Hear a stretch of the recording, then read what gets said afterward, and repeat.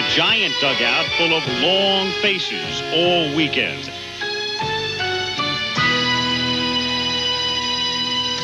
Hello, friend. Welcome me home again. I know I've been away, but that's all over now. Isn't it nice to be home again? Over here, it's clear.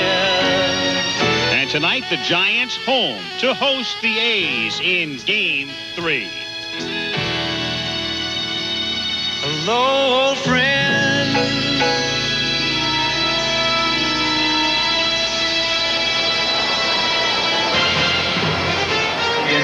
And home for the Giants, one of the most spectacular vistas on this continent, any continent. Downtown San Francisco in the background, and we zoom into Candlestick Park in the southeastern corner of this city. For the first time in 27 years, a World Series game will be played in Candlestick Park. The Battle of the Bay continues. Game 3 of the 1989 World Series, the Oakland Athletics against the San Francisco Giants. I'm Al Michaels. Welcome to Game 3. It's been dominant Oakland pitching, of course, in the first two games, so Roger Craig has made some changes in the Giants lineup. Ken Oberkfell, the great pinch hitter, will start at third base. Matt Williams moves from third base to shortstop. Jose Uribe is on the bench. Pat Sheridan takes over for Candy Maldonado in right field. Now, the Giants, of course, are faced with a formidable task, having to win 4 or 5, in essence, to win the world title. It has become less uncommon, though, in recent years for teams to overcome a 2-love deficit. Most recently, it was done by the New York Mets in 1986 against the Boston Red Sox, and it was done the year before as well in 1985 by Kansas City against St. Louis. So the Giants tonight will be sending Don Robinson to the mound, and for Oakland, it will be Bob Welch, and there's no designated hitter in effect in the National League Park. Let me turn now to Tim McCarver. And, Tim, we talked in Game 1, the final score was 5-0, but there was a key early play involving Terry Kennedy dropping a throw from Will Clark at the plate. We go back to Game 2. The score was 5-1, but there were two key plays early in that one as well. Well, you don't often think of key plays in a 5-1 ball game, but let's go back to the top of the third inning. Will Clark, the batter. The Giants have not had the lead in these two games. A 3-2 count, a split finger fastball by Mike Moore, pounced on by Terry Steinbach, the Oakland catcher. But look at the tough throw that he had to complete the play with Brett Butler running between him and Clark. Flash forward to the bottom of the fourth inning. Dave Parker, barely by inches, just misses a home run. Candy Maldonado with the hesitation, allowing Jose Canseco to score, and he fails to get Dave Parker at second base. So the Oakland A's take. I'll tell you what, we're having an early.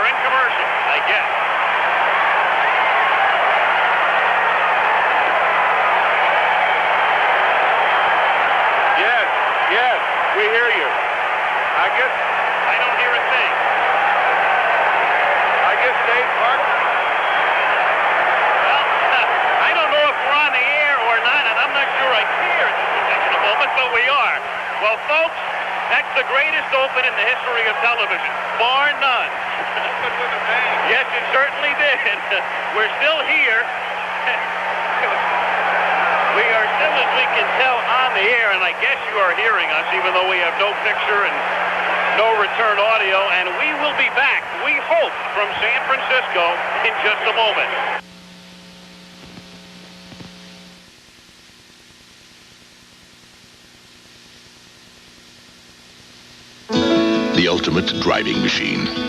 What a luxury car should be. Engineered like no other car in the world. A car you can believe in. These days, it seems that every luxury automaker has some sort of impressive slogan. But there's one claim that makes all the others seem insignificant.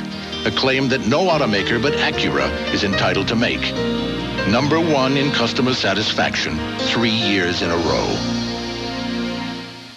The headache feels like a rubber band going around my head. It's the temples, the muscles down the neck.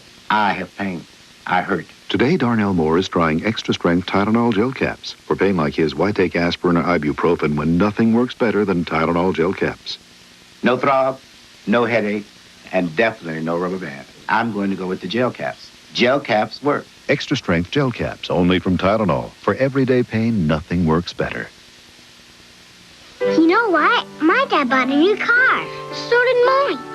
My dad got a V8. My dad got a V12. My dad got a sunroof. My dad got a convertible. My dad got a CD player. My dad got a car phone. My dad got Michelin. Michelin? Well, my mom's prettier than your mom. Michelin, because so much is riding on your tires. Good morning, America. 7 o'clock, you're waking up America. You just go on in the morning, you chat, you tell people what's going on in the world, start their day off right, make them feel comfortable, get them ready to face the world. Good morning, America. Friday's favorite funny guys are held hostage. He has 20 sticks of dynamite strapped to his chest. They're not purely decorative. Perfect strangers. Could you tape his mouth? Then it's a hot Just the 10 of Us all Friday.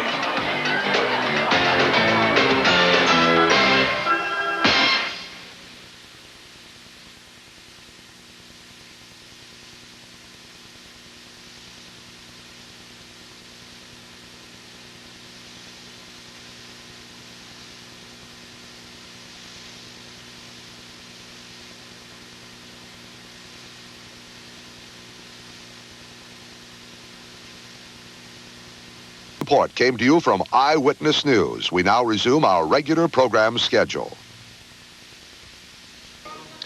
If you are watching the World Series, you are fully aware that San Francisco has suffered a powerful earthquake.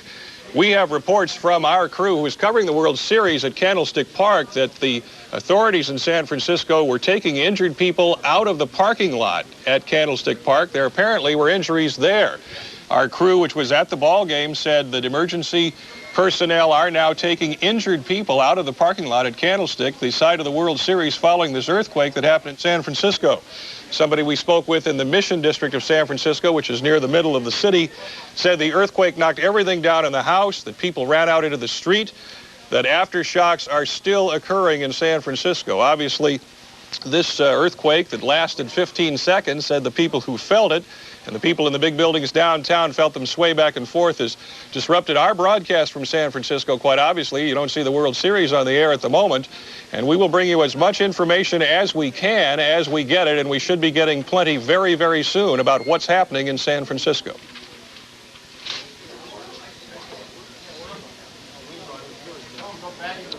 Now we'll go back to our regular programming.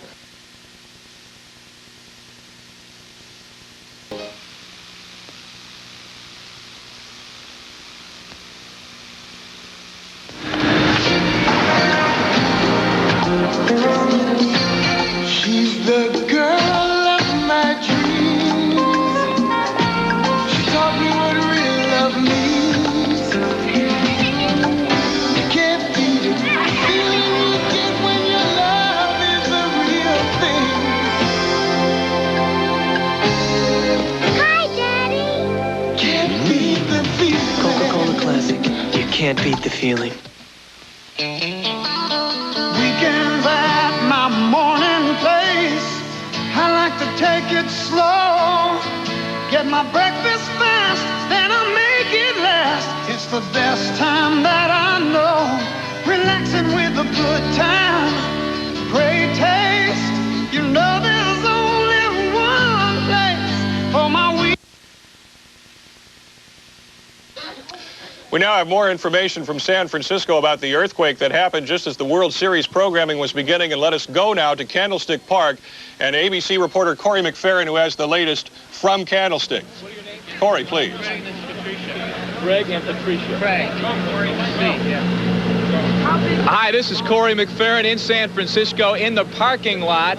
It happened about 15 minutes ago. Everyone's talking about it. It was like an ocean, the parking lot, bouncing up and down. The satellite truck, you might be able to see it behind me, 22,000 pounds worth, was moving back and forth like a tinker toy. This is Craig, and you're from San Jose. What did you see out here in the parking lot? Well, it was just like an ocean. You could see the cars, the trucks just rippling along. I thought, though I hadn't had a beer yet, I had already had quite a number, so it was quite thrilling, and I'm a little nervous to go in there right now with aftershocks. We've seen some people coming out of the stadium in the last few minutes frightened because of just that, possible aftershocks that might be coming. How about you? What did you compare it to? The last one around here, was it similar? We just had one maybe about a month ago, and about 2 o'clock in the morning it happened, and I think this is a little bit stronger, if not the same. And I think that was about 5.3 or 5.4, and we're going to say it matches that easily, yeah. I'm sure. It'd be interesting to hear. It happened just a little bit after 8 o'clock here, and obviously with 60-some thousand people either in the stands or approaching the stands, there's quite a bit of talk around here about just exactly how bad it was. 5 o'clock. Not 8. Or 5 o'clock, rather, not 8 o'clock Eastern time. I think that's the power of the Giants fans. The A's better watch out tonight. Right. Go Giants! Oh, somebody came by a minute ago and said that's nothing compared to what Kevin Mitchell's going to do tonight for the Giants. All right. We'll see what happens. That's the story for right now from San Francisco. Quite obviously a lot calmer situation than perhaps first reported. We did hear that there were reports of injuries at the ballpark, at Candlestick Park, the site of tonight's World Series game. You can see the fans were relatively calm and still talking baseball.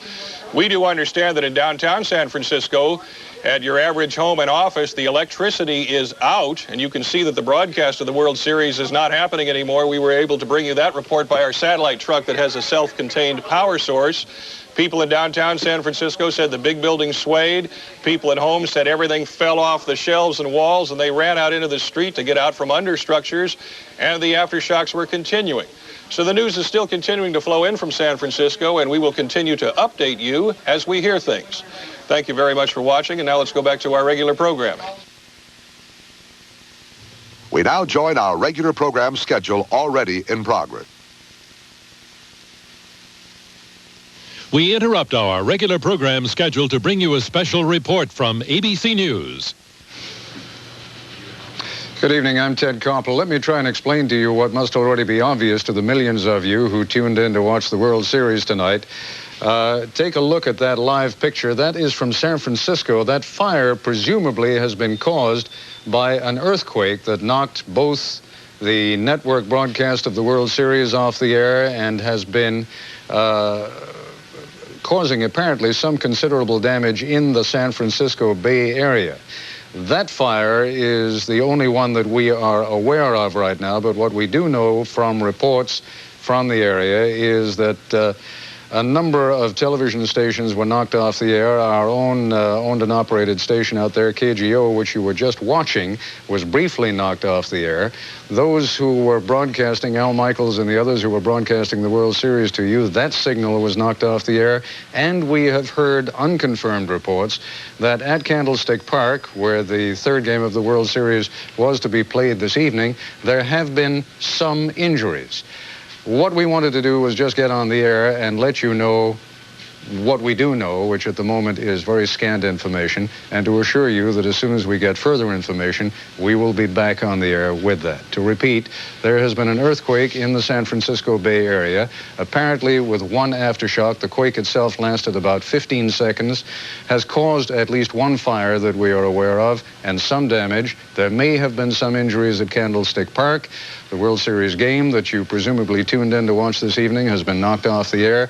I can't even tell you at this point whether the game is going on at this moment, but we'll get more information to you as soon as we have it. I'm Ted Koppel in Washington, and hold on just 1 minute. We're looking at a live picture now, clearly from this is the east portion. What we are going to be seeing in a moment is the east portion of the Bay Bridge. Obviously, we're not seeing it, but the east portion of the Bay Bridge has collapsed. So apparently that earthquake out in San Francisco, a very serious one. As I said a moment ago, as soon as we have more hard information, we will gather it together and come back on and let you know what's going on. I'm Ted Koppel in Washington. For now, good evening. This special report came to you from ABC News. We now resume our regular program schedule. Preparations are proceeding now in San Francisco for resumed coverage of the game number 3 of the World Series. We will get back to it as soon as we possibly can. In the meantime, we will keep you informed of the situation.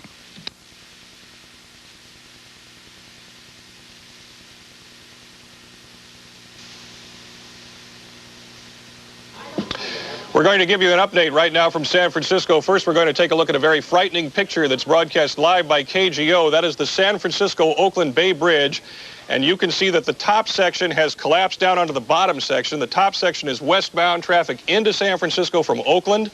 The bottom section is the eastbound leg going towards Oakland. This is on the Oakland side of the Bay Bridge, and you can see that one section of that bridge has collapsed and come down onto the lower deck. Now, if we can, we're going to pick up the programming of our sister station in KGO. We're going to join them in progress for their coverage of the earthquake story. Apparently, we have no audio out of San Francisco. We're going to show you some videotape now as you look at the Bay Bridge of what happened at Candlestick Park, which is the site of the World Series game, today's Game 3 between Oakland and San Francisco. Now, this is the tape that was being showed by the network. This is the tape feature they were showing when the earthquake took place, and we'll watch and see what happens, what kind of comments are made by the network personnel. Well, and there the picture went out. That's what happened. And out it went like that. And on came the test pattern, and that is the first that all of you knew about the earthquake in San Francisco. Since then, what we have learned is that there's a tremendous amount of damage. Now let's go to Rick Lozano, who is up at Candlestick Park. Rick. Okay, thank you, Mark. Now, first of all, I should tell you back at the station that we have no audio hookup with you, so we can't hear any questions that you might direct to us at the end of this segment. The earthquake struck about 25 minutes ago. It is undetermined at this point the magnitude of the earthquake, although having gone through the Whittier earthquake a year ago, November or October, whenever it struck, it felt at least that strong. Now, we hear that part of the Bay Bridge connecting San Francisco to Oakland has collapsed. Further reports have not yet come to us. I am standing by with Police Officer Dwayne Collins of the San Francisco Police Department. Officer, thanks for taking the time to be with us. What information has been relayed to you yet, if any? Well, at this point, Rick, everything is very, very sketchy. And we do have unconfirmed reports of buildings collapsed on the south side of Market Street. We looked over our shoulder here a second ago. We can't see it because the people have it blocked out, but there is a huge fire somewhere coming somewhere from the downtown area of San Francisco. Now, here at the stadium, we saw people heading for the exits immediately. Yes, that's true. Apparently all the power is out inside the stadium.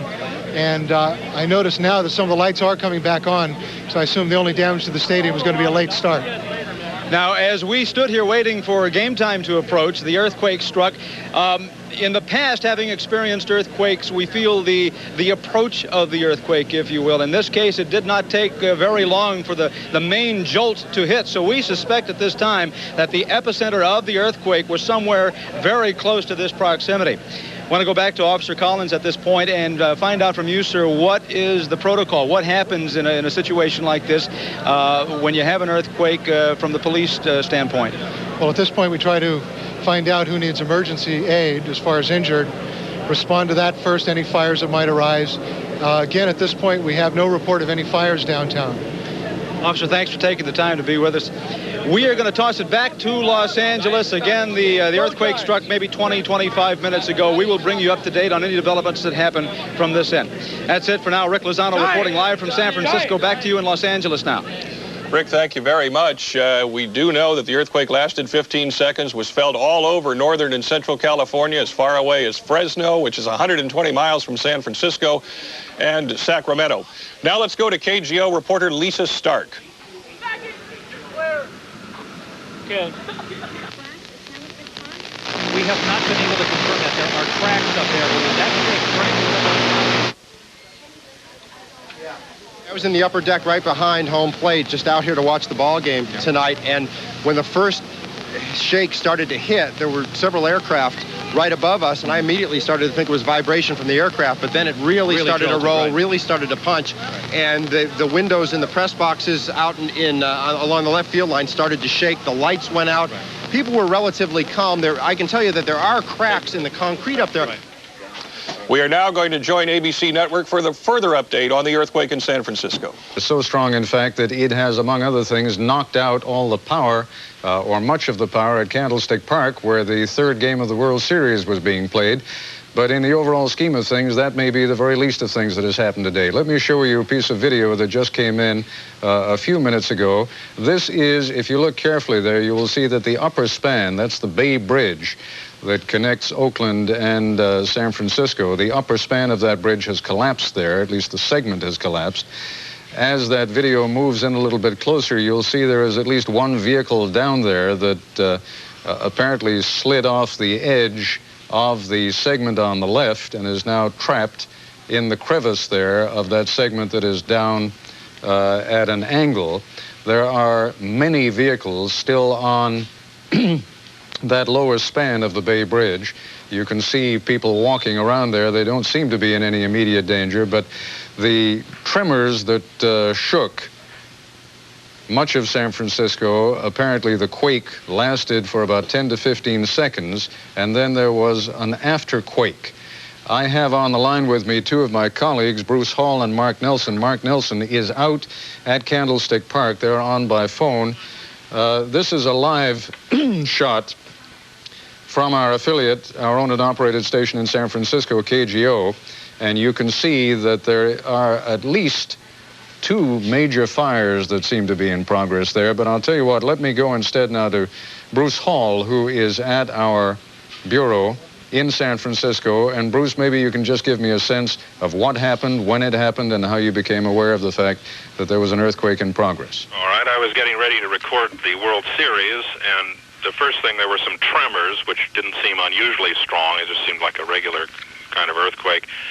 Then the signal went off the air, and then the whole building shook extremely violently. It was going back and forth and up and down, and this, I would think, for about 5 or 6 seconds. I might have to drop to you anytime, Ted. And I went to a doorway and stayed there. We have had some minor damage around the building. There are cracks in the plaster. We lost a plate glass window out of the bureau on the other side of the building, and there were bricks kicked up, about 6 or 8 of them, from right in front of the entrance here at KGO. Let me just interrupt you for a moment. You were looking, while Bruce Hall was talking, our audience was looking, Bruce, at some live video that was apparently being shot from a helicopter, and it looked as though one of the major highways there was rather severely buckled. We are getting preliminary information from Candlestick Park, but perhaps it's best to go to my colleague, Mark Nelson, who is out at Candlestick. What's happening at the moment, Mark? Well, Ted, people are milling around inside the stadium. The field is empty. None of the players are out. There are 9 towers that light the stadium.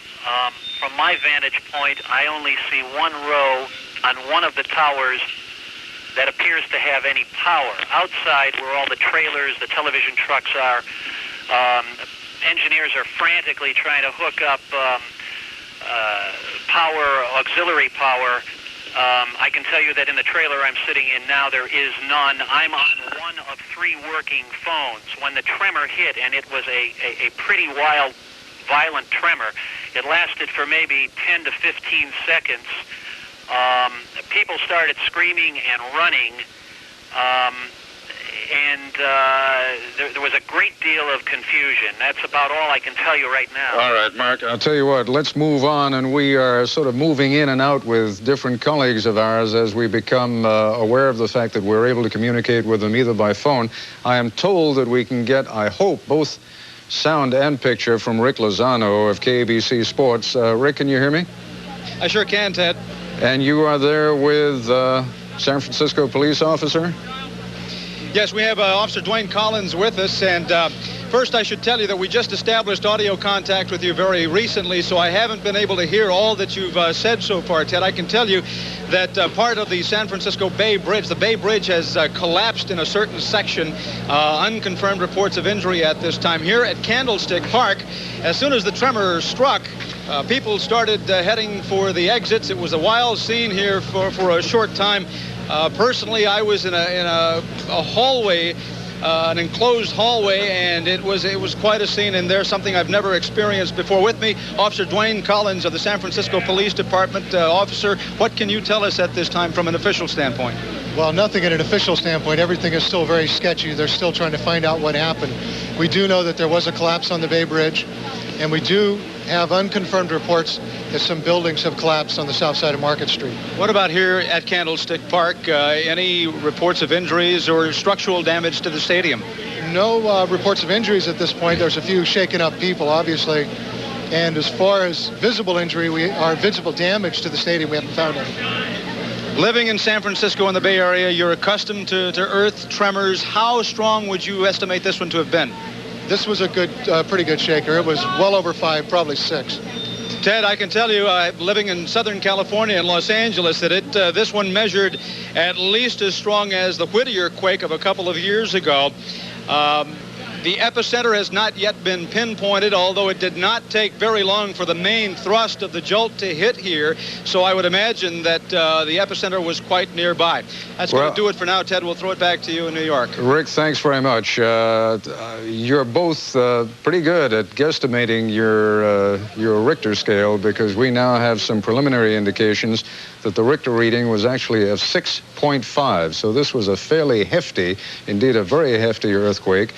And I am told that we have some street scenes from San Francisco. If we have those ready, let's take a look at them right now. We are looking at these for the first time as you see them. Burglar alarms were set off. The power lines were swaying. As I said, power was cut off to this area. So was phone service. We're told now that some phone service has been restored here. You can see people were screaming. You could definitely feel the quake. I was also just told by a police officer that there are some cracks in the upper rim of Candlestick. Half-inch cracks is what he is saying in the upper rim of Candlestick. And they have also closed the overpass now on Jamestown into Candlestick. All right, I must tell you that among the things that is happening here is that we are getting snatches of information from different parts of town, and it's like the old legend of the blind man touching the elephant. Depending on which part of the animal they are touching, they are describing different scenes. You can see, on the one hand, people there in the street scenes almost in a festive mood, but I must tell you, this was a serious earthquake. There has been serious damage. If you've been with us for the past few minutes, you will have seen that the upper span of the Bay Bridge, at least a significant segment of it, collapsed. There are reports of buildings having collapsed in San Francisco. We have seen, and as I say, if you've been with us, you have seen some rather significant fires that apparently have been caused by the earthquake. As for injuries or possibly even fatalities, I mentioned to you earlier that there were some initial reports of some injuries at Candlestick Park, and you probably just heard the voice of a KGO reporter who was talking about some cracks in the superstructure at Candlestick Park. I must tell you, however, that I have a piece of wire copy here which is saying that a Giant spokesman said police were advising fans to remain at Candlestick Park precisely because the park is considered to be structurally sound. So just to summarize for you, and we are trying to make contact with my ABC Sports colleague Al Michaels, who was obviously in the park to report on the third game of the World Series, but who is now there to report on a rather significant news story. Let me just bring you up to speed again. Just as the game was about to begin, there was an earthquake that apparently lasted about 15 seconds and was felt as far away as 90 miles. There is a piece of videotape that was recorded I guess about a half hour ago or so, and you can see that there is a segment of the upper span of the Bay Bridge. That is the bridge that connects Oakland, California with San Francisco. There is a segment of that bridge that has collapsed. We have reports of a number of buildings that have collapsed in and around the San Francisco area, and quite frankly, what we are doing at the moment is just trying to gather that information so that we can put it into some kind of coherent form for you. I should point out that until we do that, all I can give you is sort of the same summary that I've been giving you until now. I don't see any particular point in babbling on here and just telling you what's going on until we get some more information. So let's close it up now. A 6.5 reading on the Richter scale. You can see some video there. I gather that's live video of Candlestick Park. And we are feeling a shock right now, and that shaking in your picture is being amplified by the tremor that has just gone through the top of the stadium, and we are live. They're taking the bases off. 8:41 Eastern, 5:41, and we just felt it out here. We're at ground level. And now 6.5 Richter is what ABC is reporting this shock to be. And it is quite obvious now, that this is not it never has been a baseball story. It is much larger than the events going on at Candlestick. All right. What you saw is self-explanatory. The game has clearly been delayed, if not called off the evening. We'll tell you that clearly, given the context of everything else that's happening here tonight, is one of the lesser aspects of the story. But you can see the crack in the sidewalk there. Again, a rather massive earthquake, 6.5 on the Richter scale. Fires in San Francisco, a segment of the Bay Bridge down. The game delayed, deferred.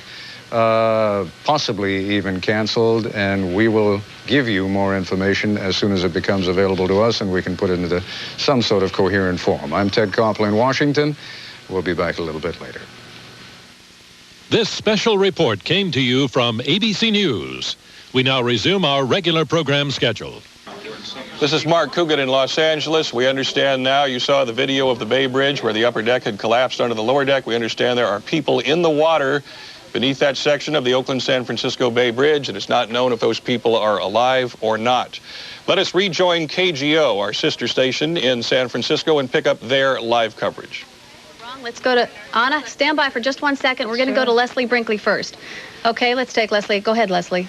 We're out here on the Bay Bridge. In fact, we were driving over the Bay Bridge when the earthquake struck. We understand from the Caltrans folks that the top portion, that 50-foot portion you saw before, did collapse onto the bottom of the Bay Bridge. We understand that 2 cars that were driving on the top also fell with that piece, but the people escaped their cars uninjured.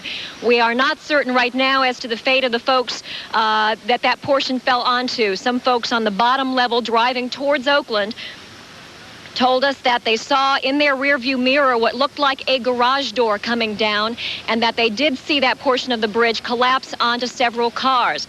We have no reports of injuries at this point. We have seen no ambulances go onto the bridge, but we are still waiting for final word on that from Caltrans. All the folks we talked to, as well as ourselves, described this as an incredible rolling motion. It felt as though there was a major flat tire. We saw crumblings from the bridge falling down all around us as we just barely got to this Oakland end of it. It was very, very frightening. Some folks said they stopped their cars and felt like jumping in the water. It was a very harrowing, very frightening experience. We also understand that at 880, some cars fell off the freeway there, and that road is also closed right now. It's really a disastrous situation here. There are huge cracks, sometimes with 2- and 3-inch gaps in the roadway and the freeway going onto the Bay Bridge here on the Oakland side. In the distance, you see smoke from a fire in Berkeley. We don't know any details on that right now, but across the horizon, we have seen several streams of smoke in different directions. There is the water main that goes from Oakland to San Francisco that we are told broke. There is water on one side of the freeway as you come over the bridge, and we don't know the extent to which that is going to cause problems on both sides of the bay. Again, we do know that the bridge collapsed. There were 2 cars on top. Those folks escaped without injury, and we do not know what happened to those cars on the bottom level of the bridge when it did collapse a short while ago. Back to you folks. Leslie, I had a lot of information coming to me as you were speaking, so I did not get to ask you about the black smoke that was in the sky behind you during the camera's pan around. Do you know whether or not that's related to this? No, we don't right now. Details are sketchy. We're getting so many reports of so much damage in every direction that we're giving you what we have as we get it. Okay, did you feel the quake yourself? Yes, we did. As we drove in the car, as I said, it first of all felt like a very bad blowout, a flat tire. And then all three of us in the vehicle noticed that there were pieces, crumblings coming from the top of the bridge. And one man described it as being in the twilight zone and just not having any sense of reality. It was all so bizarre, all so frightening and scary. We had many different descriptions from people as they drove over. We were just about several hundred feet in front of the cars that were trapped in that portion behind us, so we came very close to being in the middle of it there. Again, the road is closed, the bridge is closed, there's fear of an aftershock, and they're keeping cars off this entire stretch of roadway. Okay, Leslie, thank you very much. Ana Chavez, you've been standing by patiently with a map to help us pinpoint this. Go ahead, Ana. Well, Cheryl, for those people who are just tuning in now, we have preliminary... We're going to go back to San Francisco now to our sports reporter, Rick Lozano, who was up there to cover the World Series and was with a live satellite truck in the parking lot at Candlestick Park. Rick, if you please. Okay, well, listen, they had wanted something to spark up this World Series so far. They didn't have this in mind, I don't think. Quite a surprise for the people who showed up for Game 3 of the World Series. Bill Wheeler, standing here with me, was up in the upper deck. Section 43. You were up in the euchre seats, right, and boy, it must have rocked you up there. It rocked real good. I don't think I've ever felt one like that. Maybe it was a stadium going, but it rolled pretty good. As earthquakes go, and I'm sure that you've been through some tremors here before, how did this one rank? It's right up there with the best of them. From where I was sitting up in the top of the stadium, it rolled pretty good. As a matter of fact, the one section over, they had a big crack in it. We saw that. We also saw the light pole over here. That's off center. Was there any panic where you were sitting? Not very much, no. It was a little bit, but as soon as a lot of people understood what it was, then they got a little shook up, and then they started leaving. I'm going to bring your wife in here for just a second. I'm sorry. We'll get you in. You seem to still be shaken up by all of this. Well, I am a little bit, for sure. It was pretty scary. You've been through the earthquake syndrome before, and how did this compare to the others? Well, it felt to me the hardest one I've ever been in, and I've been in quite a few. It was having that cement overhang over your head didn't give you too secure of a feeling. Rick, the fan behind you. Okay. Oh, here we go. Now this is a clear illustration of just what the earthquake was able to do. This is a part of Candlestick Park, I assume. Upper deck. Did you actually see that come crumbling down? Out? No, it was already down. Big split in the upper deck. And this was in a pile. I just picked it up coming down. Your name, sir? Wayne Fulmer. From? Stockton, California. And you've felt earthquakes before? Yeah, not like this one. This one was something else. We were right near the rail on the upper deck. It was just a wave. I fell over my son, wrapped myself around him. It was traumatic, to say the least. Right. Was there panic up where you were? Somewhat. People start saying, don't panic, don't panic. And wives and husbands started holding on to each other. Children, we started gathering in. So things slowed down a little bit, but that first part had us going for the exits. Thanks for taking the time to be with us. We have just established audio contact with you back in Los Angeles, so I'm not clear as to what has been said about the earthquake. I can tell you that part of the Bay Bridge that connects San Francisco to Oakland has collapsed. Perhaps you have that information already. The game, we are still awaiting word as to whether it has been called off. It has been called off. The game has officially been called off at this point. As to the injury, we're not yet certain. We're still waiting to get official word from the San Francisco Police Department. That's going to do it for now. We'll throw it back to you in Los Angeles. Rick, can you hear us talking, Laura and myself? I can still hear you, yes, Mark. Did you see anybody injured at the ballpark? No, I have not seen anyone injured as yet. I can tell you that I was standing in an enclosed hallway that goes all the way around Candlestick Park. It was scary, Mark. We, of course, went through the Whittier quake about a couple of years ago. This one was every bit as scary as that one was. And we have some problems going on here, so we're going to have to throw it back to you in Los Angeles. Okay. Ricky, thank you very much. Thanks a lot to Rick Lozano, who was on the scene. We are going to take a picture now of some of the dramatic video that was shown a little bit earlier of the Bay Bridge. Apparently, we're not seeing that right now. A fire that broke out not far from there. You can see the black smoke still burning out of control at this hour. We don't know at this time if there was anyone inside. Now we see the Bay Bridge. That collapsed, a portion of it collapsed, and we are told that there are actually people in the water. We have no sense if they are dead or if they are alive. And Mark, you were saying a little bit earlier it was the westbound portion of that bridge that collapsed, portion of it? The top lane that you see here is the westbound portion that goes into San Francisco, and it is down onto the eastbound or bottom lower deck of the Oakland San Francisco Bay Bridge. There's an AC Transit bus, I believe, that you can see pulled up just short of the site where the bridge collapsed. I think that's what the bus is there on the left, and then there's a little car in that draw there in between sections. As you know, we keep getting reports that it gets worse and worse. Here's a fire going in San Francisco. Now, take a look at this. This is a collapsed double-deck freeway, and I believe it is the 280 freeway that runs through the south of Market industrial area in San Francisco. You can see vehicles on fire. You can see that it's a double-deck structure that has collapsed. It's pancaked down on top of itself. This is videotape that we have shown earlier, that we had earlier from San Francisco. It was taken by a helicopter and transmitted to us by satellite from KGO because the electricity all around San Francisco went off right after this earthquake struck, just as the World Series was starting today, right about 5 o'clock. We understand from preliminary estimates from Caltech that the magnitude was 6.5. 6.5, Mark, and I'm told now that we have some brand new tape in from ESPN that shows an aftershock that occurred shortly after that big quake. Let's take a look. PD, and we have an aftershock. Right now. You can see it. Slight, you can see it right now. And we are feeling a shock right now, and that shaking in your picture is being amplified by the tremor that has just gone through the top of the stadium, and we are live. They're taking the bases off 8:41 Eastern, 5:41, and we just felt it out here. We're at ground level. ESPN, one of the sports adjuncts of ABC. We're now going to go back to KGO, our affiliate in San Francisco, for more live coverage. ABC seems to have it pretty much under control. They have a gentleman with a loudspeaker out here who's been telling folks what to do and where to go. The fire department's just coming out. There was smoke in the building. Folks are kind of, well, they're taking it kind of easy. Nobody seems to be really upset. And the man on the bullhorn came out and said the Giants game has been canceled, and there was a loud cheer. Okay, George, I think that you dropped out there. I'm getting instructions, some directions here. Apparently, we do have that picture now of our police chief, the police chief of San Francisco, Frank Jordan, attempting to coordinate emergency services. Do we have that tape right now? Okay. Chief Jordan, a few words. Do you know the extent of what's happened so far? No, not all I have at this point is I talked to our operations center.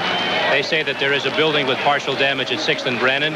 There's also a building with partial collapse around Turk and Fillmore, and that there is some structural damage to the Hall of Justice. I'm going to be leaving the ballpark now to go down to the Hall of Justice while they're continuing to get an estimate around the city of any kind of damage, and then we'll make a determination there. Okay. Late word right now from the UC Berkeley seismology. Okay. We're back live in Los Angeles now, and we're going to go to a seismologist at Caltech. That's right. Our Henry Alfaro is standing by. Henry, what can you tell us? Well, we are here at Caltech, and with me is seismologist Kate Hutton. Kate, I overheard some of the people here call it a damn big quake. Just how big? According to Berkeley, it's between 6.5 and 7, which makes it one of the largest earthquakes recently in California. Was this a rupture, or how do you describe it? It was probably on the San Andreas Fault, about 10 miles north of Santa Cruz. So it was probably a strike-slip movement, although that's speculation at this time. When we talk about a strike-slip, please describe it hand-wise. Horizontal motion, one side northwest and the other side southeast. Is that the reason for the major destruction that we've been able to release the reports of major destruction up in San Francisco? Well, the reason for the damage is because it was a large earthquake close to a metropolitan area. Mm-hmm. I think that's what we expect from that kind of thing. In comparison to what quake here in Southern California? Well, the San Fernando earthquake was 6.4, so this is larger than the San Fernando earthquake, but smaller than the 1952 Kern County earthquake. And what about the aftershocks? How severe? How many? We haven't gotten all the numbers on the aftershocks yet. We just know that there have been some. Mm-hmm. And have you been able to contact or talk to anybody up in Berkeley? We talked to some people at the seismographic station in Berkeley and some people at the USGS in Menlo Park. and they're all scrambling to get the best data that they can. Things are a little crazy, of course. What is the most current information that you've received here at Caltech based on all of the seismographs that you have here? That information that I just gave you, 6.5 to 7, is the latest information that we have. What about the epicenter? About 10 miles north of Santa Cruz, along the San Andreas Fault. And there have also been reports of minor quakes here in Southern California. Have you been able to record any of those? I believe that the people in the valley who felt earthquakes were actually feeling this earthquake from San Francisco. I think that's marginally possible. If you were sitting still, that you would feel it. So was that severe? Once again, it was a strike, and that causes a lot of problems, obviously. The major epicenter north of San Francisco, have you had any indications in the past? Has that been an active area? Okay, this area was north of Santa Cruz, and it has been a place of scientific and bureaucratic interest in terms of earthquakes for a few months. I don't have the details on that. I think you should try to get the USGS in Menlo Park to go into that. Again, here in Southern California, we've gone through so many earthquakes in the past. Something happens in San Francisco, it's been felt as far south as Santa Barbara. Any chances that it could also have a repercussion here in Southern California? Can we expect something here, or is this, again, crystal balling? Well, most earthquakes don't cause sympathetic earthquakes in other areas, so mostly the problems will be in the northern part, in the Bay Area, I think. Well, they keep getting more aftershocks up there. Oh, it's normal that they would have aftershocks for weeks or months after a 6.5 earthquake. So once again, here at Caltech, they've measured, the measure actually is between 6.5 and 7. It's equivalent to the major earthquake that we had here in February of 1970. So once again, we'll continue to stand by here at Caltech and report any further information. Back to you in the studio. Okay, we are going to the network right now for the very latest information. And at 8:04, that's Pacific Daylight Time, rather 5:04 Pacific Daylight Time, 8:04 Eastern Daylight Time, the electricity at Candlestick Park, where the third game of the World Series was just about to get underway, was knocked out. Within the past few minutes, the acting commissioner of baseball, Fay Vincent, has just announced that tonight's game has been suspended. They are at the moment trying to evacuate Candlestick Park, which is further south in the Bay Area. You are right now looking at San Quentin, I believe. No, yes, San Quentin. No,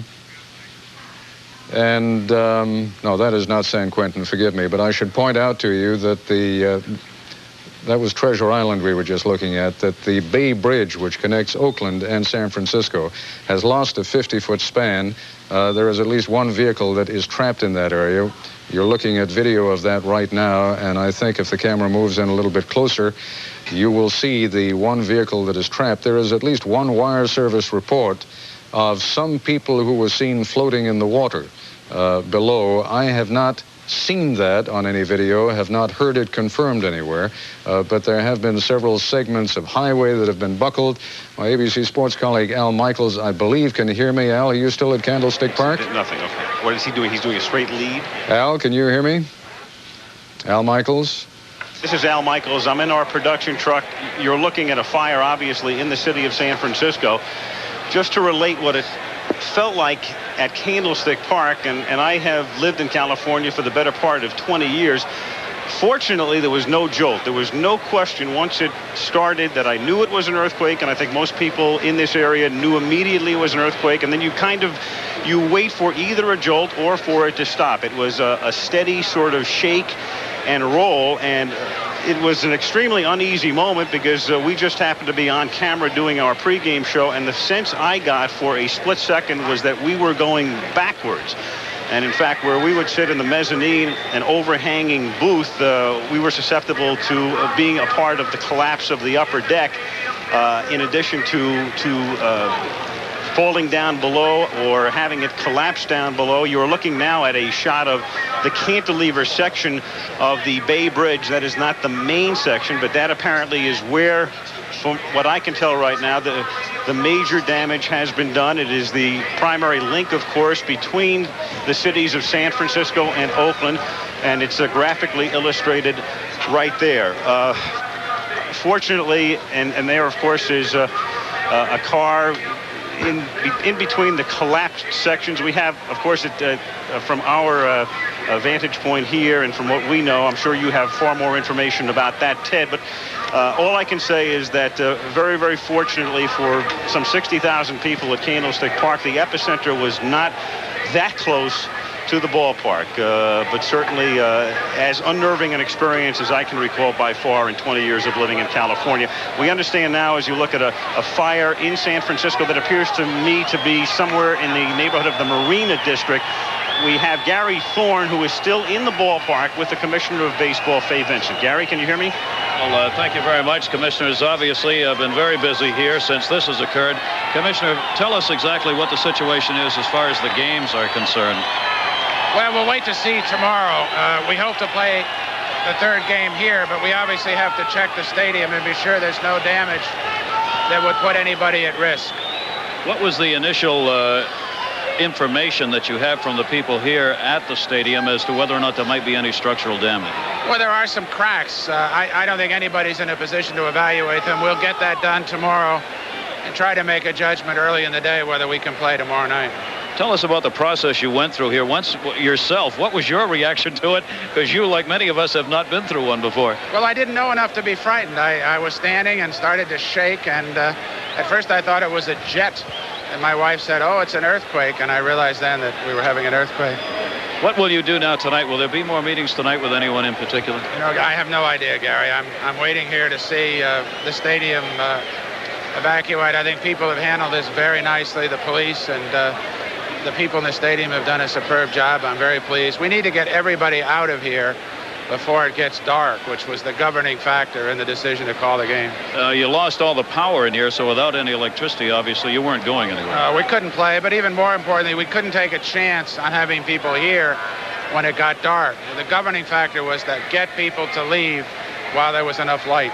And seemingly things have been very orderly down here. There's been no problem. There was one fan who suffered some sort of an attack and was taken down to the bench. One of the interesting things, Commissioner, was the players and their wives leaving as the wives came down and children onto the field to go with their husbands. Well, yes. I think a lot of people felt they were better off at the pitcher's mound. But it was a very nice performance by everybody involved, and I commend all those who participated, including the fans. I think the fans of baseball were terrific.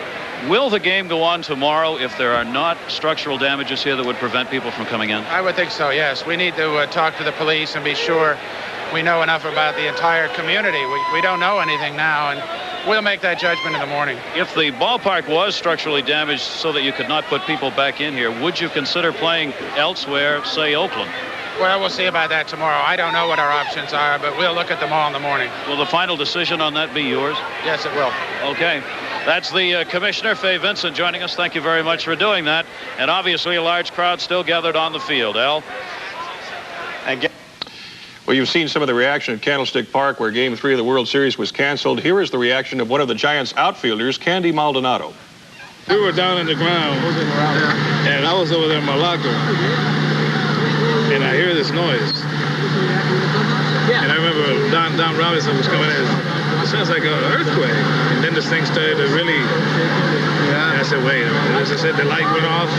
And, you know, the lights were going back and forth. It went off. And I just looked for the door out. I said, I'm going to be outside in a minute. Wow. I think everybody would head for the center of the field. I would think so, and I tell you, the consideration about where to have Game 3 of the World Series may be minor because the damage may be spreading. We understand now that the double-deck freeway you saw collapsed was Highway 17, the Nimitz Freeway, and that is on the Oakland side of the Bay Bridge. Harold Green, Bill Press, you guys are familiar with the Bay Area, and you've been listening into what's happening. Well, I was just monitoring one of the Bay Area radio stations, and there are several problems right now. One, they're trying to bring in all off-duty firefighters in the Bay Area right now, trying to get them in to fight some of the fires that we have been watching here live from our sister station, KGO in San Francisco. There are reports of heavy shaking all the way from Gilroy, which of course is south of San Jose, south of San Francisco proper, into Marin County. Most of the people there are saying that the shaking was substantial. One woman spoke of being inside a Target store and that the bicycles that were in the being held on the ceiling there began to drop. People ran outside. Surprisingly, most of the people we've heard from in the San Francisco Bay Area so far have said there hasn't been any evidence of any kind of panic. One of the main problems they're facing right now is a lack of phone service. Electricity is out in many areas. The phone service is out. And those people now are faced with something we have been told about for the last 50 years here in California. They're going to be on their own for a while. That the services that they had hoped would be there for them tonight are not going to be there. They're probably bringing out candles right now and the like, trying to ride this thing out. Many of them are in a lot better position than we are right now. They don't have electricity to watch a live picture as we are right here, which shows ever so vividly the collapse of the Bay Bridge. Harold, I think this photograph, again, which we've seen so many times, points out we don't realize how this earthquake is going to paralyze that Bay Area, which is so dependent on transportation. We've seen this major link between the East Bay and the West Bay, between San Francisco and Oakland. And then the other pictures of that Nimitz Freeway, which is the main artery bringing people from Oakland into San Francisco to the Bay Bridge, or from Contra Costa County and farther out, down by the Oakland Airport. We can assume as well that at this hour, because of the World Series... This is the Nimitz Freeway here that goes down along the Oakland waterfront near Jack London Square down to Oakland Airport. Because the Bay Area right now is so consumed with this Bay Area World Series, we know for a fact that the freeways were not nearly as clogged as they would be on a regular Tuesday evening. And so what we've had is a bit of a break in that area. You've got the freeways here. Now, you have people, of course, that are on these spans that are unable to get off them right now. And you know they're in a very precarious position. Now, something I haven't mentioned is the fact that there have been numerous aftershocks that have been rumbling through the Bay Area constantly. I believe some of the Al Michaels and some of the other people mentioned in the outlying areas, they're saying they've had at least a dozen of these aftershocks. Now, if you're stranded on one of these spans right now, you've got to be a nervous wreck at this hour. And talk about how far away this quake was felt. I was driving here to the studio at about 5 after 5 when the quake hit there, talking to a friend of mine in Century City in a high-rise. And she said, uh-oh, there's been a serious earthquake. I immediately switched on the car radio to news, and it was reported that earthquake was in San Francisco to show how far that baby was Similar felt. reports in the Bay Area. We have our Rick Lozano standing by live right now. Rick has been covering the World Series for us at Channel 7. Rick, if you're on the line, if you can bring us up to date as to what you know that's taking place right now in Candlestick Park. Well, Harold, we're looking for ways to spice up this rather lackluster World Series, and I think with the earthquake this afternoon, they got a lot more than they bargained for. We are standing by with a couple of fellows who came to Game 3. They're not going to get a chance to see it tonight anyway. This is Al Clark of Seattle. This is Greg Haney. Greg Haney of Pacifica, and they have physical evidence to show you what the earthquake did to Candlestick Park. They were sitting in Section 51, and Greg has... I brought home a souvenir. This has turned into somewhat of a souvenir hunt for people here. It's a 40-pound block of Candlestick Park that came tumbling down. Luckily, you weren't nearby when it came down, but you were close by. What was it like where you sat? It was really crazy. The seats were shaking back and forth, and it was a split between 51 and 53, and I can see why they called the game, because the structure is definitely out of it, and we need a new ballpark in San Francisco. Please vote yes. Well, this is not going to turn into a lobby for a new ballpark in San Francisco. It is, however, going to continue as a report on the earthquake which occurred here. This is not the first 50-pound block of Candlestick Park that we have seen. Where you picked this up from, was there other debris? There was lots of debris. The stadium had shaken. There's a metal divider between the two sections, and the section had actually snapped the metal divider between the two pieces. And you can see across the ballpark where it done the same thing on the separate side of the ballpark, where it's shaken a split. Like it was architecturally built correct, so it would give so it wouldn't fall down. Are you going to go back and sit in the same seats? I'll sit in Candlestick again. I love Candlestick. Let me go over to Al Clark. Al, you came from Seattle to the World Series. You ever gone through anything like this before? Nothing this severe. Hey! What were you thinking when it happened?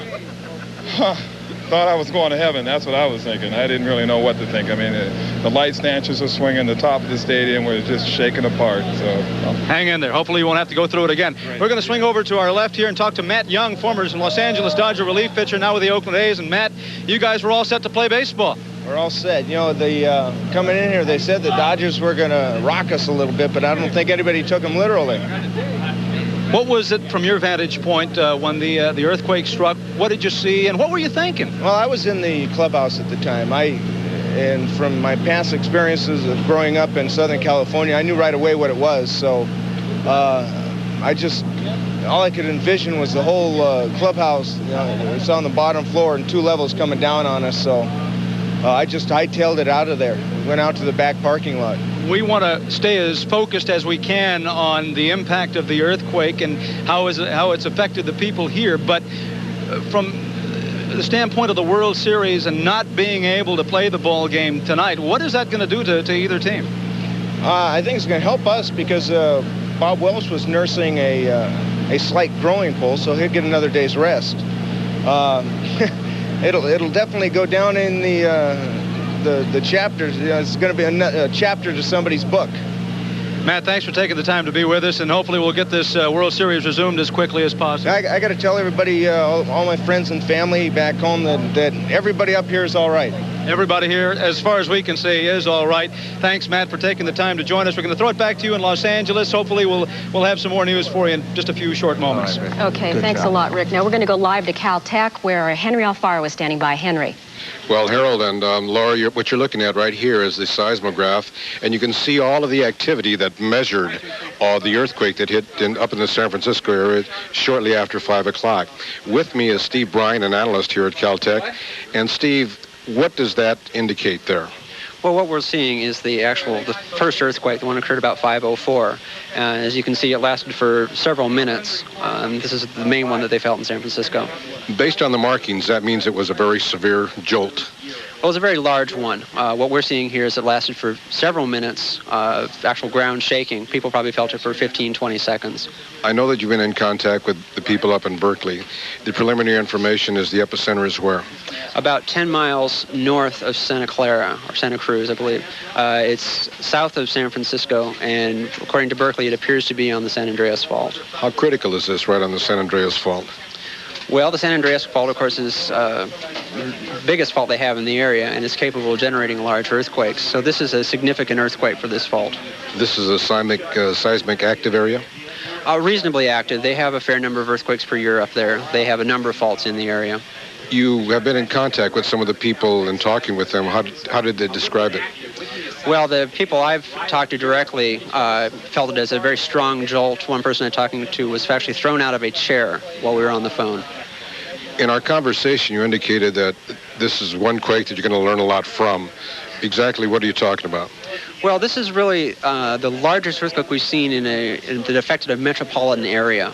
And it will show us how, earthquake and fire response, police departments, how the seismological community responds to this, how the sort of safety net for the state is set up. And this will give it a good test, a very good test.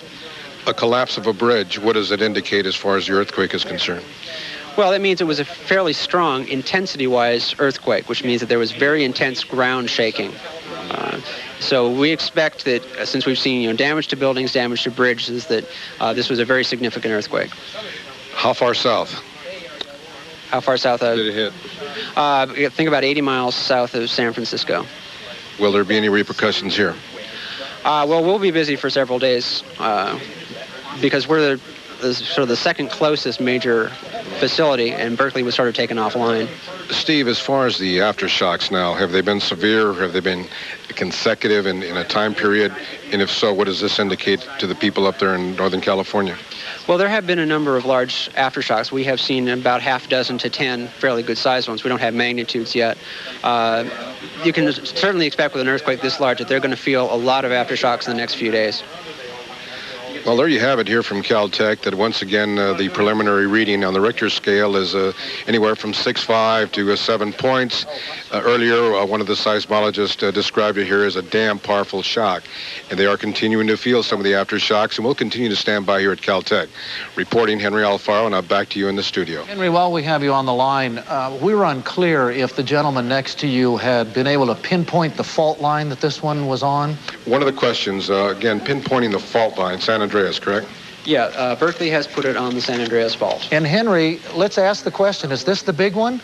Pardon me? Is this the big one in Northern California? Well, again, the question, is this the big one in Northern California? Can it be considered that? Well, this is certainly considered a large, if not major, quake for San Francisco area. Magnitude 7 is a very healthy earthquake, no matter where it occurs. Okay. Well, again, it's not pinpointing of whether it be the big one, but nevertheless, as you indicated, it is a very healthy earthquake. Back to you, Harold. All right, Henry, we'll check back with you a little And later. we're talking about 10 miles north of Santa Cruz at about 7.0 Correct. on the Richter scale. At 7.0. Now, one of the things in the Bay Area, the officials there, while I was monitoring the local radio stations, they're asking people throughout the state, please do not call into the Bay Area unless you have a specific emergency. Right now, phone service is out for the most part. They would like to keep all the lines clear because, as you will see in just a moment, as we take a look at some of the damage that has occurred from this earthquake, firefighting units are online throughout the city right now trying to put out a number of fires. And what we understand is that they have, in fact, called in all off-duty firefighters to come into the city. Candlestick Park right now, the scene of what would have been the third game of the World Series. You find a lot of folks still milling around because we have to consider the fact that this stadium seats 55, 60,000 people. And as Laura pointed out, where are they going to go? The East Bay folks right there, they can't get over the bridge tonight. As you can see, it's partially collapsed. Apparently, several cars. Now, early on, there were some reports of some bodies in the water of the bay. It is unconfirmed right now whether those people had perished or whether they had been injured, but there are reports that there were several bodies in the San Francisco Bay. The people, again, as we put this into some sort of perspective, who are in San Francisco, now unable to use the main artery across the Bay Bridge into the East Bay area and particularly into Oakland. A number of the players' wives had just arrived at the stadium, as we understand it, and like so many other people, they are badly shaken by what has now been pinpointed to be almost a 7.0 earthquake. But it has been orderly there, amazingly so when you consider the great numbers of people there and at the time at which it took place. Obviously, people are upset, but they're dealing with it in an orderly fashion. We understand now with this late report that has just come into us now that there are reports that buildings in the historic south of Market District near San Francisco have in fact collapsed. And we have just panned through that area right now. Police do not have any immediate details on this. The fire that we have been watching is, in fact, the major fire in the city as a result of this earthquake. And because of the quake, hundreds of people fled the Bay Area rapid transit stations and the municipal transit system. BART, as you know, comes right under the bay from Oakland, from the East Bay area, and comes into the city. One of the people on board one of the BART trains telling the local radio station there early on that the people on board the train thought that they had just gone across something that was on the tracks. But she said it just took a few moments to realize they were inside a BART car in the tube under the bay, and San Francisco was experiencing an earthquake. She said, obviously, it's a situation she'll remember for quite some time. And, you know, people who were inside of the stadium said it almost felt as though they were walking backward. That's how they described the motion. Right now, we're going to take a look at some tape shot at the stadium there with player reaction. There you see it there. Greg Lefferts, one of the pitchers of the San Francisco Giants. Looking pretty calm. Not a whole lot of action going on there, but that's what we've heard throughout this evening. Well, that's only a small portion of what we've heard. Don't forget this earthquake. I mean, in terms of the stadium. I felt it when it was coming. This is my fifth earthquake, you know, being a part of it, so I knew it was coming. I didn't know it was going to be that strong. Is it the strongest one you felt? The strongest one I've ever been involved with. I've been through a number of earthquakes. This one was the strongest one that I felt. We were in Los Angeles, a year and a half ago, when that was a 6.2, I believe. And we were up on the 12th floor of the hotel downtown LA, and that was pretty rough, but it didn't seem that bad. Well, because of all of the media attention at Candlestick Park for the third game of the World Series, you can imagine that the coverage at that particular focal point is almost what we could call overkill at this particular time. Right. We are going to go to our sister station, KGO, in San Francisco right now for an update on the activities that are taking place as we watch that fire burn once again.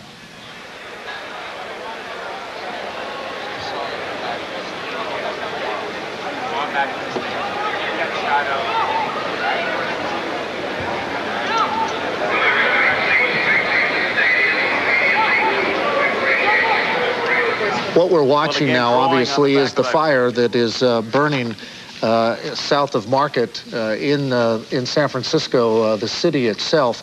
We have just received word now that Pacific Gas and Electric Company has what they are calling an unusual event level 4 being declared at the Diablo Canyon Nuclear Power Plant in San Luis Obispo. Plant personnel are checking the facility right now, but they believe there is no damage to that facility. Let's listen in now to our sister station, KGO, as they broadcast live to Northern California. And so what you would have to do to get from San Francisco to Oakland would be to either drive down to the Dumbarton Bridge, which connects Menlo Park and Fremont, a very small bridge, or drive all the way to San Jose and come back up, or proceed to the far North Bay and come back down over the Golden Gate Bridge. So, you know, obviously this is one of the things that people are thinking about in this area, the continuation of this World Series, when it will take place. But I think uppermost in most people's minds in this region right now are things of another nature.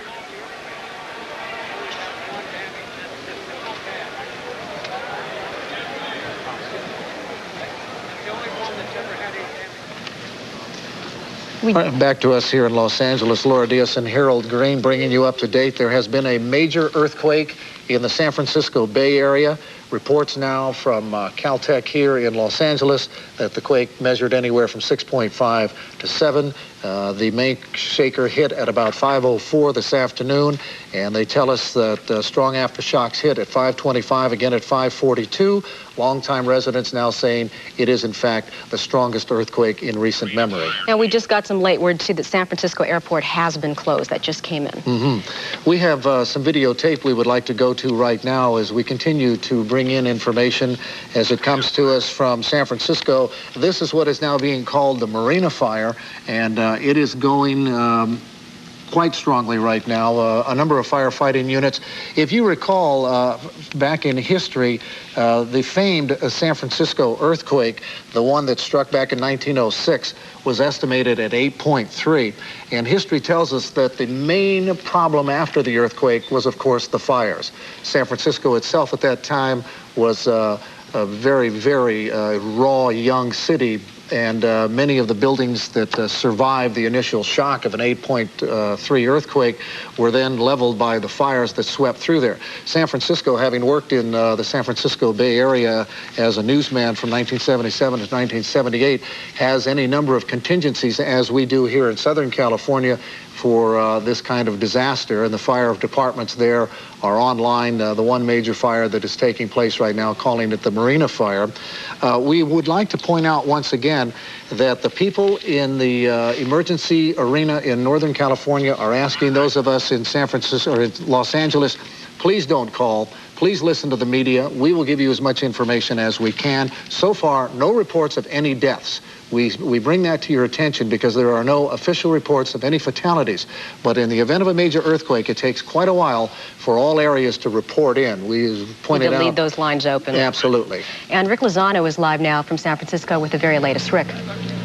Okay, thank you, Laura. It is a foregone conclusion. It appears that this stadium has suffered severe structural damage, and that some kind of architectural engineering staff is going to have to come in and take a good long look at Candlestick Park before they decide to play any more games here. Standing by with me is Vincent Mays, who was sitting in section 55. And Vincent has a little bit of a souvenir to show everybody. You got this from right beneath section 55? Right from the aisle, the stairway.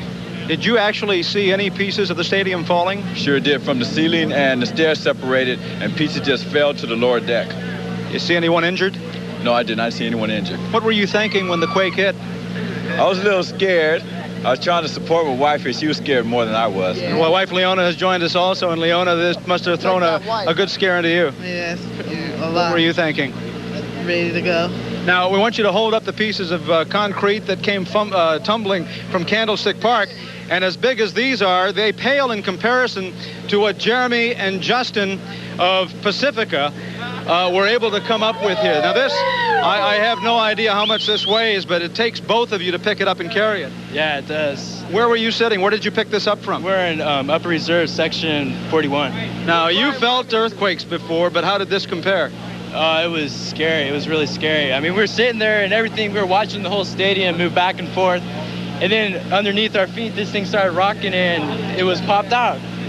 Justin, let me bring you over here for just a second and explain to me what you saw. What was the reaction of the people sitting over there? People were to run down to the front, so the thing underneath, because we're on upper decks at 22, row 22, was going to fall down, so everyone ran underneath. It's an interesting point, because if you've seen Candlestick Park from the wide shots that we get every now and then, you know that there is a concrete overhang on this stadium. So obviously when the earthquake hit, people wanted to scramble away from any possibility of concrete that would tumble down up onto them.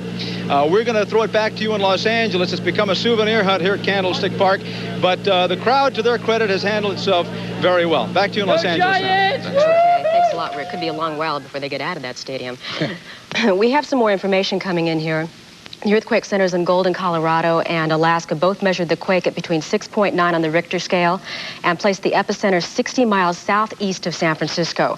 And the seismology lab at the University of California, Berkeley puts the temblor between 6.5 and 7 on the Richter scale. We're going to go right now to KGO with the very latest information from our sister station. You're on the air. Exploded. That started the fire that could be seen for miles around the Bay Area. Luckily, nobody was injured in this fire. There were workers in the building at the time. Luckily, they were able to get out, and there were no injuries. The building immediately to the left of the garage was evacuated. There's an apartment complex over this way. That was also evacuated. We do not know yet if people have been allowed to go back in there. Again, there have been no injuries here, and they were very fortunate about that. The fire is pretty much out. They have been mopping up now for about the past half hour or so. With me is Berkeley Sergeant Ron Barella. Ron, you were here very early in all of this. What was it like when you first got here? You could very clearly hear the sounds of the drums inside exploding. You could see flames coming out from all of the windows. The flames were going very near to the adjacent buildings. You could feel the heat from the sidewalk over here. You could feel the heat clearly from the interiors of the buildings just to the west of it. They've done a miraculous job keeping this fire confined to one building. It's absolutely amazing to me that the other buildings did not go up. Thank you, Sergeant. So they continue to mop up here, and again, it is just very fortunate, first of all, that nobody was injured. Secondly, they were able to confine the fire to this one building. Let's go back to you. All right, back in Los Angeles right now, that report coming to you live from our sister station, KGO. We have told you that this thing was felt all the way north up through Sonoma County. Right. We now have reports from people living here in the San Fernando Valley in Encino who said they too felt that earthquake when it struck shortly after 5 o'clock this afternoon. Commentator Bill Press pointing out just a short time ago that some colleagues of his in Century City also felt the earthquake.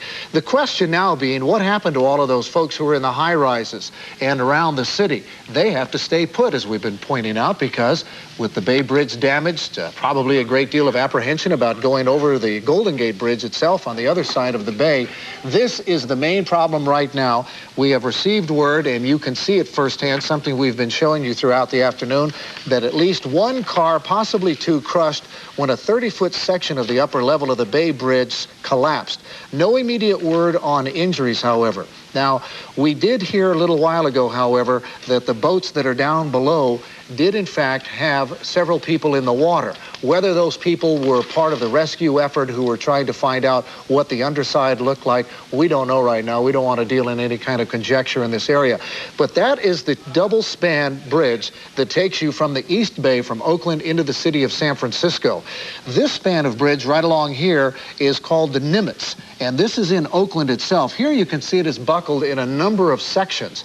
And that bridge, while it's not very tall at that particular juncture as you come into the East Bay or exit the East Bay, Oakland area, it is in fact a rather lengthy span of bridge, and it has sustained a great deal of damage as we look at it right now.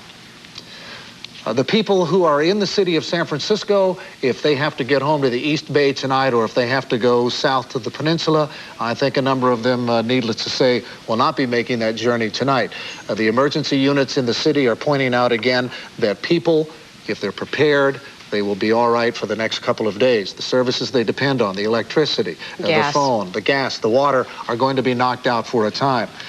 We take another live shot at the major fire that's burning in San Francisco right now. This is an area that is south of Market, if I have this correct. And Ed, Ricky, if you're on the line, you know the city as well as I do. They are calling this the they had a name for the Marina fire right now, and it is the center of attention in the San Francisco. That plume now visible all across the San Francisco Bay Area. At one time, we had reports that were at least 4 fires burning, but this is the one, the Marina fire, that has gotten the attention of most of the emergency crews in San Francisco. Laura, if you'd like to recap for those who have just joined us and are wondering where Game 3 of the World Series is right now, it has been canceled. Well, of course, there was an earthquake that struck a little bit after 5 o'clock.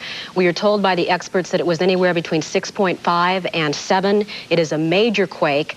At this point, we would like to take a look at some video shot right after that earthquake hit with players at the stadium there. We are taking a look at the stadium, and you can see that people are milling around.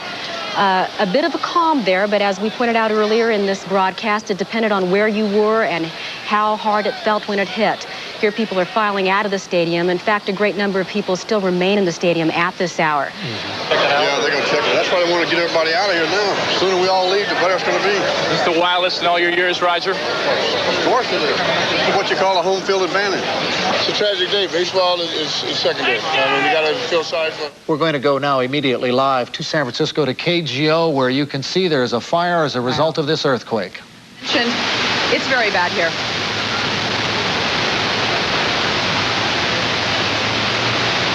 Francisco, these are the classic San Francisco houses that are lined up in row after row of the city, and at this particular intersection, and I'm sorry right now we're taking this picture live, unable to pinpoint, but as you can see they suffered severe damage there.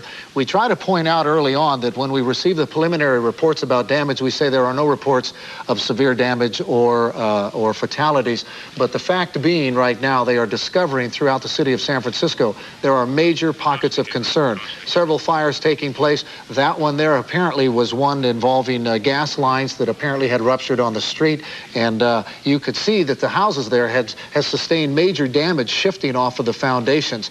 We again will take a live remote from San Francisco from our sister station, and again the situation there progressively getting grimmer as we watch what's happening.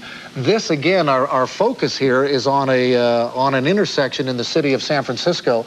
Unfortunately, so much of San Francisco, the area looks so much alike from intersection to intersection. Yes, this again we know right now is the major fire they have been battling since about 5:15 this afternoon. And if I'm not mistaken, Laura, it appears that this fire is growing in magnitude. You're right.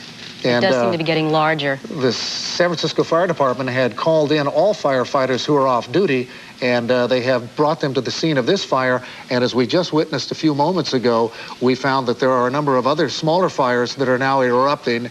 The Marina fire is the major one you're watching now. Apparently there are other pockets around the city where problems are starting to happen. You know, with a magnitude 7 earthquake, we're going to, as we've experienced here in Southern California, our latest large quake being the Whittier Narrows quake, long after everything had settled down, we had ruptured gas lines that are a potential hazard, and some of those places right now apparently are beginning to sustain some difficulty. Harold, that intersection we were talking about earlier was Divisadero and Jefferson, to give you a sense of exactly where we were. That information just came into me. All right, Divisadero again down toward by the Marina Green area. This fire, as we point out again, is in fact growing in intensity. We don't know exactly what it started in, if that's an apartment, if it is any sort of housing structure, or that could also be that area that, Mark Coogan, come on in and sit down. You're from the San Francisco Bay Area. You can give us a hand here if that's one of the industrial areas. But well, on this picture here, let me take the microphone on this picture here where they just widened out on the shot from the blimp, you can see the bay. I think this is over by the marina too, like the north coast part of San Francisco that would be facing the Golden Gate Bridge. All right. President Bush is in our monitor right now for reasons I'm unable to explain. We have Henry Alfaro is at Caltech. As we understand it, the reporting stations, Laura said a few moments ago, from Alaska to Colorado, reported that the quake measured somewhere in the neighborhood of 6.8 to 7.0. Henry Alfaro is at Caltech for the very latest. Hank? Well, Harold, we do have an official reading as of right now. It's 6.9. But once again, you're looking at one of these seismographs here at Caltech. And it shows the activity, the continuing activity of aftershocks. With me is the analyst, Steve Bryant. And again, Steve, can you indicate for us the number of shocks and the magnitude of these shocks, and perhaps tell us as to where they're centered?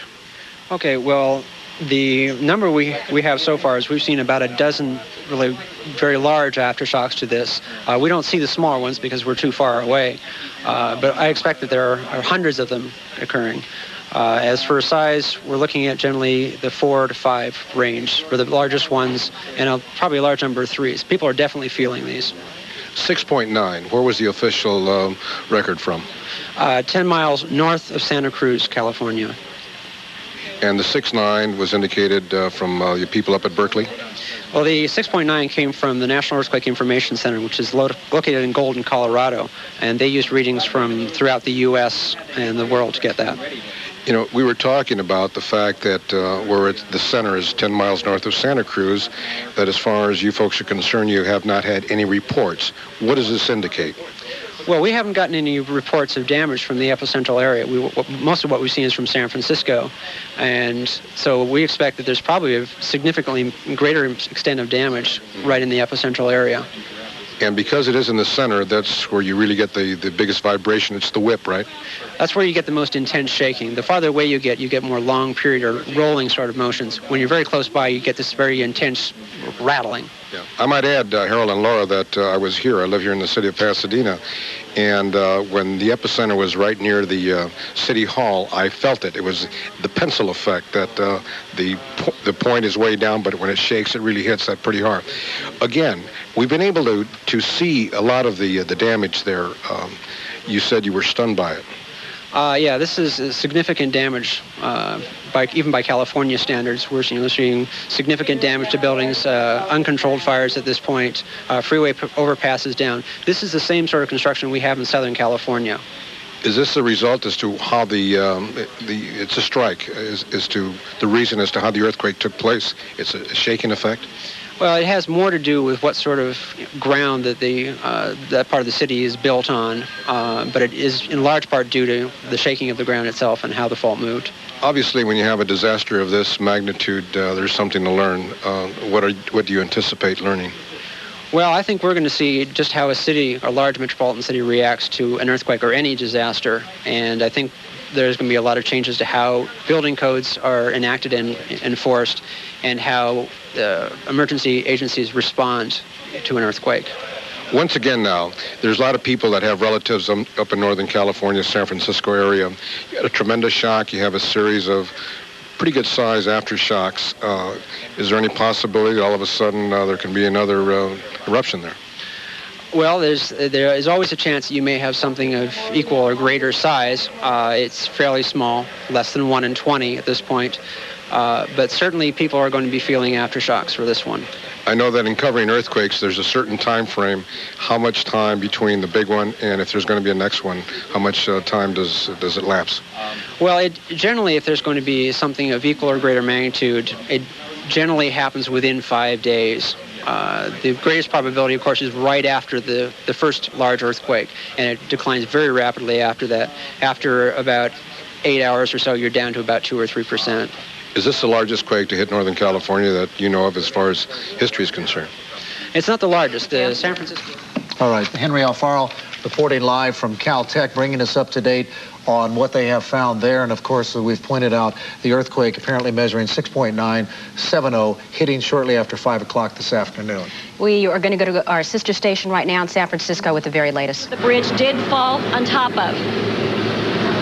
You're looking across the bay right now. It's an eerie scene to be standing here by this big gap in the Bay Bridge. There were a lot of commuters standing down below here a short while ago. They have since left. They have been ferried back over to the city. The link between San Francisco... All right, apparently we have lost communication. I'll tell you, they're in a very precarious situation. That was the East Bay Bridge. in San Francisco, where a portion of it has collapsed. Let me bring you up to date for just a second here. Then Mark Coogan, I'd like you to jump in. Right now, the San Francisco airport, SFO, in fact, has been evacuated. Some people there were hit with falling plaster. As we understand it, there may be damage to at least one of the main runways at SFO right now. Also reports that portions of a shopping mall reportedly collapsed in San Jose, south of San Francisco. Searchers now digging in the rubble for possible victims there. At City Hall in San Francisco, a radio reporter was heard to say that the entire building started to shake, and you could hear people yelling and screaming all over the building. Right now, the Bay Area is in the grips of a major emergency after a major earthquake has struck.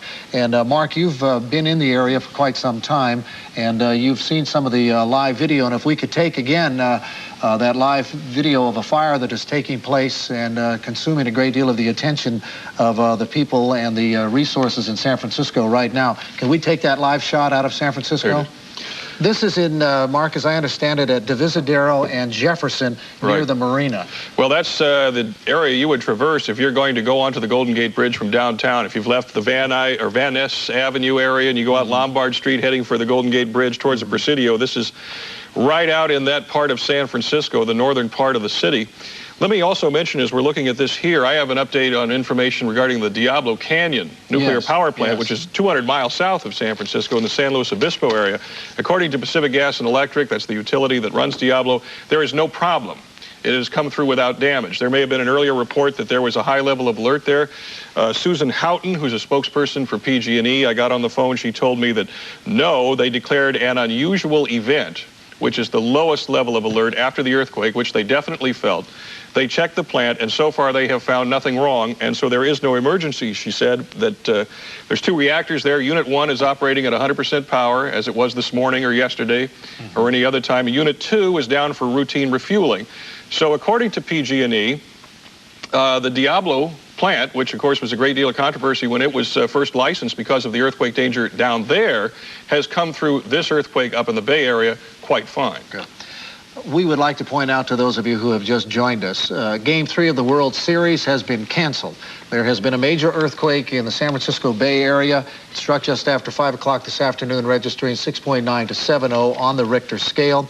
The game has been postponed. There has been damage to the baseball park. Yes, there were thousands upon thousands of fans inside the park waiting for the first pitch today when that quake struck. You know, and we actually got information now that there were some people injured at Candlestick, and of course the game was canceled and fans were evacuated. We don't know the extent of those injuries. That information is not in yet. To give you an idea of the intensity of this earthquake, as we now look at this live picture of the city of San Francisco, we just showed you the major fire which is burning at Divisadero and Jefferson near the marina. And we want to point out that one of the reporters there told me that outside of Candlestick Park, they had all of these huge trucks parked there, the remote unit trucks for the broadcasting units. And he said these things began to bounce up and down with the tires actually leaving the pavement. They were bouncing so severely. And these are huge trucks to people who've never seen them. Huge trucks that weigh, literally tons. Now you're watching now as traffic is tied up. Despite the fact that the World Series was to take place today, a lot of people did have to go to work in the city of San Francisco, and now their dilemma is getting out of the city and getting home. We've told you that the East Bay Bridge, there has been a partial collapse.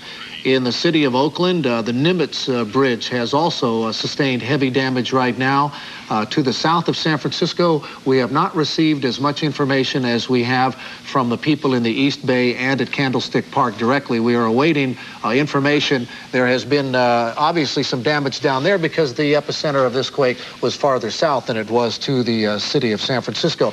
Our Rick Lozano, one of the reporters on hand for today's World Series, which in fact has been canceled as of now, brings us up to date with this late information. Rick? Okay, thank you, Harold. And, you know, we think of these baseball players as indestructible forces, but at times like this, we bring you back down to reality, do we not, Don Robinson? Oh, definitely.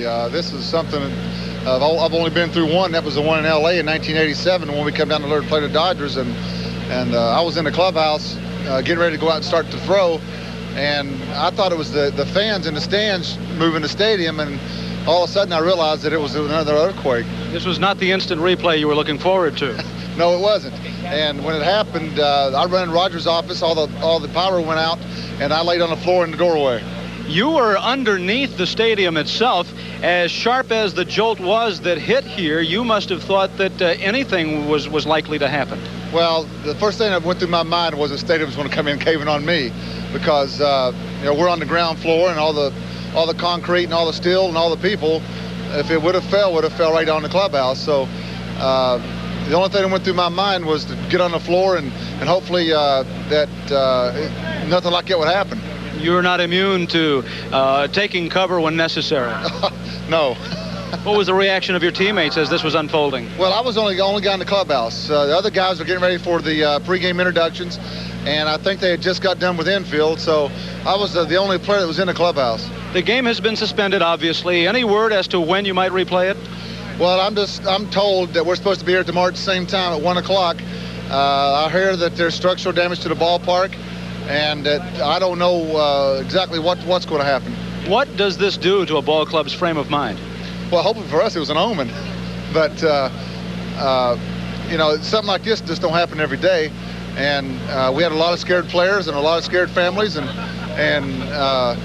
hopefully this thing will get on tomorrow. Don, thanks for taking the time to be with us, and hopefully, indeed, we'll get this game played tomorrow. Giants pitcher Don Robinson, who was scheduled to start tonight, now looking forward to hopefully a ball game here at Candlestick tomorrow. He says that maybe it was a message from God. Who knows? We'll have to see. We'll throw it back to you, Harold, in Los Angeles. All right. Thanks, Rick Lozano. We've been telling you for the last few minutes or so about the extent of damage that we have in the San Francisco area. You know that quake struck a little bit after 5 o'clock. We are now being told that it was 6.9 on the Richter scale, and that it was 10 miles north of Santa Cruz along the San Andreas Fault. One of the main problems has been, Harold, we have fires throughout areas of the city, the main fire being the Marina fire. We're going to take a look at that right now.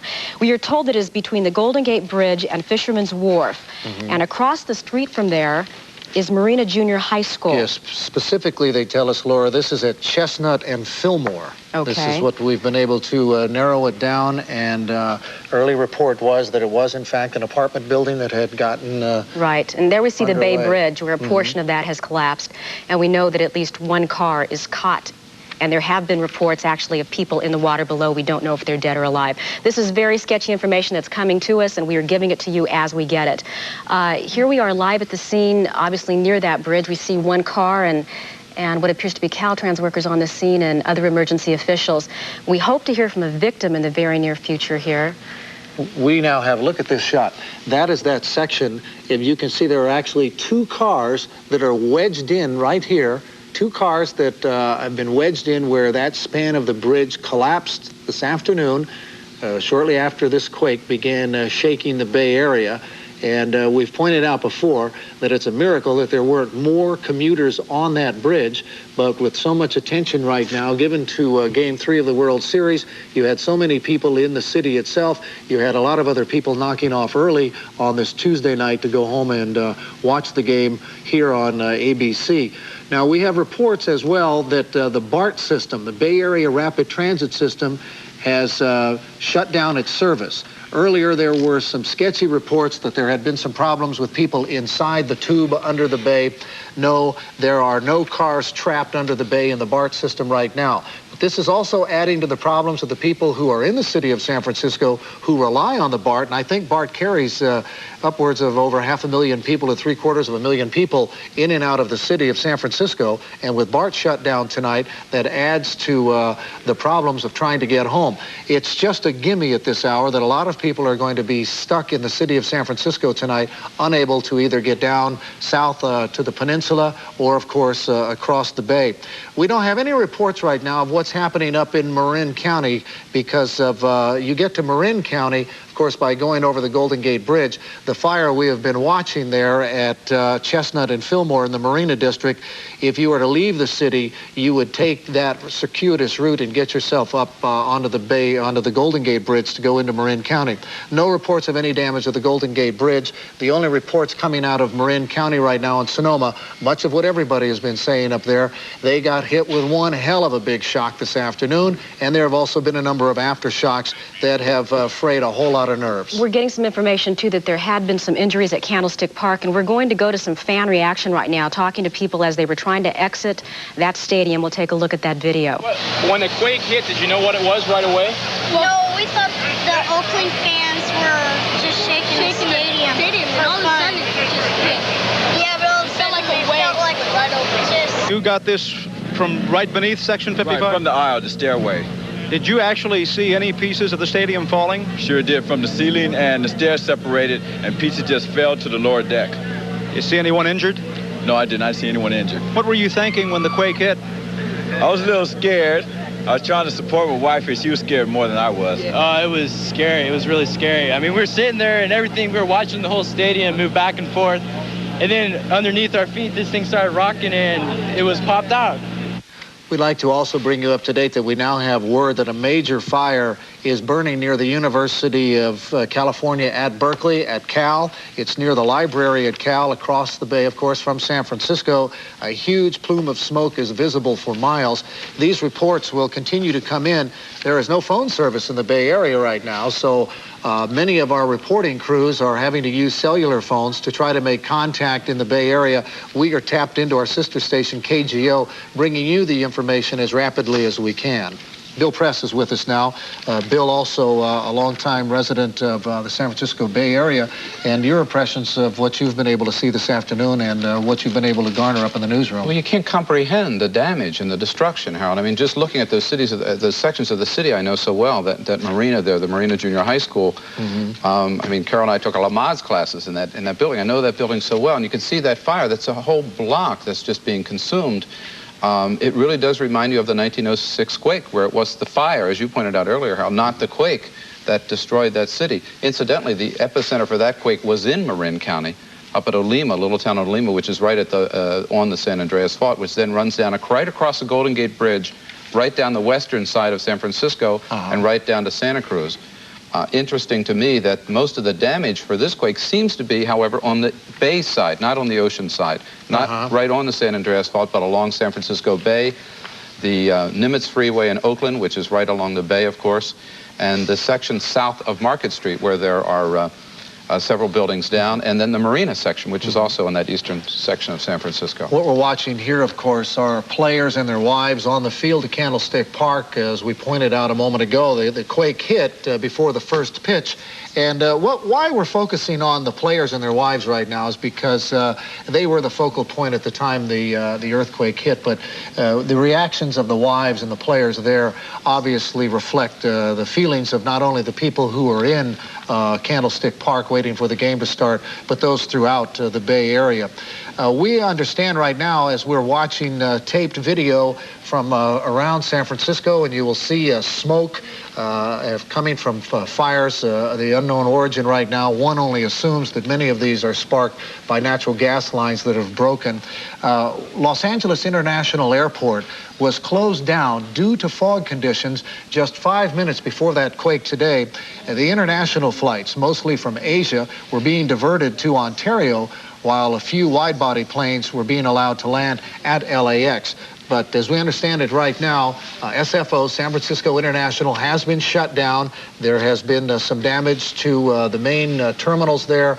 We don't know how much. Falling plaster, we know for sure. Broken windows and the like. Reports are that there are some damage. There has been some damage, I should say, to one of the main runways there. So we've got problems all up and down the coast of California as a result of this major earthquake that hit San Francisco. You know how it's because it is the World Series. It was obvious, I guess, that some of the focus would be whether or not there's going to be a game played there tomorrow. I don't think that's the focus at all. I mean, the focus is how soon this Bay Area is going to be able to bring itself back, and I think it's going to be weeks looking at this damage before the transportation arteries are back in shape and before people are able to resume a normal life there. Thanks, Bill. We're going to get some new information now from our sister station in San Francisco. KGO, you're on the air. Okay, well, they're not apparently quite they're not ready for that yet. Now I want to point out how far and how extensive this earthquake was felt. We pointed out as far north as Sonoma. We have pointed out that people in Marin County, I'm working my way south now from up north, Marin County felt this earthquake as well. right through the Bay Area. The fire right here, right now. Apparently, this thing is growing in intensity. We have watched it. But I must say now, this tape is not a live shot, so we might be looking at something that occurred 15 to 20 minutes ago, and I don't know that we're doing ourselves any service showing that at the moment. That fire was at Chestnut and Fillmore, this being the collapsed section of the Bay Bridge. Here, the people are being taken out of a car, people who were injured. There have been reports that several people had gone into the water as a result of what took place on the Bay Bridge this afternoon. Again, those have not been confirmed.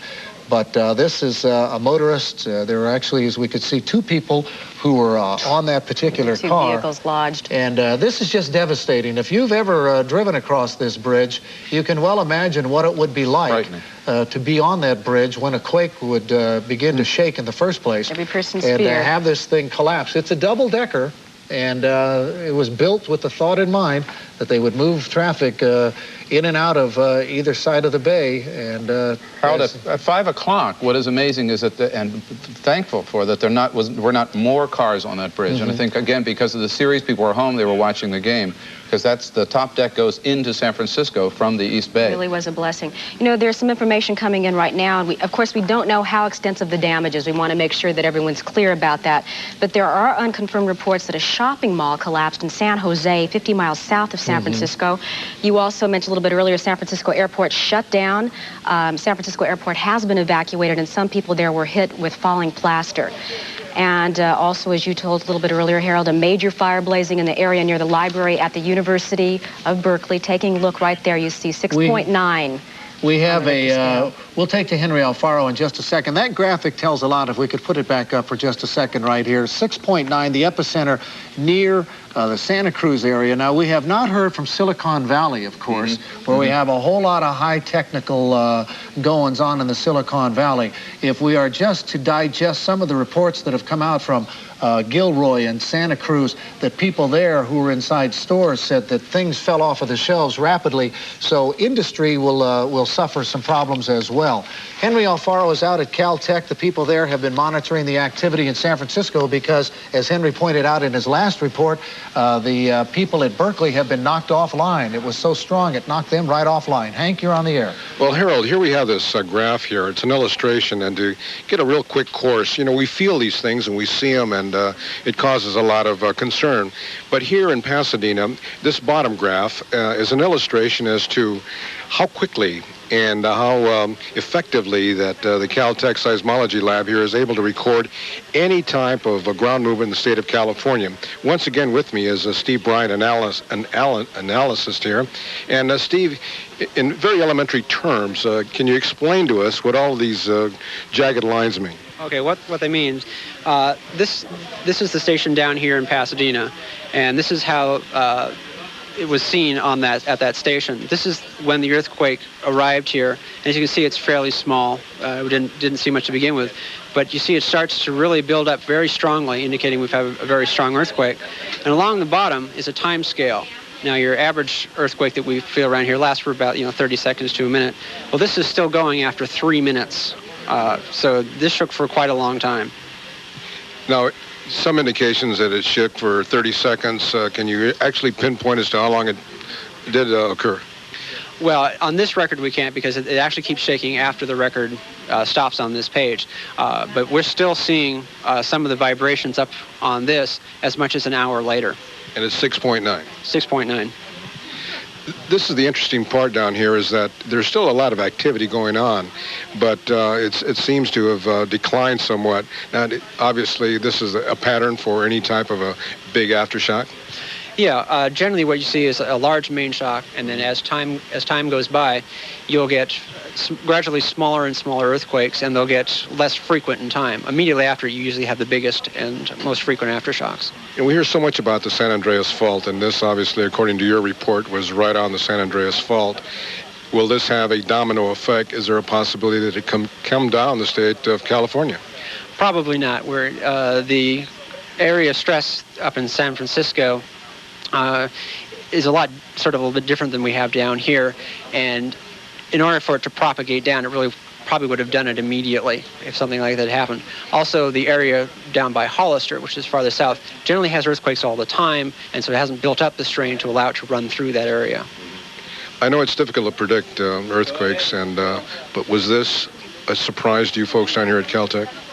Well, we certainly weren't looking to have this happen this afternoon.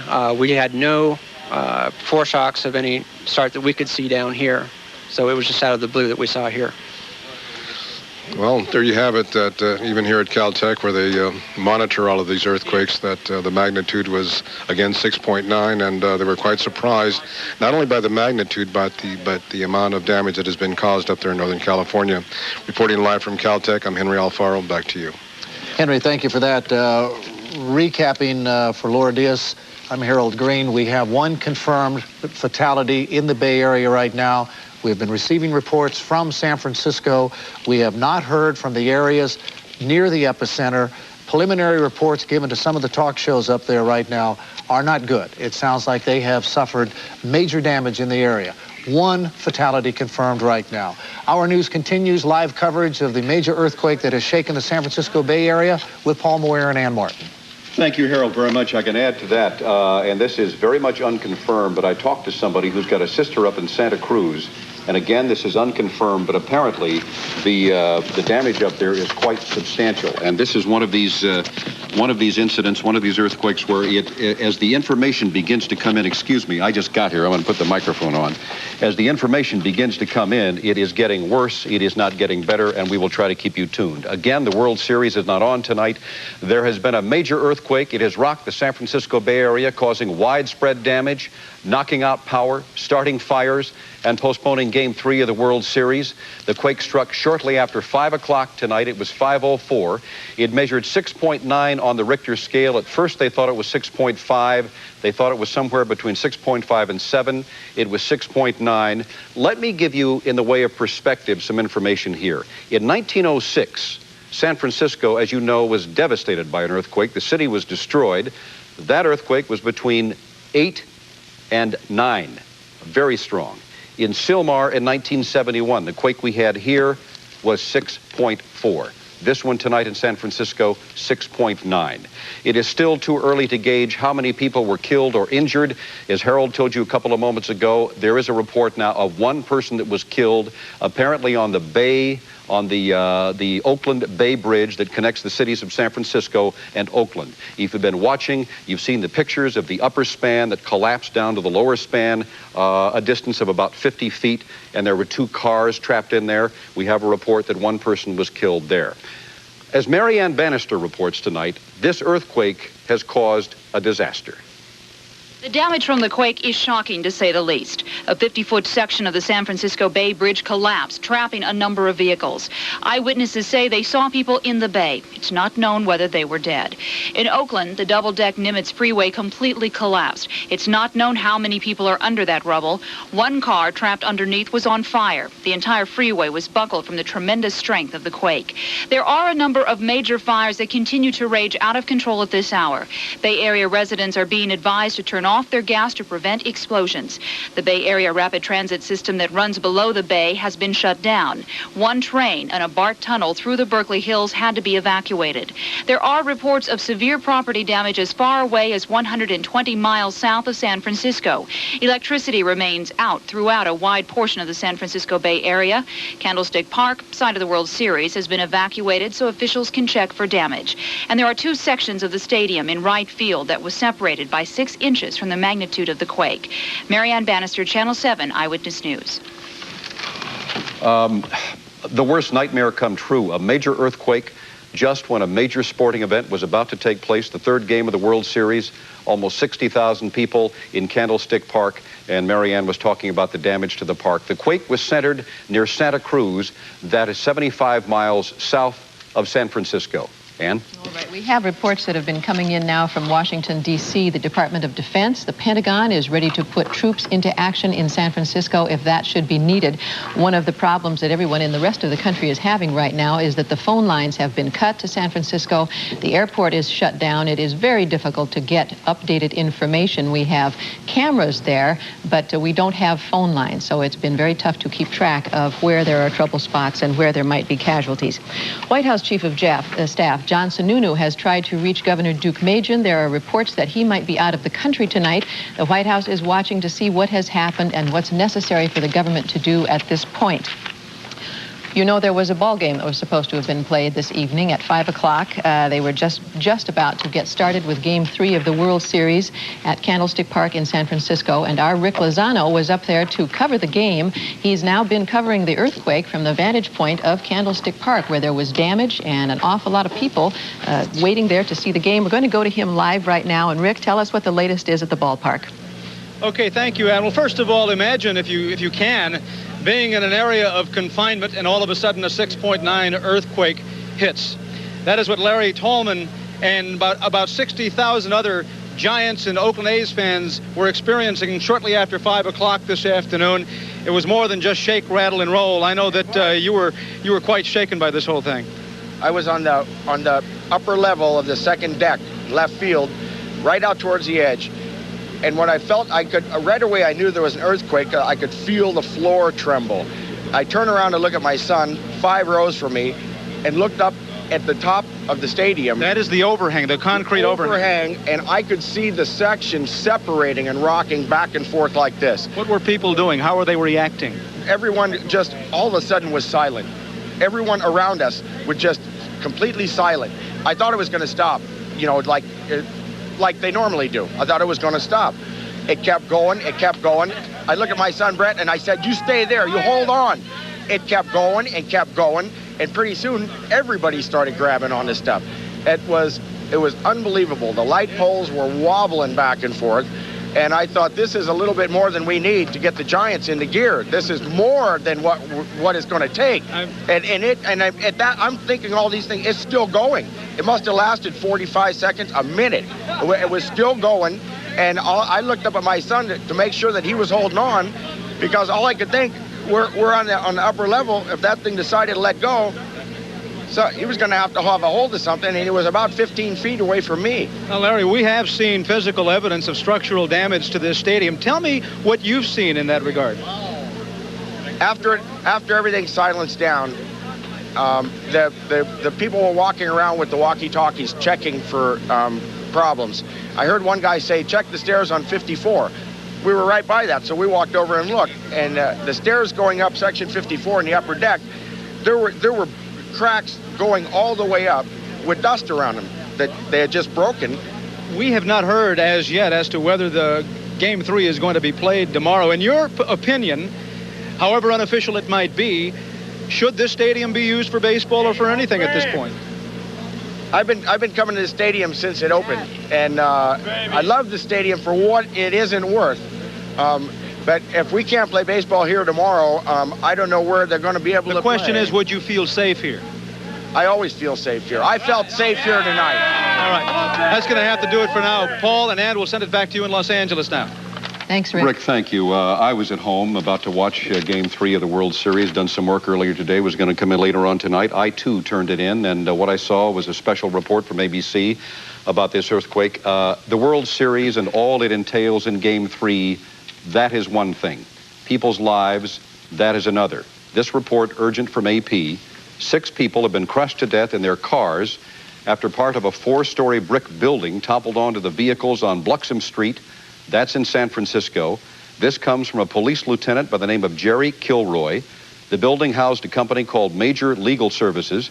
The identity of the victims are unknown. As I said at the outset of our portion of this tonight, Ann and Bill Press, who joins us, it seems like as we get more information, it is getting worse. Bill Press is with us. He spent 4 years working and living in the city of San Francisco. He's here to help us with this coverage. I believe that we have some tape now shot earlier today of the 2 fires that are burning in San Francisco. This, it says live, but it was shot earlier today. Was this live? 6:48. No, so 6:48 p.m. All right, shot earlier 20 today. minutes ago. There are two fires that we know of. That, I think, Bill and Ann, is the Marina fire. Yes, this is in the Marina section of San Francisco, Paul. It's if you ever take Lombard to Golden Gate Bridge, it's just to the right of that. You see the San Francisco Yacht Club just there. That's the bay, and soon we'll see that's the Golden Gate Bridge in the background. Also notice that the city is dark because all power is out in the city. This fire is out of control. It's consuming about 2 blocks. Now that is interesting in itself because normally you would expect the fire department to get right on something like that and get a handle on it. It could mean that they're spread thin or that communications are out and I think they did get right on it, Ann. These are old buildings. These are built in the 20s, 30s. Yeah, that's one right now. Like tinder. From the looks of it, it doesn't matter how many firemen are there. They're going to take a while putting that out. But as Ann mentioned, all communications are down in the city of San Francisco. Telephone All right, here's the Bay Bridge. There are 2 major bridges. Correct me, Bill, if I'm wrong. There's the Bay Bridge and the Golden Gate Bridge. Correct. This is the Bay Bridge that connects San Francisco and Oakland. To the East Bay. And what you're looking at now, and I don't know what part of the bridge this is. This is the upper deck part of the bridge, Paul, on its way into San Francisco. In other words, from east to west, that collapsed, a 50-foot section. Right. And this is one of the cars is on top of that. They're taking a victim out of the car, and this is just, you'll see, right. All right, 2 cars down there. Yeah, and the people in those 2 cars reportedly got out all right. So the person who was trapped underneath, perhaps, because early reports anyway were that the people in those 2 cars managed to get out. We also had reports that squashed the underneath. We also had reports from one of the radio helicopter pilots in San Francisco that people were seen in the water. That, too, has been unconfirmed up to now. Again, Paul, this is a major artery, transportation artery. And it's amazing that more people weren't on that bridge and more cars aren't down there. Thanks to the World Series. I think you might be right about that. We were speculating about that upstairs. Absolutely. That possibly they were home they're getting ready to watch it on TV all over the Bay Area. That must be it. There is another section of freeway. It's called the Nimitz Freeway. This is the Nimitz Freeway. When you go off toward Oakland now and go down the shore of Oakland toward the Oakland airport, this is the Nimitz Freeway. It's a double-decker. It's collapsed. The upper deck is pancaked onto the lower deck of that Nimitz Freeway. So down toward the Oakland airport, and there are certainly cars caught and people caught in between those. There must be, and we've heard nothing about that. We've been watching those same pictures for the last hour or so, and no reports. Let me mention the other fire burning, and I don't think we mentioned is at the library. Supposedly the Berkeley Library is on fire. Or at least near the library. Near the library. UC Berkeley, there's our sister station up in San Francisco, KGO, obviously has been on this story since the inception of it. Sydney Cajaro, and Sydney, I'm sorry if I mispronounce your last name, that's what I have here, is with us now from KGO. You've heard us talking, Sydney. What more can you add to what we've just said? Well, I really can't confirm about the Berkeley Library, and as far as the freeway, it's really difficult, and I know it sounds amazing that we really can't find out exactly how many people were hurt or were killed, but in this particular case, it is scary to look outside, and there are no lights, and I know that being in touch with some of the emergency officials in San Francisco, they are also having the same problem that we are having, actually getting information from their own people. I talked to the CHP about 20 minutes ago. They say that the problem that they're having, their phone lines are down, so they can't get in touch with their particular districts and their people, so they really don't have a way of assessing damage or fatalities. The word that I have received at this particular point is that we cannot confirm any at this particular point, but you've seen the pictures. We have this raging fire in the Marina District of San Francisco.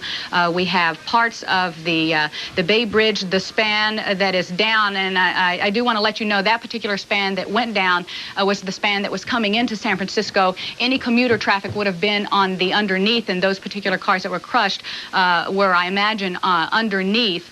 I do know the Coast Guard was under the bridge, from what I understand, looking for people who perhaps may have been pitched off the bridge when the earthquake hit. I wish that we knew more, and we certainly have many reporters out in the field. We have some of our equipment out, especially some of our antennas and our towers. So what pictures we're trying to get back right now, we're kind of stuck right in the San Francisco area. Sydney, it's Paul Moyer down in Los Angeles again. We reported before you came on with us that 6 people were crushed to death in their cars after a 4-story building toppled upon them in San Francisco. Can you give us any confirmation on this? Is from the AP, by the way. Right. Okay.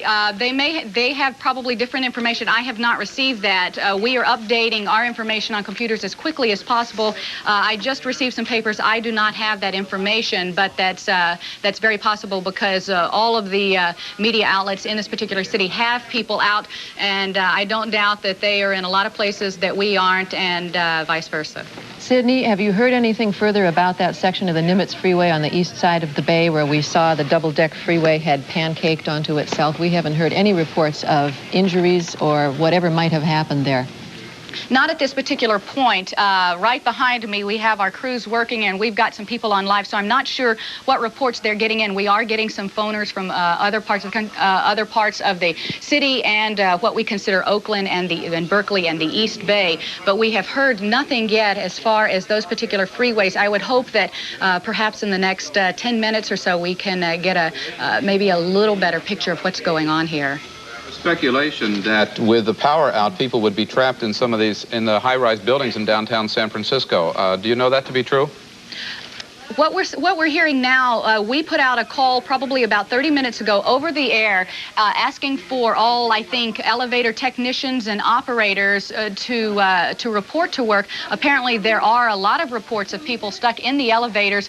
We also have reports our Bay Area rapid transit system is shut down. From what I understand, they're not sure if people are trapped in that. There is a tunnel that leads from San Francisco to Oakland. They're not sure if perhaps one of the trains with commuters going home, the ones that perhaps didn't stay in the city to watch the game, perhaps are trapped there. I know that in a lot of sections of town that there are probably people who are in the elevators and have no way of getting out, and they're calling all emergency personnel into stations to get to work to try to For those help people down people. here that might not know what BART or the Bay Area Rapid Transit is up in San Francisco, it's San Francisco's version of a subway, basically, is it not? Yes, a subway yes. going. Yes, and it is. one would assume that at 5:04 in the afternoon there would be a lot of people going to and fro. Exactly. What we call BART, the Bay Area Rapid Transit, I mean, that is one of the major commuting ways for people to get to work in the East Bay. It's always crowded. 5 o'clock is one of the worst times.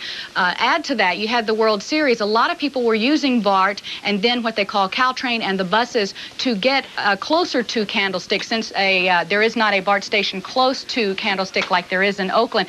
But many people were using BART to get closer to Candlestick, so you had a lot of activity, if not as much as with the commuter, with the regular afternoon commute. You still had a lot of activity, people trying to get to the games and people getting home, so we really don't know the situation there either. All right, Sidney Cajaro, thank you very much. Thank you very much. I know Thanks, we Sidney. put you at a disadvantage, as are we down here in Los Angeles trying to get confirmation of some of these reports.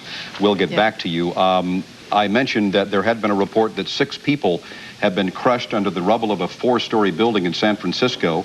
We now get again from the AP confirmation from San Francisco police that so far at least 6 people have been killed in this earthquake. It was centered 10 miles north of Santa Cruz in Davenport. Now, Highway 17 between Santa Cruz and San Jose and Highway 1 have both been blocked. 2 buildings in downtown Davenport have collapsed. All the gas in the city has been shut off because of fires.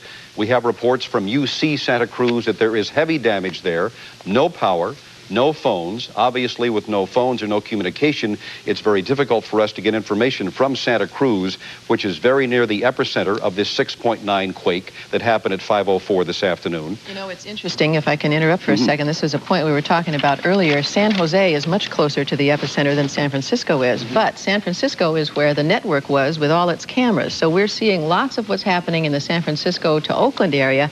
We're not seeing what's happening down in San Jose, and it could conceivably be a much worse situation in San Jose. But as you're saying, with no phones, we're not going to know. You didn't see it right away. What happened was, as you mentioned, all the networks, all the press there to cover the World Series, with all these big trucks and antenna and how many tens of cameras, and for a moment, nobody could get anything out of there because of A, the loss of power, and B, and I'll use the word panic, although advisedly, deep concern on the part of people in Candlestick Park and in the environs feeling this 6.9 earthquake. Well, we've seen the traffic, and it is heavy traffic now in the city of San Francisco itself. We saw the lights as we were looking at the fire there, and there's probably some of it people getting out, some of it people going to looky-loo, unfortunately, to see what's going on. Well, and that's I guess, what you have to expect. I can tell you that the radio up in San Francisco, and they're very strongly and often advising people in the San Francisco area to stay in their homes. And if you're out, if you can find out where your loved ones are, do it. And all the warnings that we should be so familiar with down here in Southern California. Rick Lozano was one of the first reporters up in San Francisco to get any kind of report out. He was on with Ted Koppel in the network about an hour and a half ago. Let's go to him now. Rick, still at Candlestick? Still here, Paul, along with, it seems, everyone who was here a couple of hours ago when the quake first struck.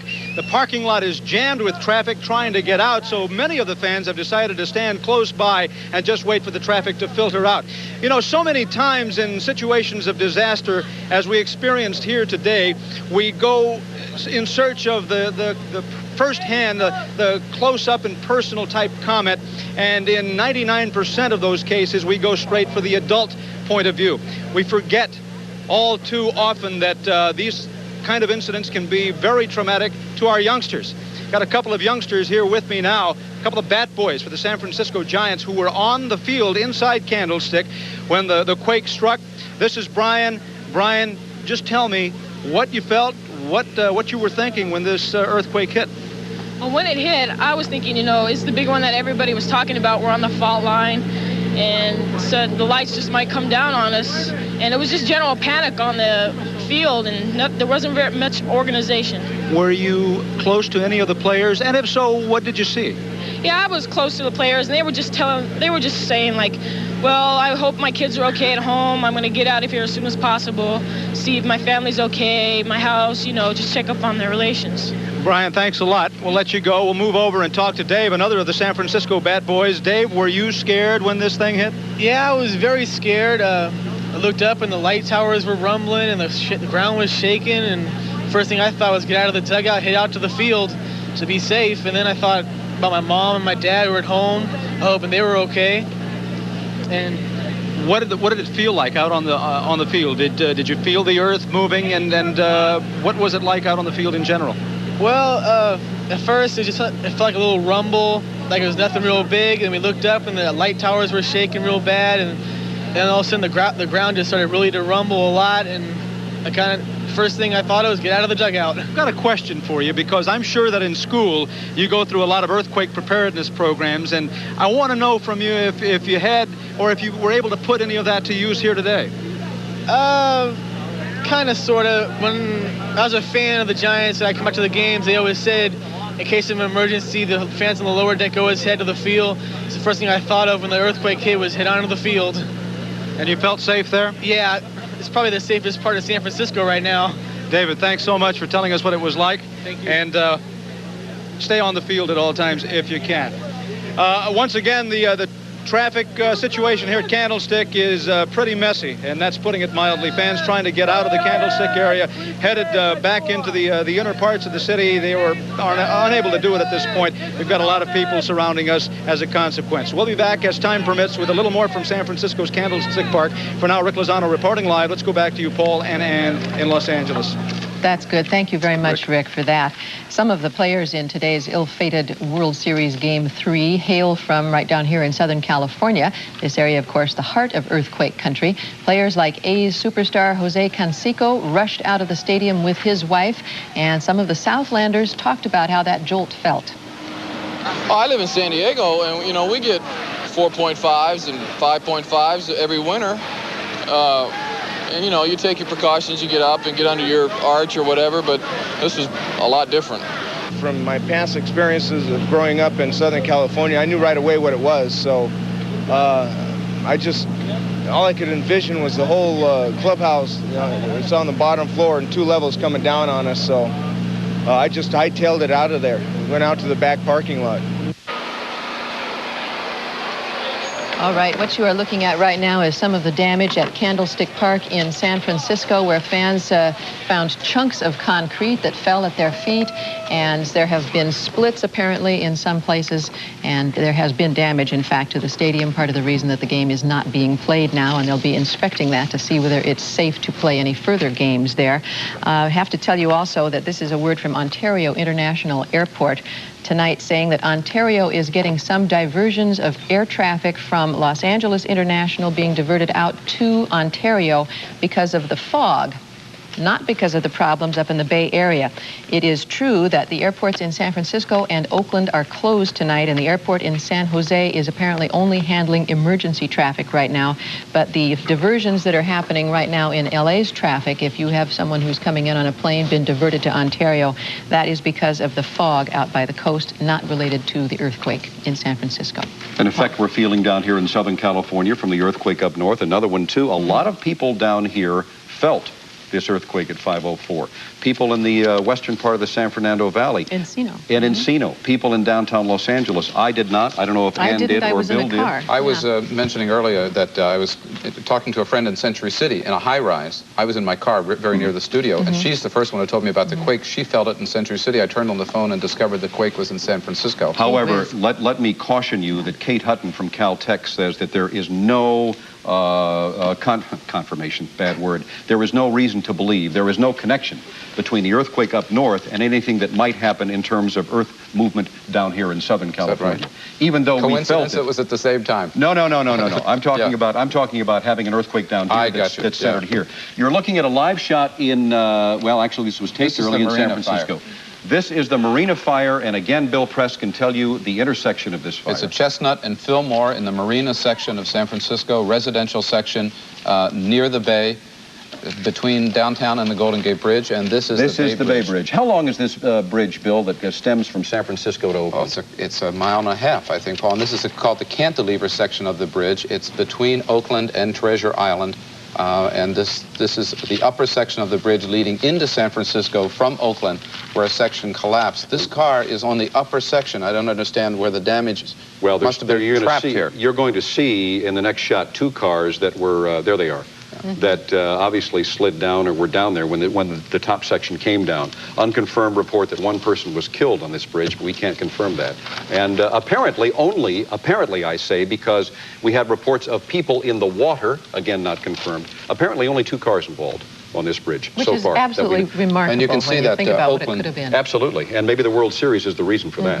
And this East Bay Transit bus there that just stopped just before the collapse section. This is the Bay Bridge. It is not the Golden Gate Bridge. Those are 2 separate spans.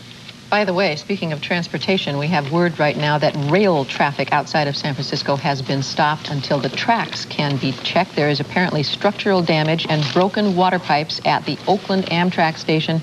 Some minor structural damage at the San Jose station as well. Now, are we back at the Nimitz? This is the Nimitz Freeway here. This is the Nimitz Freeway on the East Bay between the Bay Bridge and the Oakland Airport. It goes down the western section of the city of Oakland. It's a double-decker freeway, actually, and the top section there you can see has collapsed onto the lower section. There's smoke from at least 1 car that's trapped underneath. There must be many other cars under there. You can just see each section is just individually fallen apart, and then the whole freeway has collapsed there at the lower part of the screen. It's difficult to see right here, but the top section was above the lower section. The lower section is also raised off the ground. Correct. So if it's going to pancake, there are 2 levels slamming down, not just 1 coming down on the lower level. Okay. It must be damage under there. We are getting bits and pieces of late information coming into us, and I might add, before we go any further here, that we are trying our darndest not to give you anything unconfirmed. The information is coming in so slowly. We are getting pieces of it by phone, by wire. We are giving you what we can, but again, when it's unconfirmed, we are going to tell you that, and until we get solid confirmation, that's the way it will stand. Bob Olson, a previous commissioner of the Seismic Safety Commission, says that there are lots of rapid aftershocks in the Santa Cruz area being felt right now. This copy is, I would say, 3 minutes old, so right now meaning 3 minutes ago. The 6.9 earthquake was centered just 10 miles north of Santa Cruz. Now, ABC News is reporting tonight the greatest damage is in the Santa Cruz area. I can tell you now that I was on the phone about 45 minutes ago with a young lady who called me from Crestline, who said that she spoke with her sister, who lives in Aptos, Bill, and that is apparently up near Santa Cruz. Aptos is a small town just on the coast, just south of Santa Cruz. And apparently, and how she spoke with her sister, I don't know, because all communication is supposed to be down. But apparently she indicated, and I will tell you, that there is severe damage up there in Santa Cruz. ABC News reporting the same thing tonight. Governor Deukmejian is in France. An Air Force plane will fly him back to California as soon as possible. We saw a shot of President Bush about 30 minutes ago. He has been trying to get in touch with Governor Deukmejian, has not been able to. That's the reason. There is no power from San Francisco to San Bruno. There have been some cracks in the runways at San Francisco Airport, and I can tell you they've been working on that airport for the last 30 days, and one of the runways has been down, and all the traffic's been snarled for the last 20 to 30 days. More damage to the airport in San Francisco. There's been structural damage at the airport. 2 air traffic controllers now, they tell us, have been hurt. That is the latest that we have according to our information up to now. All right, and we have been told that Henry Alfaro is standing by out at Caltech, and we're going to go out to him and see what the latest is out there. The latest that we had heard was that the earthquake was being pegged right now at 6.9 on the Richter scale. Henry, does that still stand? That still stands, Annie. In fact, you know, each of these earthquakes, especially living here in California, they have characteristics. They are known as a strike slip, a thrust, and a normal. Now, with me is Steve Bryant, a seismologist analyst, and we're going to borrow these couple of National Geographics to give you an illustration exactly what was involved in this particular earthquake up in San Francisco. You have to use a little bit of imagination, but this area here, which parts the books, that would be considered the San Andreas Fault, and you take it from there, Okay, Steve. what happened was that this is the section which has San Francisco on it. This has the Great Basin over here, and what happened in this earthquake is that you had one sort of slide past each other during the earthquake, and this is what we considered a strike slip earthquake. And the Whittier? The Whittier was a thrust earthquake where you had 2 pieces of ground where one actually rode up over on top of the other one.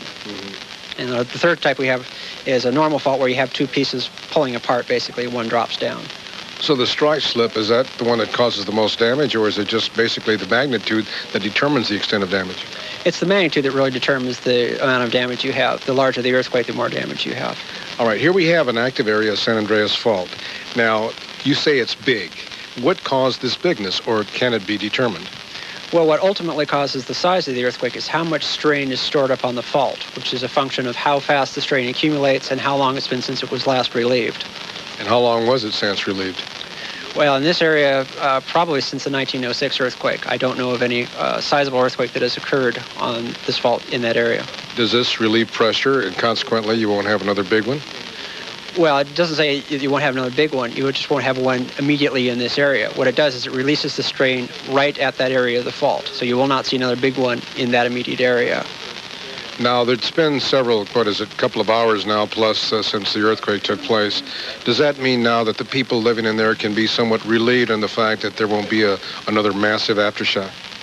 Well, you can't say that yet. The area around this earthquake is still readjusting to the new stress is in that area. So you can still have significant aftershocks, but they should be decreasing in size and also in the frequency that they occur. What is the warning to people up there? Just be prepared, stay calm, and pretty much you've probably seen the worst. So just sort of sit tight and make sure that you don't do anything rash. Living here in Southern California, obviously we're very much aware that there's always talk about the big one. Will there be any aftershocks that could affect this area? Probably not. The San Andreas Fault, even though it extends down here, certainly isn't going to rupture all the way down to here. Well, that's it from Caltech. Once again, the actual record on the seismology is 6.9, and the epicenter was about 10 miles north of Santa Cruz. Reporting live from Caltech, I'm Henry Alfaro, and I'm back to you, Paul and Annie. All right, Thanks, Henry, thanks very much. We've been showing you pictures of one of the major fires burning in the city of San Francisco tonight, burning out of control in that marina area. There is another major fire, we understand, which is in the somewhere close to the campus of UC Berkeley, close to the library on that campus. And we haven't had much information to add to that. We don't know exactly where that second fire is burning, but this is new.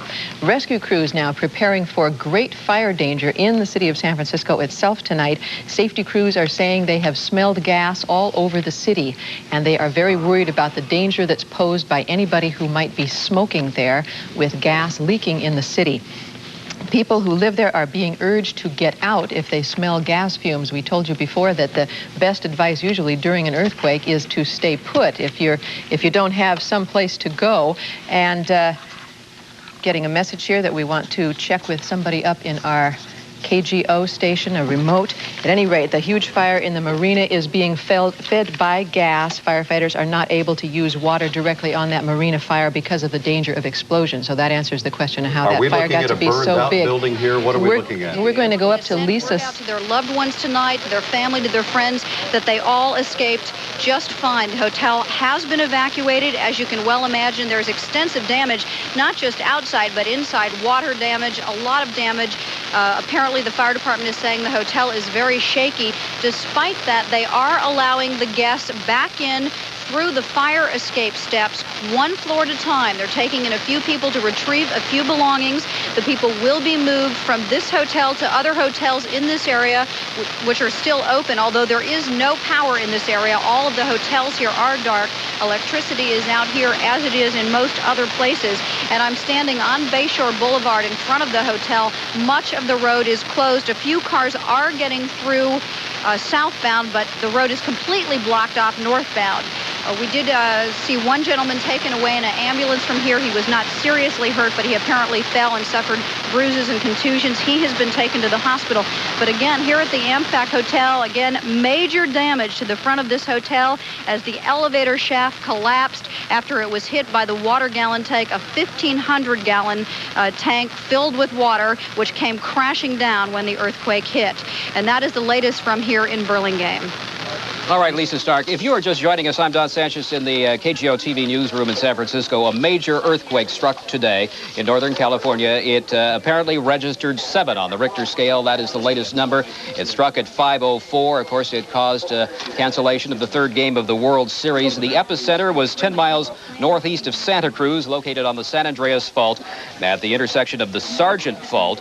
And that's the same epicenter as a quake in August that registered 5.4, and also the same area where there was a quake June 27th, 1988 in the Lake Elsman quake area, and that registered 5.7. San Francisco city government now is operating at 1003 Turk Street. Nothing in City Hall at this point, 1003 Turk Street.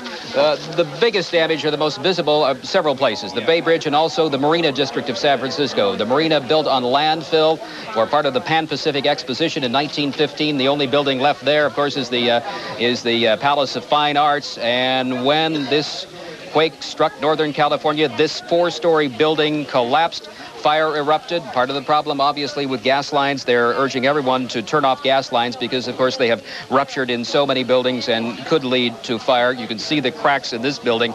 This is the Marina District, just right near the water. This fire is still raging at this hour, and it's been going since shortly after 5 o'clock. Still a very difficult. In fact, it appears that they're having the entire block now is ablaze in the area around Jefferson and Divisadero in the Marina District. Let's go to the Bay Bridge, because the Bay Bridge, that is the bridge that connects San Francisco to the East Bay, Oakland and Berkeley, is closed. A section of that, a 50-foot section of the upper deck of the bridge, about a mile from the toll plaza, collapsed. There were automobiles here, as you see now, as night falls, that slid down that section that went onto the lower deck. One goes to the east, one goes to the west. We have seen people taken out of vehicles there. There is one unconfirmed report. Just stopped. Everybody got out, was looking over the side of the bridge. You had no idea what they were looking at. And the next word you get is you evacuate the bridge. It's collapsed up front. We really weren't all that far from it. And I'm sure people were hurt badly up there. We got back to Treasure Island because that's solid ground. People are staying there. And then what they did was they just took all the cars and drove them off backwards. Again, that was one of the people who was on the bridge. All of the traffic was stopped. Originally, some of the people have had to leave their vehicles there and walk back to solid ground, but this is the upper deck of the Bay Bridge, and they are clearing that away. But in the East Bay, there is more extensive damage along the 880 freeway in the area between Berkeley and Oakland. And here the problem is collapse. Again, there are 2 levels here. The freeway has buckled. The top portion section coming down upon the bottom. The smoke is perhaps from, well, it looks like it is apparently from the lower level. So just like an accordion, it's slammed down on the lower level. No telling how many cars, how many people were under that on the lower section when the top section of I-880 collapsed. That is one of the most hardly hit areas. We go now to the South Bay by phone, and we have the latest from the San Jose area and Tony Russomano. Tony? No, we do not have Tony at this point.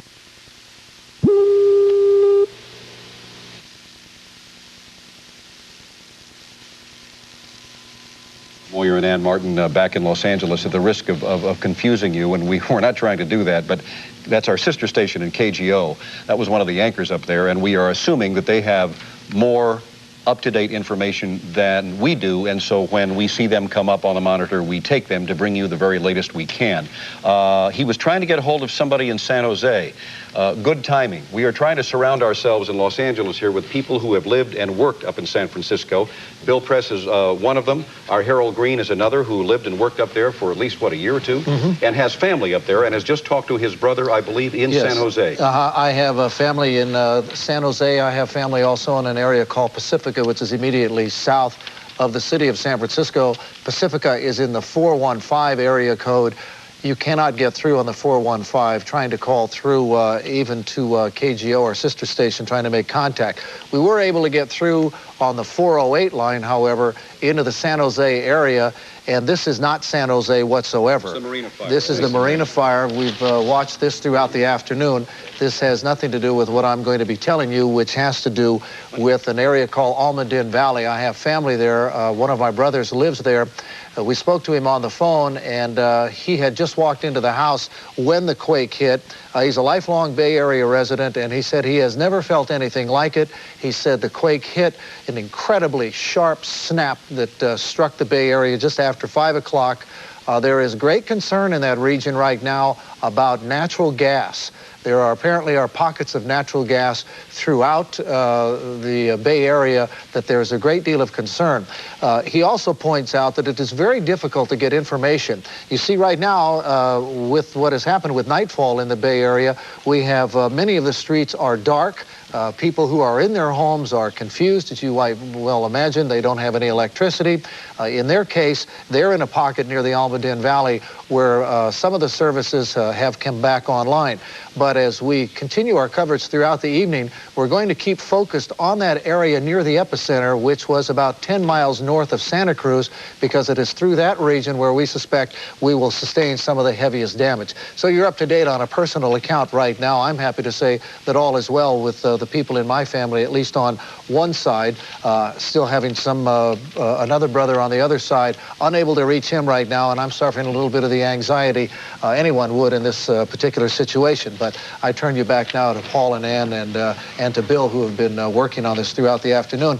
But I understand the frustration of anybody trying to get through. Here we're on the air saying don't make those calls, and just out of a lark we make that call. Well, you're living it. You're living it, and the instinct is to do it, and we're happy to hear at least information about one member of your family up there. Okay. When you're talking about the natural gas danger in San Francisco, and I've been there a few times, never lived there myself, it's a city that's built, my impression, on a hill, and it's a city that is fairly packed close together, and that sounds ominous to me. But what's really ominous is the entire, the sides of that city are built on landfill. They're built on landfill that was in from the bay, and that is the most unstable kind of soil, and that's where we're seeing most of the damage in the marina around South San Francisco. Thank you. Excuse me. We're going back up to San Francisco. KGO is standing by, and they've got more on what's happening right now. It appears to be just in people's houses. A lot of things knocked off of the walls, all kinds of broken family mementos, and so forth. Again, I want to emphasize we do not have any reports of anyone killed down here. Right. Okay. Now, while you're talking about the damage there, we have been looking at pictures in San Francisco. That fire in the Marina District, also downtown businesses, windows around Union Square have fallen out, and obviously, well, you can see one of the old buildings here in the financial district that was damaged by this earthquake as well. Downtown suffering a lot of damage in San Francisco. Cheryl Jennings joins me again. We were in this newsroom, were we not, when everything shook? It was an incredible experience. For those of you who are just joining us from around the country, my name is Cheryl Jennings. We're coming to you live from the ABC studios in San Francisco. This afternoon at 5:04, there was a major earthquake which struck the San Francisco Bay Area. The earthquake was felt from north of San Francisco and Sacramento, Oakland, as far south as San Fernando Valley, which is in Southern California. Buildings were felt swaying there. We have Richter scale readings, conflicting readings from 3 different services, but they pretty much are close within the 6.7, 6.9 to 7-point range. The epicenter, if you have friends or family, or if you're familiar with this area, the epicenter is 10 miles northeast of the Santa Cruz area. Now, we hope to bring you a list of the various locations which have been closed, which have been shut down, the bridges, the highways, that sort of thing. The story just doesn't get any better. We have had several people killed by the quake. At least 7 people reported dead in the San Francisco area from that violent earthquake, which struck just after 5 o'clock this afternoon. Police are telling us that 6 people were crushed to death when part of an old brick building fell on their cars on a street, a Bluxom Street in San Francisco. About 15 cars were crushed as well. We have reports of closures of the Bay Bridge. For those of you who have been with us all afternoon, the Bay Bridge shut down when a major section, a 50-foot section of the Bay Bridge collapsed. The Coast Guard is telling us it has 2 41-footers in the water and a chopper in the air searching for possible cars. They don't know whether or not cars went off the bridge when that section of the bridge collapsed. It is the upper deck, the upper portion of the Bay Bridge, but they are out there just in case. Certainly we won't know if anyone went off the bridge until their families start calling, reporting those people missing. We're trying to assess the various numbers of injuries around the San Francisco Bay Area. We've had minor injury reports of cuts and scratches. One person in the Santa Clara County area, San Mateo area, suffered a heart attack. At this point, we have our reporter Laura Marquez standing by live with this report. Laura, go ahead. Laura Marquez is not, okay, Laura is not ready right now. We have word from Washington right now that President Bush is saying that the federal government is prepared to send help to the earthquake-stricken area here in California in the North Bay. Bush says that he is sending Transportation Secretary Samuel Skinner to assess the damage. Again, the Richter scale reading is ranging from 6.9 to 7, according to various services. It was so strong at the University of California Seismology Center in Berkeley that their equipment went off the scale. We had a reporter over there saying they haven't seen a quake this strong in many, many years. Reports right now from around the Bay Area. San Francisco Airport is completely closed. Traffic is being diverted to San Jose and Oakland, where some runways are open. Damage is minimal. If you're expecting people in or out of San Francisco, you can forget it for the moment. At San Francisco International, the tower is being described as a complete disaster area. All active duty police officers, firefighters, military personnel, doctors, and nurses are being called in to report. If you're watching this broadcast and you haven't, for some reason, heard this news, please report to duty all over the Bay Area. Elevator mechanics, we've had reports of people trapped in elevators. They are begging for elevator mechanics, so please report to your local message service and find out whether you are needed. In San Mateo County, fire is reported in progress at Fashion Island. Some building collapses are reported at the Hillsdale Mall. There are numerous reports of broken water pipes and gas mains here at the KGO studios, at the ABC studios in San Francisco. We have had water main breaks. You can walk right outside our building and see broken glass hanging outside the building and water pouring into the streets, and the entire neighborhood is blacked out. We have been running on generator power since 5:04 this afternoon. There are some injuries reported in Sonoma County, mostly elderly people with heart attacks, bumps, and bruises from falls. There's also some minor building damage reported. For those of you in the Bay Area who heard us tell about Diablo Canyon Nuclear Power Plant near San Luis Obispo in Central California, we can happily report right now there is no serious damage. Earlier we told you that the Diablo Canyon Nuclear Power Plant had gone to low-level alert, a very frightening situation for those of us who aren't familiar with that. However, there is no cause for alarm. And again, we are please reminding people, check your gas mains. That is causing a number of fires around the Bay Area, from Oakland and Berkeley, and of course in San Francisco. The hardest hit right now that we are aware of is the Marina District, where several buildings fell on the Divisadero Street area and people were roaming in the streets, and a very, very terrifying situation right now. We had reports from people who were on the Bay Bridge at the time that section of the bridge collapsed on the upper deck. 2 women told me that they saw a man, they were in their cars heading to San Francisco from Oakland. They saw a man on a motorcycle waving madly at them, and they thought that he was just a little crazed or something. Then they saw all the traffic slowing down. Then they saw a mass of people running their way, trying to get out of harm's way. So apparently, when they were in the car, they thought they had a flat tire. Many other people did. The folks just left their cars on the bridge, locked them up, and ran into San Francisco. I have with me right now Dan Levitt. You were out at Candlestick for Game 3 of the World Series. That isn't happening now, Dan. No, it's not, and it'll be interesting to see exactly what the method or what the operation will be here now as far as the World Series goes, period. At 5:04, I was standing outside of the stadium in the van, as a matter of fact, one of the Channel 7 vans. It started moving, and obviously I thought somebody was playing around with me, and so I jumped out of the van. As I jumped out, I saw the entire parking lot moving like this. I looked up at the structures in the stadium itself. The light standards were moving. It was at that time that Eric Christensen, my producer, and we took off and tried to get a hold of some authorities. And the first one we could get to, of course, was the commissioner of baseball, who was waiting in his box on the first base side, waiting to see if he could get some word. And we finally got it from him, and this was it. Ladies and gentlemen, we are postponing the game because there is no power in the stadium. We would like you to leave in an orderly way. I don't believe there's any great danger, but we have no idea when the power is going to be on, and we have to get people out of here before it gets dark. So if you'll leave in an orderly way while there's still light, I think everybody can leave in a graceful fashion. Please leave. The game has been postponed. There'll be no baseball tonight. Thank you. A few words? Do you know the extent of what's happened so far? No, not all I have at this point is I talked to our operations center. They say that there is a building with partial damage at 6th and Brannan. There's also a building with partial collapse around Turk and Fillmore, and that there is some structural damage to the Hall of Justice. I'm going to be leaving the ballpark now to go down to the Hall of Justice while they're continuing to get an estimate around the city of any kind of damage, and then we'll make a determination there as to what's to be done. But our command post will be located at Northern Police Station at Turk and Fillmore. This was the police car, Cheryl, that came, one of the two police cars of San Francisco Police Department that came down on the playing field itself to alert those in the stands to please remain calm, stay in their seats. No one moved. They were telling everyone that the power was out in the stadium. And when you stop and think about what has happened here in San Francisco today, as you can see now, some of the players, this is Terry Steinbach, the catcher, Steinbach of the Oakland A's with his wife. As you can see, she's obviously shaken, as everyone was out at the ballpark. Terry trying to comfort her as they leave the field. Big Daddy Russell, Rick Russell, with, I assume, his mother, his wife, as they too, he was leading them out towards the Giants clubhouse. Here's Matt Williams and his wife, Roger Craig. He wanted to know what's going on. We gave him our television monitor, so he was seeing pictures of the Bay Bridge, the span, the 30-foot span that had dropped. Here is Jose Canseco and his wife Esther.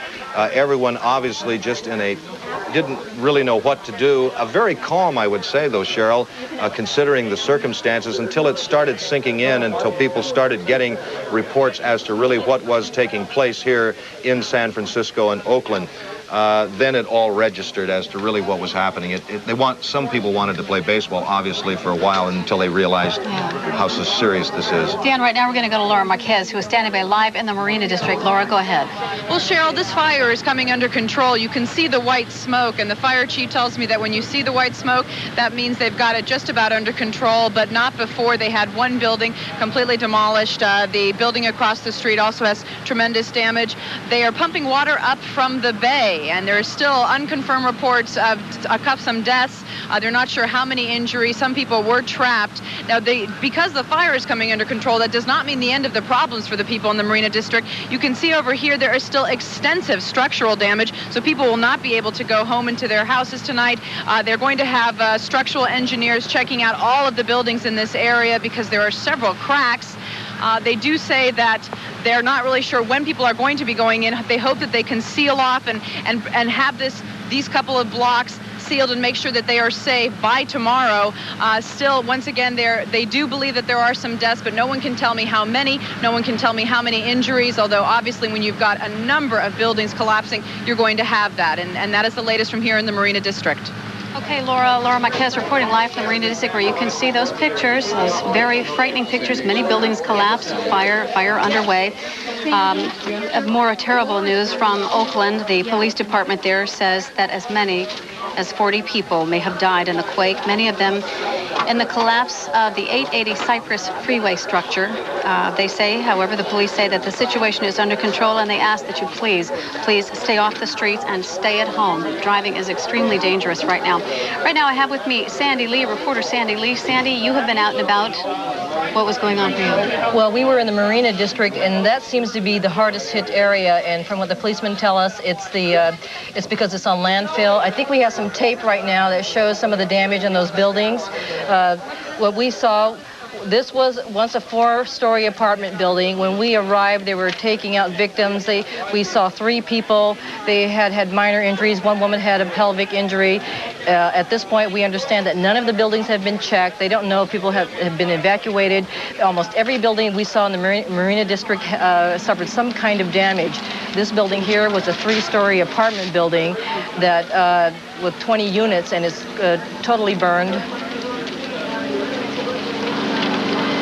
Okay, and we saw streets buckled, garage doors. There are no phones in the area, so if they had to call emergency, we don't know how they'd get through. The only way I got back to the station was by a motorcycle.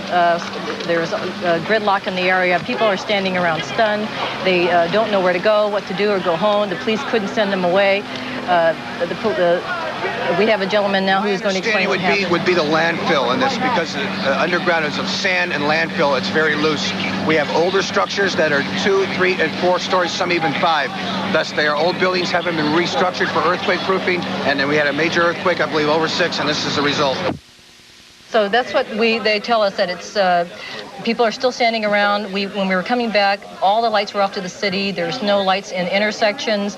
There's almost a festive party area atmosphere in some parts of the city. We saw people dining on the streets. So people were shocked, and they don't know what to do. Okay, Sandy, thank you very much for that report. We have late word right now that 2 people in that Bay Bridge collapse. When the upper portion of the east portion of the Bay Bridge collapsed, a 50-foot section, 2 people seriously injured. They have been taken to Letterman Hospital. Also in the San Jose area, the Office of Emergency Services is reporting that Highway 17 has a landslide on it. Is closed in both directions between Scotts Valley and Saratoga. Highway 9 is closed. The CHP has cleared a 50-car accident at 101 and 280. And there's a fire at Cambrian Plaza Shopping Center. That is under control. A pool chemical spill at Foxworthy and Almaden. That area has been closed off. The Nuclear Regulatory Commission reports that there are no problems in any of the reactors in California. We had heard reports, very frightening reports, that there was some kind of a low-level alert at the Diablo Canyon nuclear power plant in San Luis Obispo. That is in central California. That earthquake was felt there at Diablo Canyon. No damage has been reported. The number 2 reactor is operating with full power. They're treating this, of course, as an unusual event. It is the lowest classification, though, of inspection. Rancho Seco, San Onofre, Vallecito, Humboldt, and Aerotest in San Ramon, all reported to be in good condition. Once again, 6 people reportedly crushed to death in their cars in San Francisco, the south of Market Street area of San Francisco, when a major earthquake in the Bay Area hit at 5:04 this afternoon. It knocked power off the air to ABC, to KGO Studios here. Right now we have Johnny McCormick live by the telephone. He was a witness to the collapse. Cypress. Okay, I'm sorry, Johnny, you were with the Cypress collapse? Go ahead, Johnny, you're on the air. Yes, it was very shocking. Johnny, could you speak up, please? We can barely hear you. Yes, I think that the youngsters deserve good thing, because they helped a lot Okay, Johnny, we have a picture of the collapse of the 880 section of the Cypress, and I see a fire there. What did you see? Oh, I seen the fire, and I seen a person laying down with their head bust open and everything. Johnny, I'm having difficulty hearing you. I'd appreciate it if you could speak up just a little bit. What did you do when this collapsed? I ran. You ran. You got out of your car and ran? I wasn't on the freeway. I was at the store. You were at the store, but you saw the freeway section collapse? Yes.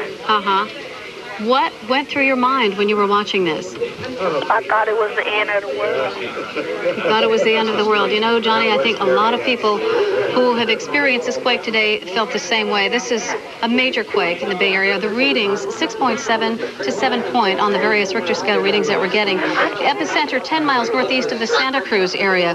I want to update you again. The quake was felt in Reno, Sacramento, Oakland, and as far south as the San Fernando Valley. 6 people reportedly crushed to death in their cars. In San Francisco, we have a report from Oakland that 40 people may have been killed when a building collapsed. The Coast Guard has 2 41-footers and a helicopter out over the Bay Bridge, searching just in case cars plunged off the bridge when a 50-foot section of that bridge collapsed. As you heard Dan Levitt report, Game 3 of the World Series was canceled by Commissioner Fay Vincent. He asked fans to leave the stadium in an orderly fashion. We have conflicting reports as to whether or not there has been structural damage to the overhang. There have been some cracks in Candlestick. They may be old cracks that are not dangerous at all, so we're just waiting to see about that. BART, our rapid transit system here in the Bay Area, hundreds of commuters were in BART stations. They, of course, ran when the quake hit. The trains are not running. BART inspectors are checking out the system. No injuries have been reported to BART.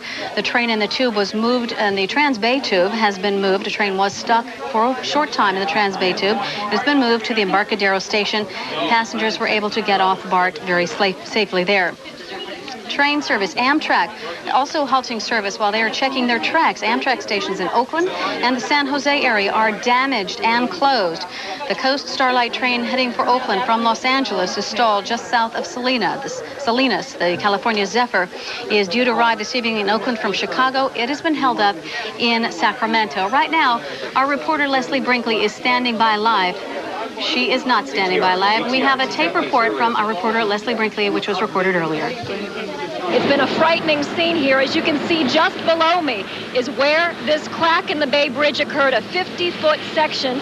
You see down there below the two cars that were on the upper deck when the bridge collapsed. They fell below. We understand that the people in both of those cars did get out safely. We do not know the extent of injuries at this point. Down below us, where this fell down, there were people describing it as a garage door closing. And we don't know yet if there were any injuries or deaths down there. We do understand from eyewitnesses that there were 1 or 2 cars below that this portion of the bridge did fall on top of. You're looking across the bay right now. It's an eerie scene to be standing here by this big gap in the Bay Bridge. There were a lot of commuters standing down below here a short while ago. They have since left. They have been ferried back over to the city. The link between San Francisco and Oakland is not working right now. Okay, thanks for that report, Leslie. Right now, let's go to San Jose, where Police Lieutenant Scott Seaman is standing by. Lieutenant, please help us work through this. Okay.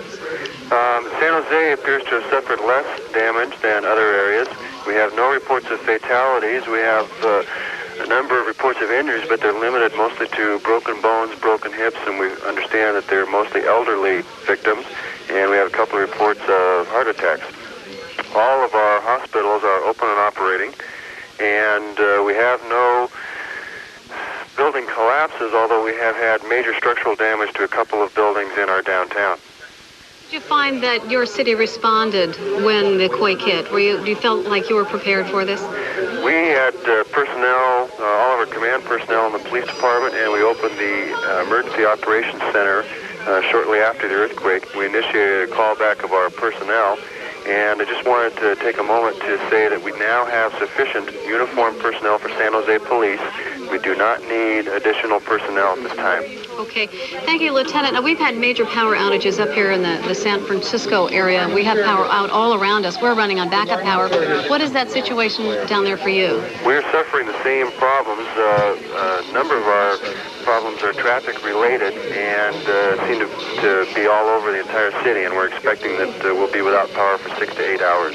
Lieutenant, they're advising us here that the streets are unsafe to drive on because of the numerous cracks. How is that in your city? We don't have the same reports of cracks. We only have one overpass at Southwest Expressway and Highway 280 that suffered about a 4-inch crack, and Highway Patrol is responsible for handling that. Our streets appear to be open, although they're very congested and all the intersections are difficult to cross because of the power outage. Okay, Lieutenant, did you feel the quake yourself? Yes, I did. And is this the worst thing you've been through? It's the worst I've been through. I'm glad I was in the building and able to work for it, but it is probably 5 or 6 times longer than anything else I'd ever felt. Okay, the important thing, though, for folks who are listening to you is that they remain calm. We are instructing people people to obviously do their own assessment of their house and care for their own families and neighborhoods. They need to be aware of the possibility of an aftershock, although we cannot predict that in any way. But they need to be careful about gas and water lines broken. And if they have significant problems, we're urging them to call 911 so that we can respond to them as quickly as possible. Okay, Lieutenant, thank you very much for joining us. That's Lieutenant Scott Siemens with the San Jose Police Department. They're not suffering as badly as we have up in the San Francisco area. Martin Wyatt is here right now. You were out of Candlestick when the quake hit. When it hit, Cheryl, we have just finished our live from 4:30 to 5. Eric Christensen, myself, and John Matroni, one of our producers, we were walking up a ramp at the stadium on the outside of the stadium, heading to see the game. When this hit, it was a shake, a roll. I looked at Eric Christensen. It was incredible because we looked up immediately up above us, all this concrete. We could actually see it swaying. It looked like on the mountain that sits beside, or that huge hill beside Candlestick, it looked like a bomb had dropped because it was dust just exploding off that mountain. I've been in Vietnam. I've never been so afraid at that moment right there. We looked at each other, and then we tried to come back to the truck to see what was happening. When we got back there, that's when we saw kind of shocked ball players coming back from the field. And, of course, I went on the field to see what was happening, if the game was going to be called or not. We've got a tape. I think they're going to roll it now. And you'll see some of the ball players who were coming back out when they found out that the game was canceled. They had these shocked expressions. Jose Canseco, along with his wife. Now, Esther talked to Mark Gibson after this about what the wives were feeling like when this whole tremor came about. Everybody pretty scared? Yeah, especially the ones that have their kids with the babysitters. They're like crying. They're terrified right now because they don't know if their kid's all right. Yeah, but they're really scared. I'm really scared and I have no kids. And they have their kids with somebody else. I don't know. Going up, did you get a sense that the thing was going to fall, or how did it feel? I really thought that. See, we were coming up this ramp, and I really thought the top, all that cement was going to fall on our heads or something. I just panicked. Baseball is secondary. There's a lot of people, I'm sure, that have been hurt, and that's really a primary concern right now. I got my family on the bus, and my parents are out there. Have you found everybody in your family, though? Well, I know that was your concern. Yeah, it's a big concern with something like that. You got 60,000 people here, and biggest concern right now is getting everybody safe and out of here. Yeah, sorry, man.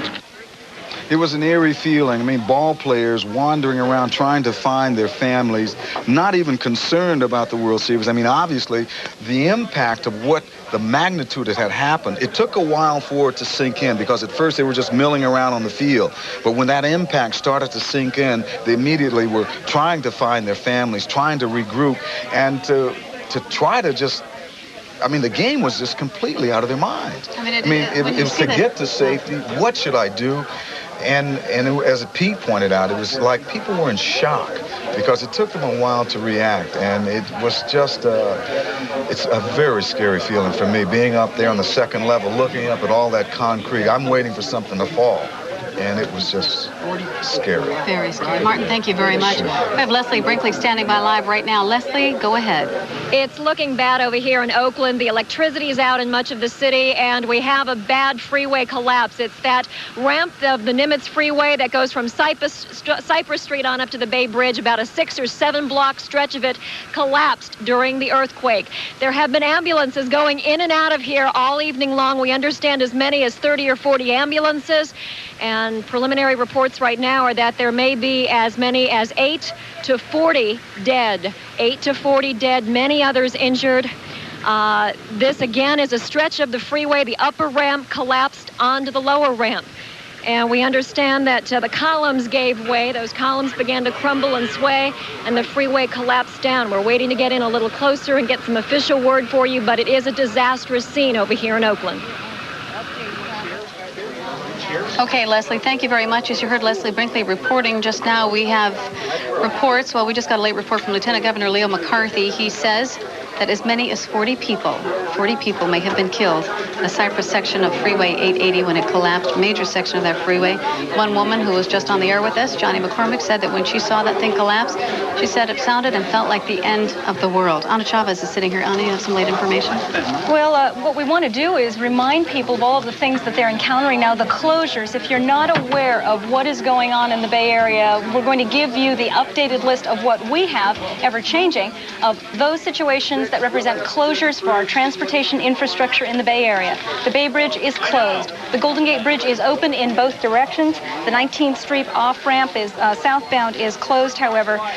Earlier we mentioned that the San Mateo Bridge is closed. Structurally, it does not look like it suffered any great damage, but traffic is being diverted to the Dumbarton Bridge. The Richmond Bridge is open. San Mateo is still being inspected, by the way. The 280 extension, the elevated section from 6th Street to 101 is closed. The Central Freeway, 101 at 9th Street is closed in both directions.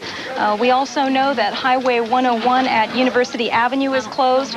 480 is closed in both directions. Highway 101 at 3rd in San Mateo is closed. Major damage. There is the note of the closure in Palo Alto.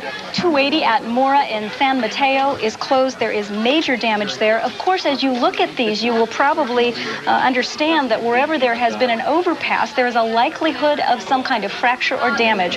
Where you didn't see closures noted there, Highway 17 and Highway 9 are closed due to fires or boulders.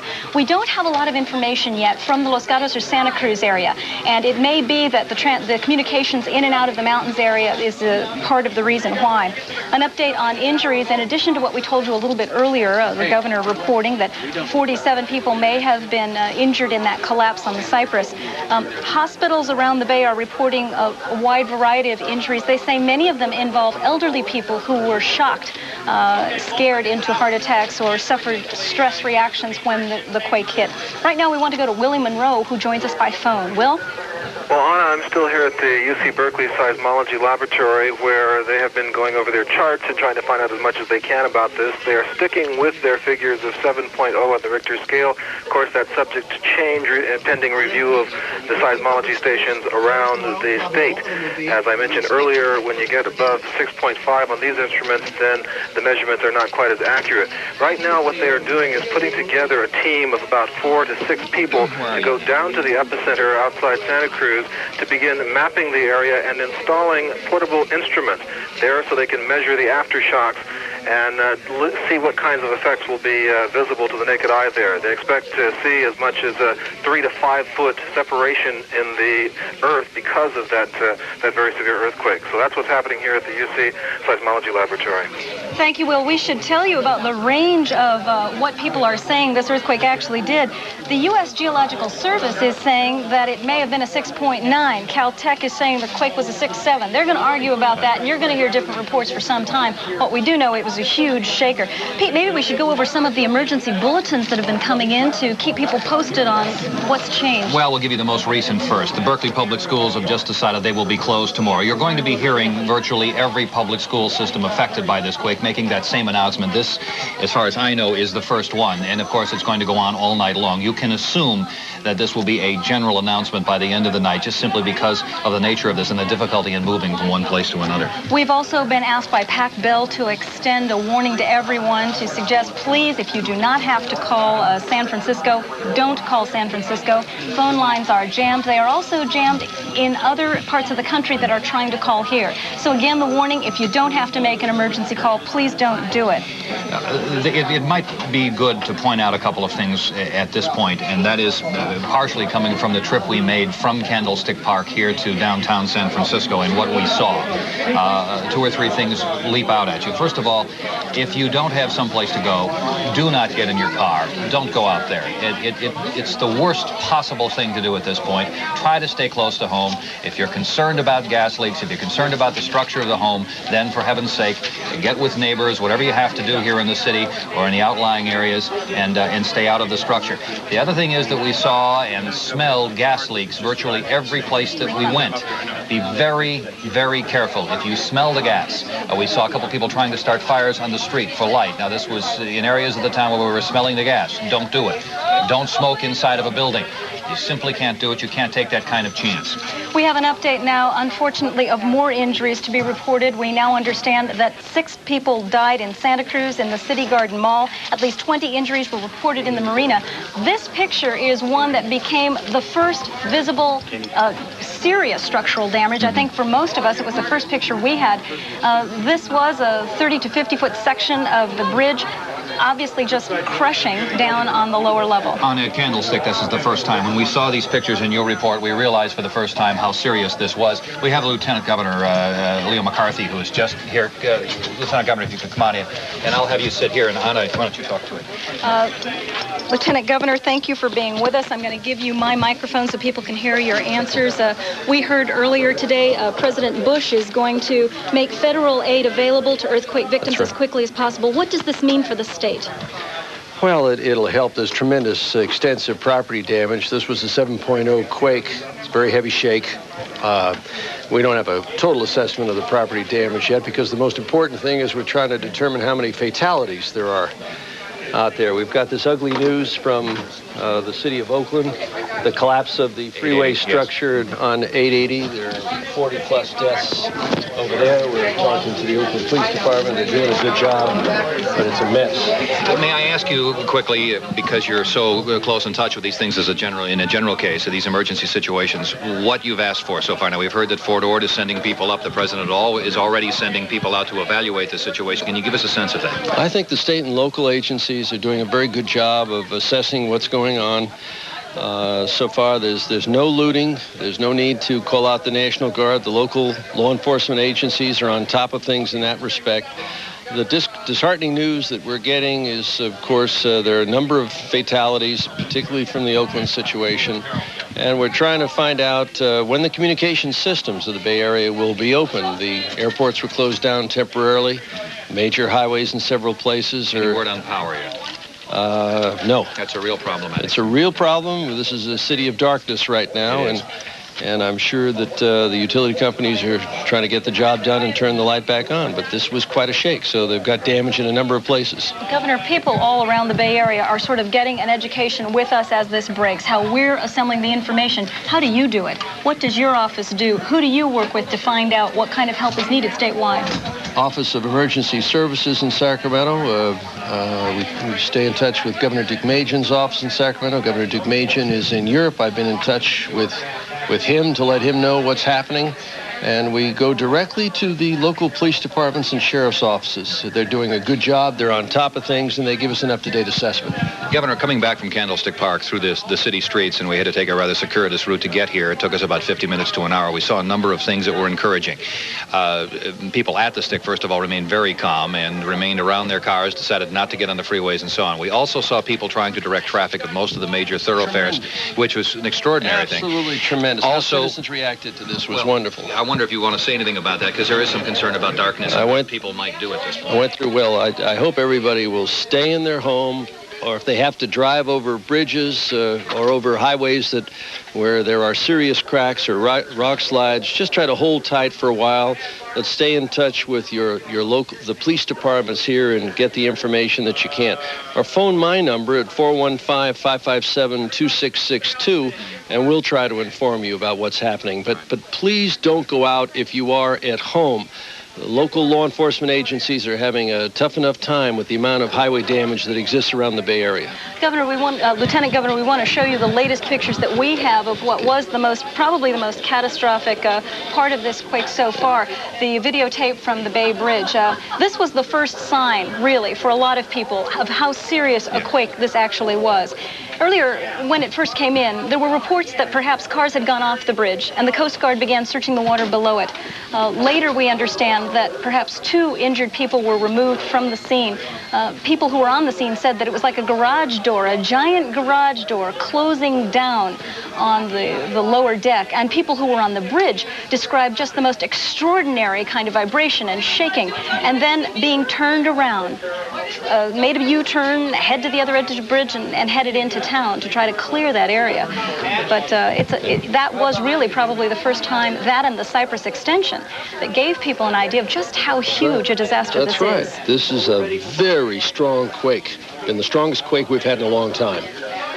Well, I appreciate you being here and coming by. I know that you were coming to talk with the people from Nightline, that they're going to be doing extensive coverage from the East Coast of what's happening here in California. We might say that emergency people are doing an extraordinary job in getting information to us, which so that we can get it to you, and that really this is the only way it's going to get out there tonight, and we thank you. I think what you're doing to inform the public is very important. Thank you both. Thanks very much, Leo McCarthy, for being with us. We appreciate it. Let me give you an update now on all the airports again. We know the situation keeps changing, so for those of you who are joining us in progress with our continuous coverage of the earthquake and the aftermath, let me give you some notes here. The San Jose airport is completely open and operational. There are no reports of damage or injury.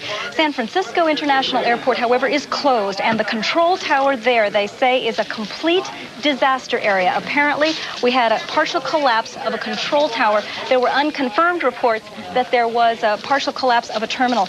Oakland Airport, by the way, there are 2 runways closed and 2 runways open. That's the situation with the airports. Let's go back to that map that we briefly showed you there, because it's important to try to understand in your heads how to move if you have to. And we're very concerned about people, for instance, that were in the city or at the stadium and how they're going to get home tonight. So let's go back to the map if we can, Kenny. This will show you some of the problems, the immediate problems. San Mateo Bridge is closed, but we do not know of damage there, only that they are inspecting it. There's considerable concern about rolling on the bridge. 880, that is the collapsed section in Oakland of the Nimitz Freeway.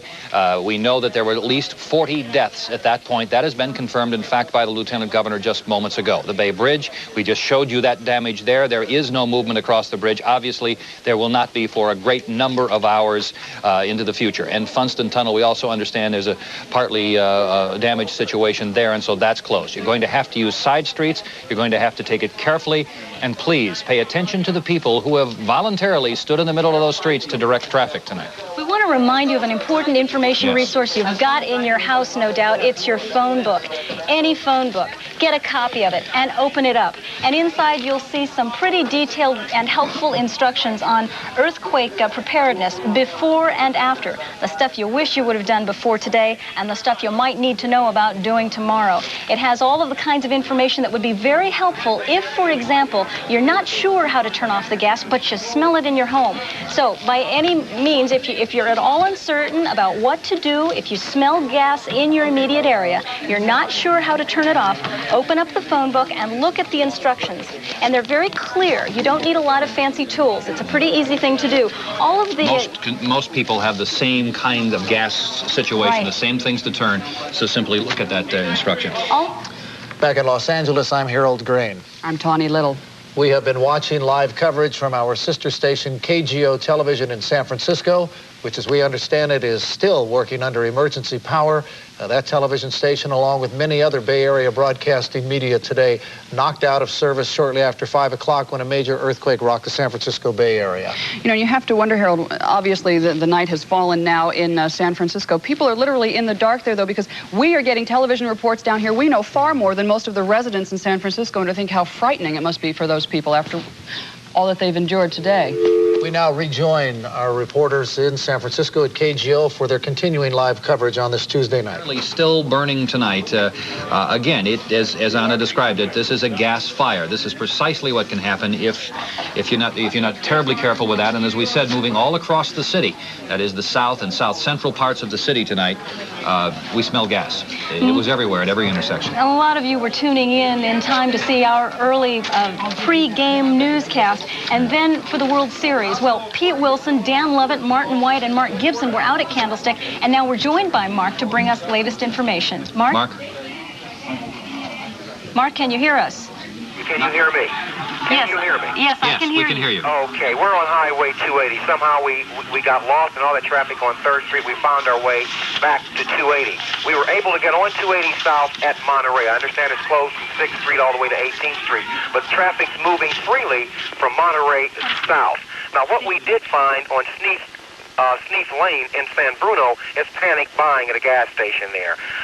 Owner Ken Kyler says people have been queuing up since about 6:15. I mean, it looks like a gas shortage there, only worse. People buying everything, soda pop, bread, and then lining up for gas. Interestingly enough, Jose Canseco drove his own vehicle from Candlestick.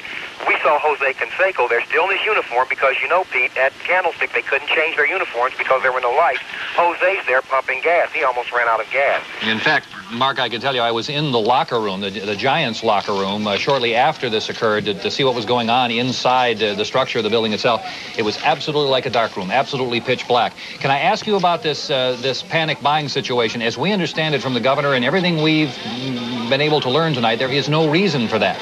If you're concerned about food supplies, there will be food. There are ways to get into the city. They have more than enough ways of supplying the stores and so on. This is not going to be a problem. The immediate problem now is damage, obviously, fires and so on. So the panic buying is, at this point, pointless. And I understand the same thing's happening in Marin, Pete, but again, Ken Kyler was saying, people coming in saying you're the only thing that we've seen open, and the lights are on in this area. Oh, they are. And the traffic lights are working. And then there's free access down 280. They see the gas station there. People queuing up. And in fact, the police have come to start directing traffic at the intersection because there have been several accidents. So again, we would like to urge people not to panic buy because there's no need for that. Mark, when you left the stadium, now we left first, then Dan, and then you apparently about 45 minutes to an hour later. What was the situation? People still in their cars, still sitting on the trunks and so on, just milling around? It was sort of a semi-carnival atmosphere out there. Some people still sort of lost, not knowing where to go. Those folks don't know how bad this is. That's the problem. They've had no communication. And in fact, people were asking me all along, Pete, how bad is this thing? I wonder if I have a home to go home to now. But along 3rd Street, people sitting on their stoops, as you say, out in front of businesses. It took us at least an hour to even get back over to 280 from Candlestick back Mark, up 3rd Street. We have some more information now. We also have, Steve Bell. The Oakland CHP joins us now by phone. Thank you for being with us, and can you tell us what you know? Well, right now we're on scene at the collapse of the 880 Cypress structure. There's about approximately 1 mile of collapsed freeway on the northbound direction now. We're on scene trying to remove the vehicles, injuries, fatalities, and debris. We have videotape of that collapse. Can you tell us, when we first saw it, it was not apparent how severe it was because you saw that the road was collapsed. It looked like a sandwich, but we couldn't tell really how many people were involved. An estimate of injuries or numbers of vehicles that were caught? Well, we don't have an accurate estimate right now, and we're not going to give one as of yet. We do know it was during rush hour. However, the majority of people were on their way to the game, and it was light traffic, so we're hoping that the number was minimal. Officer, we've received reports from the state emergency services people who say now the death toll is 50 at that area alone, at 880 alone. This is the area, about the mile stretch of this road that's simply sandwiched together. The upper part collapsing, and you know where it is if you've traveled, because you travel through that long tunnel-like section of 880, and it's simply sandwiched together. As you can see, we believe at least 50 people dead there. That fire coming from one of the vehicles down, caught in between those two concrete structures. We're also getting word from surrounding emergency rooms in this area, in Oakland and in the East Bay, that the people who are working in those emergency rooms are absolutely overwhelmed. Victims have all kinds of various degrees of injuries, various severity of their injuries, but they are overwhelmed doing emergency surgeries for people who were caught in that. Officer, thank you very much. We'll be back to you, of course, during the course of the evening. We want to go now to tape we took earlier, an interview with Mayor Art Agnos, to give you some idea of how the city is dealing with this. Seems in reasonably good shape. The lights are out in most of the city, although the emergency light seems to be on in those areas like hospitals and those kinds of facilities. The most serious problem we can see from the air is a tremendous traffic jam, mainly in those areas trying to leave the city. And we're urging people to stay home, not get in their cars, or get home through back streets if they're trying to go through to their homes in San Francisco. The chief and I were just discussing we need to try and get some extra help along 19th Avenue, the area out by the marina. That fire seems to be under control now, and what we need to do is get the traffic that obviously is trying to get out of the city through the few outlets we have, that is the Golden Gate Bridge and down the peninsula, moving smoothly. Right now it seems to be heavy traffic. Did you get a chance to look at the Bay Bridge, Mayor? Yeah, we went by the Bay Bridge. It's a little bit dark there, but it clearly is badly damaged with the upper deck sort of dropped down into the lower deck. There's no traffic. Yes. I'm tossing to you cold 8:30. Okay. To Koppel. Koppel is coming to you. And Lieutenant Governor Leo McCarthy is here. Lieutenant Governor Leo McCarthy's on the phone right now. Harold Green and Tawny Little back in Los Angeles as we bring you our continuing coverage from our sister station KGO in San Francisco. Reports coming in now, and it is apparently getting worse. The Lieutenant Governor of the state of California, Leo McCarthy, has now let us know that the death toll stands at 50, including as many as 40 people who died when a freeway in Oakland collapsed today. And all of the video that we've been seeing, I mean, we're feeling the same emotions that you are at home, I'm sure, thinking how close that is to us in terms of hitting home and living in an earthquake area, and how frightening it must be, the thought I was trying to get out a few moments ago for the people in San Francisco. You're seeing a television picture emanating from our sister station in San Francisco, but they are operating on a generator. The people at home basically are without power, and if they don't have the battery-operated radios or whatever that we're supposed to have when we live in an earthquake area, they have no idea what is going on, other than obviously something very tragic and of huge proportion. Tawny, let's bring everybody up to date in the Los Angeles area right now. San Francisco is the scene of a major disaster tonight following a powerful earthquake that jolted the Bay Area. That quake has been measured as high as 7 points on the Richter scale.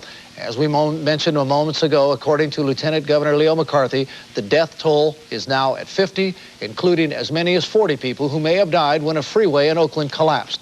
There are widespread reports of collapsed buildings, bridges, and freeways, major fires, and power outages.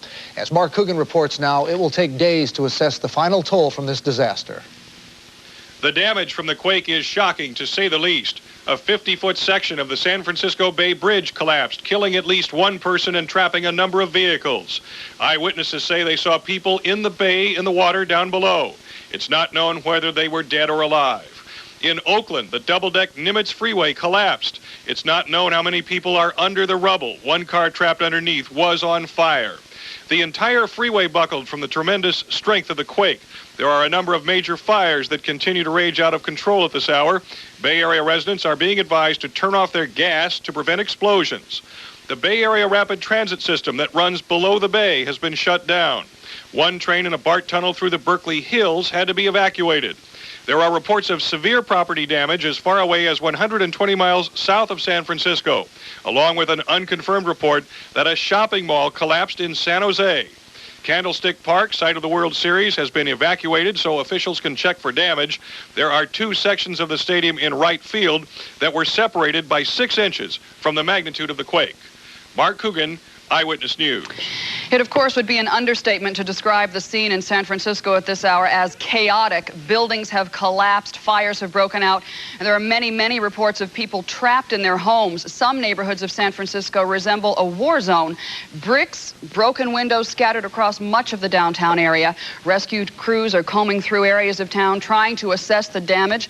Some people who escaped injury remain in shock tonight in San Francisco. And everything just started shaking, and it's a plaster and lath building, and just whole sheets of plaster were coming off the ceiling and the walls. And I was in the bathroom painting, Randy was in the living room. I ran to the bathroom door and stood there, and he was trying to get into a doorway, and the floor was falling at such an angle, it made him fall down. There had been a courtyard in the backyard, and all the rubble and the pipes from the boiler all had fallen over, so we had to crawl over. And I have a baby, so we could crawl over and hand the baby from one to another so we could crawl across all the debris in the back. The damage is so extensive in some parts of town, it is virtually impossible to travel across sections of the Bay Area. Public transportation, including the BART subway system, has been shut down. Nobody is going anywhere. Tawny, while much of the coverage of today's quake has centered around San Francisco, many other Bay Area communities have been very hard hit. Now, since the earthquake centered in the Santa Cruz Mountains, much of the damage is near there, and we now have a report that at least 6 people were killed when part of the City Garden Mall collapsed. A reporter at a Santa Cruz newspaper says tonight the quake was the scariest thing that he's ever lived through.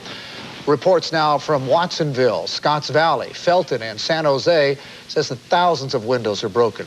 Homes in Los Altos Hills and Aptos were heavily damaged.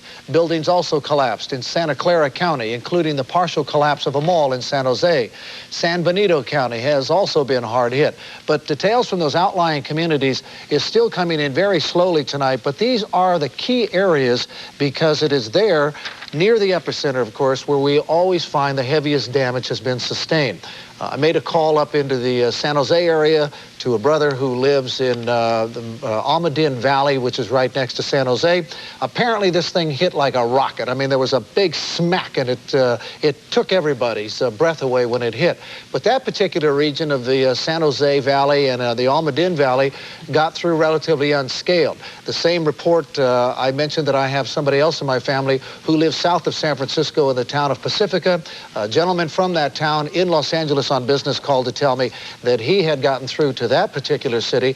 No known damage at this time, but again, we are concerned about that area down near the epicenter, down near Santa Cruz and through the Silicon Valley, and we are awaiting reports, damage reports, and possible injuries there tonight. Tom. Harold, we might be able to get some new information right now because here in the Southland, people are starting to arrive from the Bay Area following the quake. Our reporter Pam Thompson is standing by live right now at Burbank Airport. We are told a flight has just arrived there from San Jose, perhaps bearing new news. Pam. Yes, well, Tani, the passengers who came off that flight said they were very shaken. The San Jose airport had lost all its power. However, a few flights were able to get out. The passengers wanted to get home or get back to their families, but we're standing by with a man right now who was trying to get to San Francisco. Of course, the San Francisco airport is still closed. Bjorn Barsky, you're a tour manager. Tell me, how did all of this affect you? Well, I have 44 Scandinavian people here, and we're on a round trip for 22 days in the United States, and this is the last but one stop. We have San Francisco, which should be the highlights of the trip, and we have been to Burbank and Universal Studios today, and we went on the little train, and we have the experience of an earthquake, you know, on that little train, and they joked about me and said, have you ever had any earthquake over in San Francisco? No, I've never felt it. And when we came over here, that suddenly it struck us, and we heard about it, and my people are really shocked, but I'm glad I could get some rooms for them. Will you still try to go to San Francisco? No, I don't think so. I've talked to my people tonight, and I think they are really thinking of not going to San Francisco. I think they have a mess up there. They are shaken up just by hearing about it. Thank you very much. Thank you. Well, the situation here is actually pretty quiet right now, and I talked to the operations officials over at the Los Angeles International Airport, where they say somewhere between 200-300 flights to San Francisco were canceled this evening. The Oakland Airport and San Jose airports are now reopened. However, they say at LAX things are pretty quiet. Now, another problem they're having over there is fog. That has nothing to do with what happened up in San Francisco earlier today.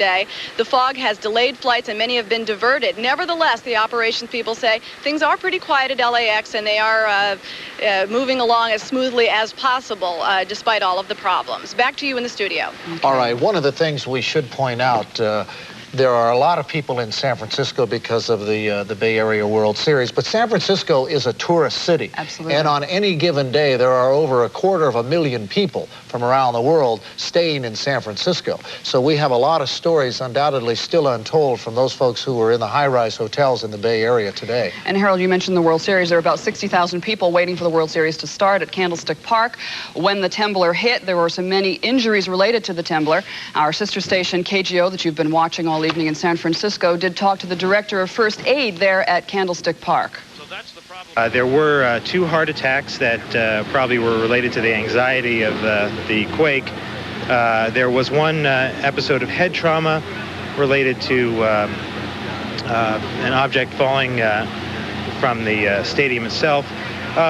Lots of minor cuts and bruises that, quite frankly, we didn't see. I think people were very good about evacuating in a timely fashion and orderly, and I don't think there was any sense of panic that you might expect from a sort of an excited crowd of 62,000 people. And of course, considering the number of people involved, most of those were very, very lucky to escape without injury. And you have to think of the panic that ensued after that and what could have happened had it not been a controlled crowd, and it was. Yes, as we have heard from Rick Lozano throughout the afternoon, the people in Candlestick Park conducted themselves in splendid fashion today. Rick, once again, standing by with this live report on this Tuesday night from Candlestick Park. Rick? Okay, thank you, Harold. And indeed, fans here at Candlestick handled themselves very well. They should be commended because things could have been much worse had we had a panic-type situation. That did not occur, and things are all the better for them. Fans still milling about, although Candlestick is relatively quiet at this hour. Fans have been able to get into their cars now and head toward home. We have shown you throughout the course of the evening some of the physical evidence that there is structural damage to Candlestick Park. With me right now are John Martin and Todd Law, a couple of fellas who were up in the upper deck when the earthquake hit. And as you can see, they have gotten themselves about a 50-pound souvenir. Well, he says 60 pounds. He's holding it, so he should know. Todd, tell me about where you picked this up from, and was there any danger that this perhaps falling on anyone or injuring anyone? No, this came off of a stairway. It was down on the ground after the fact.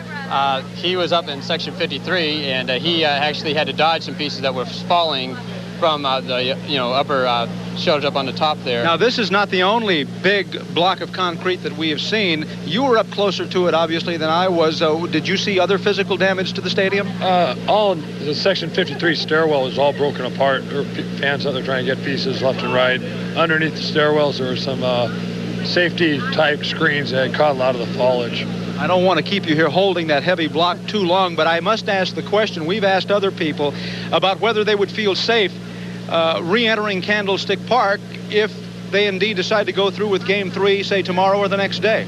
Oh, yeah, I'll be there. I got down at around first base when it hit. I took a 360-degree photograph as the place was shaking, and I felt pretty safe there because there was nothing above me. Of course, where he was a different story, so they might have to shut down that part of the stadium. They're actually evacuating it while we were down on the field before they decided to get everybody else out of there, because some people, I think, might even got hit.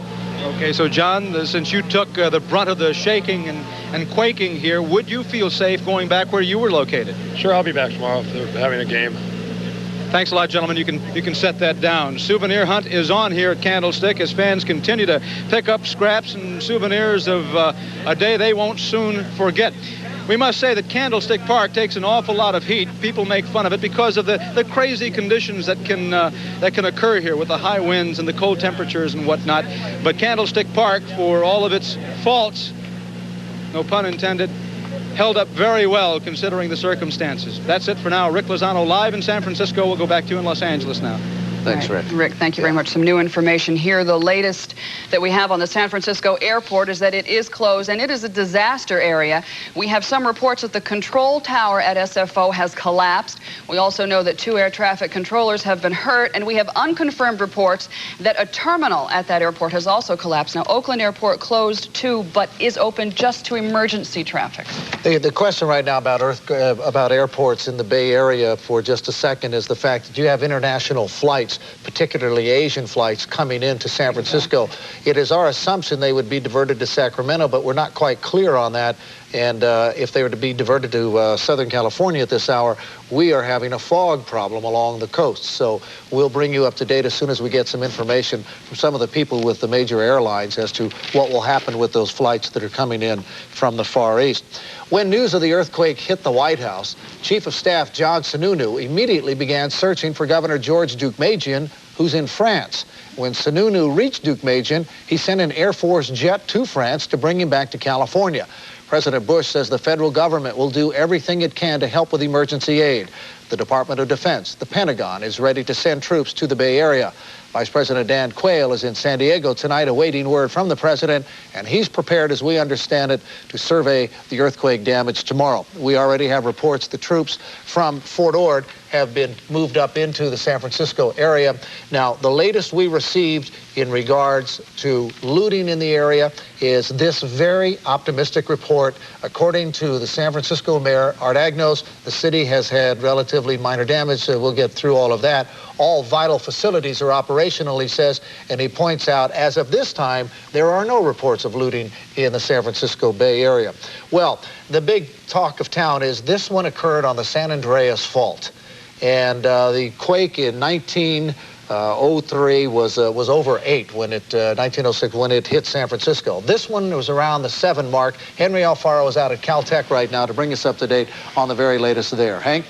Well, they continue to be very active here at Caltech, and with me is Steve Bryant, who is a seismic analyst with Caltech and the U.S. Geological Survey. Steve, you've been busy updating and getting all the information. What do you have to report now as far as any aftershocks, any seismic activity up in Northern California? Well, the aftershocks are still continuing at this time. So far, the sequence looks fairly normal as for a main shock aftershock sequence. So pretty much we're seeing what we would normally expect to see. Are they big in terms of magnitude, 2, 4, 3? What is it? Well, from this point, we're estimating somewhere between magnitude 3 and 4 for sort of the average ones we see, maybe as high as 5 for the biggest one. This seismic activity, does it mean now that there's a settling in the San Andreas Fault at the epicenter? Well, there is a readjustment of the ground around where the earthquake occurred. Since part of the stress has been relieved, the rest of the area has to adjust to that new level of stress. There have been some reports of people here in Southern California saying that they felt anything. Have you been able to actually register or see anything on these seismographs? Well, it's possible that they may have felt the main shock if they were situated, say, at the top of a very tall building or something like that, where you would be favorably situated to feel it. For the most part, people wouldn't have felt this one. Once again, it reached as far south as around Santa Barbara and even a northern portion of the San Fernando Valley. You had indicated that this was a very major, a very severe earthquake that relieved a lot of tension along the northernmost tip of the San Andreas Fault. That San Andreas Fault follows a long, long way, and it passes right here in Los Angeles. Again, this type of situation creates a lot of nervous people. And the question is, among a lot of people here in the Southern California, Los Angeles area, they had a big one up there. Will there be any repercussions, and will it come down this way? No, we don't believe that it will travel down the fault. The stress along the fault between Northern California and Southern California is different. It's relieved a bit around the Hollister area, south of the Hollister area, so it won't propagate through that area. It won't come down the faults. Once again, the time frame between the earthquake up in San Francisco about 4 or 5 minutes after 5, and is there a grace period in which the people can finally say, look, we've overcome the greatest time of fear? Well, the most activity we'll see is right after the earthquake, and for a magnitude earthquake of that size, we expect to see aftershocks for days or possibly weeks. But pretty much after that, things should be starting to settle back down. There may be the occasional aftershock even months later, but they will be fairly infrequent. Well, that is somewhat good news that things will be settling down. We've been watching the tape that they've been taking in San Francisco and have been able to observe the tremendous amount of damage, so hopefully things will be settling down, and we'll continue to stand by here at Caltech. Reporting live, I'm Henry Alfaro. Now back to you. Okay, Henry. Well, Henry, thank you very much. At least one person, possibly two, died when part of the Bay Bridge connecting Oakland and San Francisco collapsed. 2 people were pulled from cars that were balancing between the break in the bridge construction. Now, traffic on the top of the Bay Bridge goes into San Francisco. Traffic on the bottom goes to Oakland and the East Bay area. Traffic reports say that there was stop-and-go traffic on the bottom level, and that the top level had a moderate amount of traffic. There were reports of some people in the water below the bridge after the collapse. We don't know if they jumped into the water or if they were thrown into the water out of their cars. That remains to be seen at this hour. Well, Tanya, you know, fires sparked by leaking gas are always a danger following a quake, and that's exactly what's happened in the Bay Area. One of the major fires is burning an entire city block in what is known as the Marina Pacifica district of San Francisco.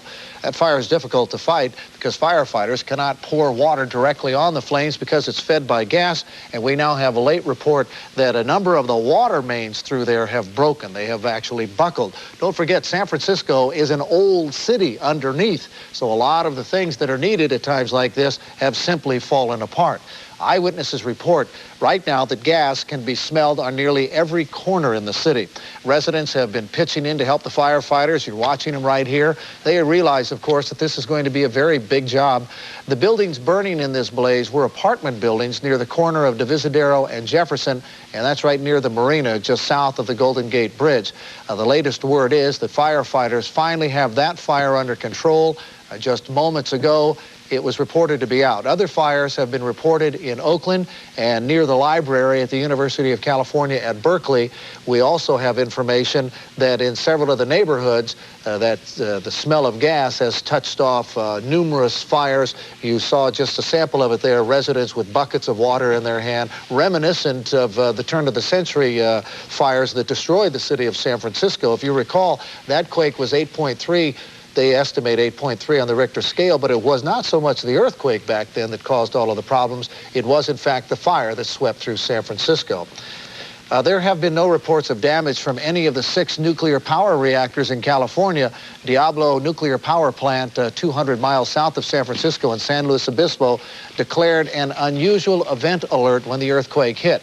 Pacific Gas and Electric says that's the lowest of the emergency classifications. Plant safety crews did a detailed search of the facility, but found no damage there at all. And I wanted to add something to the story about the fires that you did just a second ago, Harold. We had reports earlier that the firefighters were having a difficult time fighting the fires because of a lack of water pressure, whatever, because of these old water lines breaking. In fact, the mayor later came out and said that's not true, thank goodness, because so they've updated it. Yeah, that would have been a desperate situation.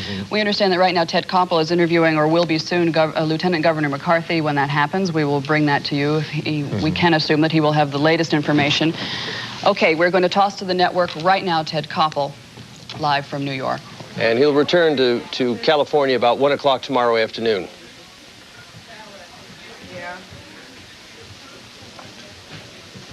What is happening here is we have the Lieutenant Governor's sound. Ted Koppel in New York, you are unable to hear his question.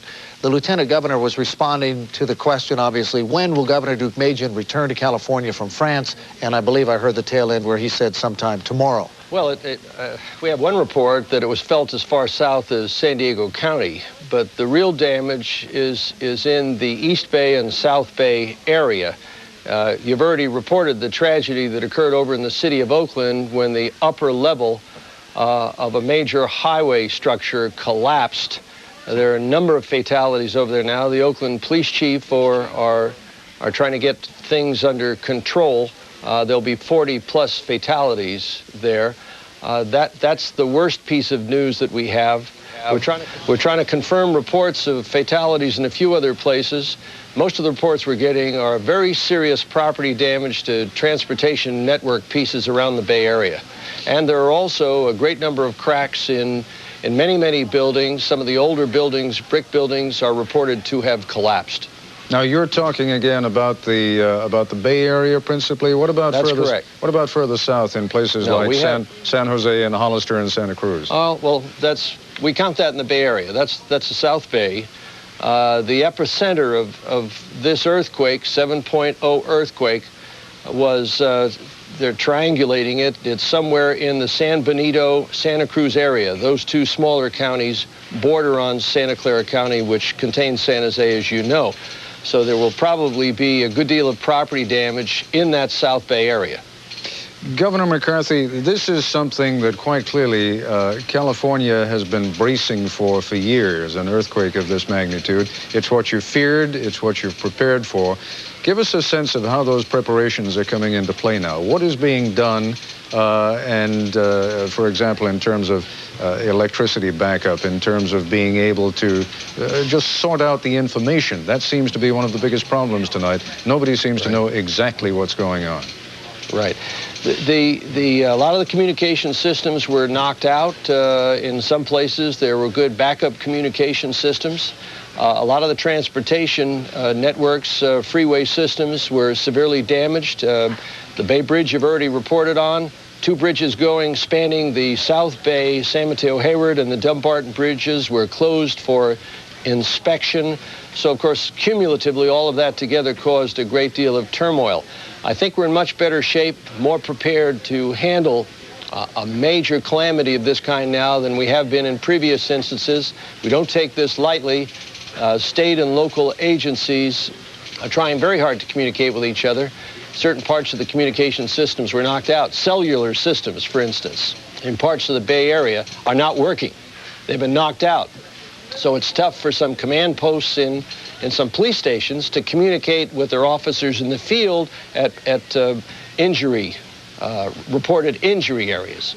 Governor, I don't know if you can tell, we were just looking at a high shot that was videotaped earlier on of that huge fire down in the Marina area. Maybe you can just look up at your monitor and you'll see what I'm talking about there. We also saw some ground level shots of that, and I was told that one of the problems that the fire department is facing is that many of these fires are caused by ruptured gas lines. That's right. What is being done some of the reporters right there at KGO have been saying that as they go out in the streets, there is at almost every intersection a smell of gas. Now, you face what seems to me to be almost a paradox of a problem. On the one hand, you don't want to send people racing out of their homes and just going they don't know where. On the other hand, is it safe for them to stay in San Francisco tonight? It is, and they ought to listen to radio broadcasts as to whether they should move out of their homes. Right now, people should stay in their homes, not compound the problems in an already glutted transportation system. The fire department and the utility companies are out checking all broken gas lines, doing the best they can to move very, very quickly. This was a heavy shake, 7.0. Those entities are moving very, very quickly to try to seal up any gas leaks. We will warn people with the help of the television and radio whether there are any danger points. Do you have any figures right now on how many dead, how many injured? Any cumulative figures? The worst problem is the freeway collapse over in the city of Oakland in the vicinity of 14th Street and Cypress.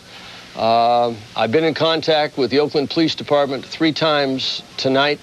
They are waiting for an update from their command post on site. I'm going to try to go over there in a few minutes myself. It's going to be very bad news. All right, Governor McCarthy, thank you very much. As more information becomes...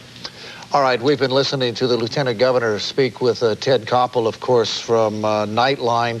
We would like to point out some new information that we have received from the Bay Area, the Nimitz Freeway. We have been pointing out that at least 40 people were killed in that freeway collapse. Some new information that I've been able to garner here is that in Santa Cruz, 6 people killed in the collapse of a shopping mall there. Heavy damage reported, many fires, broken glass, and the power out. At UC Santa Cruz, apparently it escaped major damage. The campus evacuated, fear of natural gas leaks there. But up here's one thing that caught my attention. They tell us that Highway 101 at University in Palo Alto has collapsed. And if memory serves me correctly, that would be down near Stanford. So this is new information that the 101 at University in Palo Alto has collapsed. Again, this is the area we are trying to get the information from. It is near the epicenter, and it's in that vicinity that we expect to receive more reports of heavy damage. So far, we've received reports from people that many of the brick fronts on houses have come off, windows have shattered, the stores have sustained major damage with foodstuff scattered all over. We're up to date on that region of California right now. Well, even more than that, Harold, CHP is reporting that a J.C. Penney store in Hollister has collapsed, and that's the California Highway Patrol saying that. Also that a bridge on Highway 101 in Hollister has collapsed, and there are unconfirmed reports in San Jose that a shopping mall has collapsed. Now, the one that Harold just told you about was in Santa Cruz. Right. And there are, of course, buildings off their foundations, and buildings that are standing, the upper floors seem to be in jeopardy of collapsing in a number of structures. We've been told about that. You know, with an earthquake at any given time, there is not a real pattern. Despite the fact from the epicenter, the shock waves are sent out. It's been our experience. We witnessed it when we covered the Whittier Narrows quake, that certain areas will sustain damage, yet a matter of 1 block, east, west, north, or south of that particular area, they get through it relatively unscathed. So if you have family or loved ones in that part of the state tonight, stay tuned. As that information comes in, we will bring it to you. Also, AT&T would like people not to try to call the Bay Area. Obviously, that's the thing that you want to do, to check on your friends and your loved ones up there, but they want to keep the phone lines in the Bay Area open for emergency calls that are so needed. Okay, let's continue on right now. As we well know, the timing of this quite formidable. The quake struck just minutes before Game 3 of the World Series was to get underway at Candlestick Park. Reporters talked with the Oakland and San Francisco players as they gathered their loved ones around them, and then they prepared to leave a quite badly damaged ballpark. All of a sudden, I just felt like I couldn't run. Something was up, like I had a few drinks or something. I don't know. Just kind of equilibrium was all messed up. I felt like I was going to fall down. We looked up and saw the windows shaking, and then my concern was my family. Just trying to find out where my family was. Knew we were in an earthquake. kind of puts things in perspective, makes you realize just the insignificance of a baseball game and a World Series, even though it's a big deal, but more important, lives and family, and that was my first focus. My first feeling, I was in the clubhouse, and everything blacked out, and, you know, the dust started falling. It was shaking pretty bad. We just decided to get out. Did you know it was a quake right away? I mean, at first, you know, you just could hear the rumbling. You didn't know if it was the people in the stands or what, but, you know, all of a sudden everything started shaking and the blackout came, and we all decided, you know, we got a big earthquake, let's get out. I've been in an earthquake, but nothing like this that probably scared a lot of people, or the damage that it have caused. I haven't been in one that. This probably was the strongest earthquake I felt. So you knew it was one as soon as you started feeling it shake? Oh yeah, we knew it was one. You know, it used to always happen around this area once or twice a year, so we knew it was an earthquake. Well, first of all, your primary concern is like, where's my family, where's my kids, my wife, you know? So, you know, the guys went out in the open area, and then we started looking for our families. And, you know, they say aftershock is coming, which is supposed to be just as bad as the quake itself. Well, at a time like this, you know, you've got a lot of people here that because of us and everybody's mercy, so we wanted to get all our families together. Everybody else came in 1 or 2 cars. We came in groups of 100 or 200, so just get everybody together, and now we're in the buses and we'll start heading home. Well, that location, Candlestick Park, where the Giants and the A's were to play Game 3 of the World Series, was damaged during the quake today. There are cracks in that stadium. However, a complete damage assessment hasn't been made just yet. Baseball Commissioner Fay Vincent talked with Al Michaels outside the stadium a few moments ago about the possibility of playing at Candlestick Park tomorrow. We have agreed to meet tomorrow morning at 9 o'clock with representatives from the government, from the mayor, and from the state. And I think at that point we'll get more facts, good intelligence as to how difficult it would be to play tomorrow night. Certainly on the basis of what I know now, it seems unlikely, but we won't really know until tomorrow morning. Candlestick Park was built to give during an earthquake. That was back in 1959. Maybe I might be off a year or two there. Some of the fans walked away with pieces of concrete from that structure. They didn't get to see the ball game today. They wanted a souvenir, but I have a hunch that anybody holding a ticket to Game 3 of the World Series between the San Francisco Giants and the Oakland Athletics will be back at the ballpark as soon as word is given out when that game will be resumed. There has been some speculation, I might point out, that because of the damage there, because of the probability that there is damage over at the Oakland County Coliseum across the bay, and the fear of aftershocks, this is just an outside possibility being bantied about by some people as we understand it. Dodger Stadium could be the site of this World Series if they're ever to get this World Series completed, 7-game World Series. That is a very, very big outside possibility right now. But when you think about it, with 2 of the major stadiums impacted by today's earthquake, they can only hold off a World Series so long. I mean, if you get away about a week or so, then I think the entire World Series would be in jeopardy unless they moved all of the teams and whatnot to a different part of the state. Tony. Of course, sir, what we've been talking about is the 6.9 earthquake that hit San Francisco, the Bay Area, around 5:04 this afternoon. It is an enormous natural disaster, naturally. It is 6.9, as I said. At least 50 people were killed. Our Marianne Bannister now has an overview of this situation for us, if we can take her report now. The violent earthquake caused the double-deck Nimitz Freeway in Oakland to cave in, trapping a number of people underneath. So far, authorities say at least 40 people died in this collapse. It happened during rush hour. The quake caused a 50-foot section of the San Francisco Bay Bridge to cave in. 1 person was killed on the bridge. Witnesses say they saw several people down below in the bay, but it's not known whether they are dead or simply searching for survivors. Many sections of the Bay Bridge resembled a war zone. There are reports of collapsed buildings, bridges, freeways, major fires, and gas explosions. 6 people died when an old 4-story brick building in downtown San Francisco collapsed onto some cars. 6 more people were killed when part of a shopping mall collapsed in Santa Cruz. There's also an unconfirmed report of another shopping mall collapse in San Jose. The quake forced the postponement of Game 3 of the World Series. Candlestick Park was evacuated so officials could check for damage. The quake was so strong it caused 2 sections of the stadium in right field to separate by 6 inches. Because of a breakdown of communications and power outages throughout the entire Bay Area, it'll take days to gauge the final toll of this tragic disaster. Marianne Bannister, Channel 7 Eyewitness News. That is all the information we have here in Los Angeles on what is taking place in San Francisco. I'm Harold Green for Tawny Little Eyewitness News. We now join Ted Koppel and Nightline in the east, but we will be back. Paul Moyer and Martin. We will have an expanded 11 o'clock Eyewitness News and our continuing coverage. We will continue to... they're going to take a break right now. We'll tell you right up front because we don't want to cut away and they'll have a commercial on the air and that won't do anybody any good. Let me run a couple of things by you while we have a couple of minutes here. Then we will join Ted Koppel.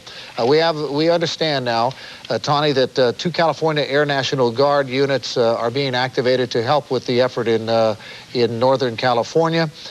We now have also some information about that major marina fire and how many people have been impacted by it. 20 people have been injured in that fire in the marina section of San Francisco. And we also have information right now that one person has apparently died of a heart attack.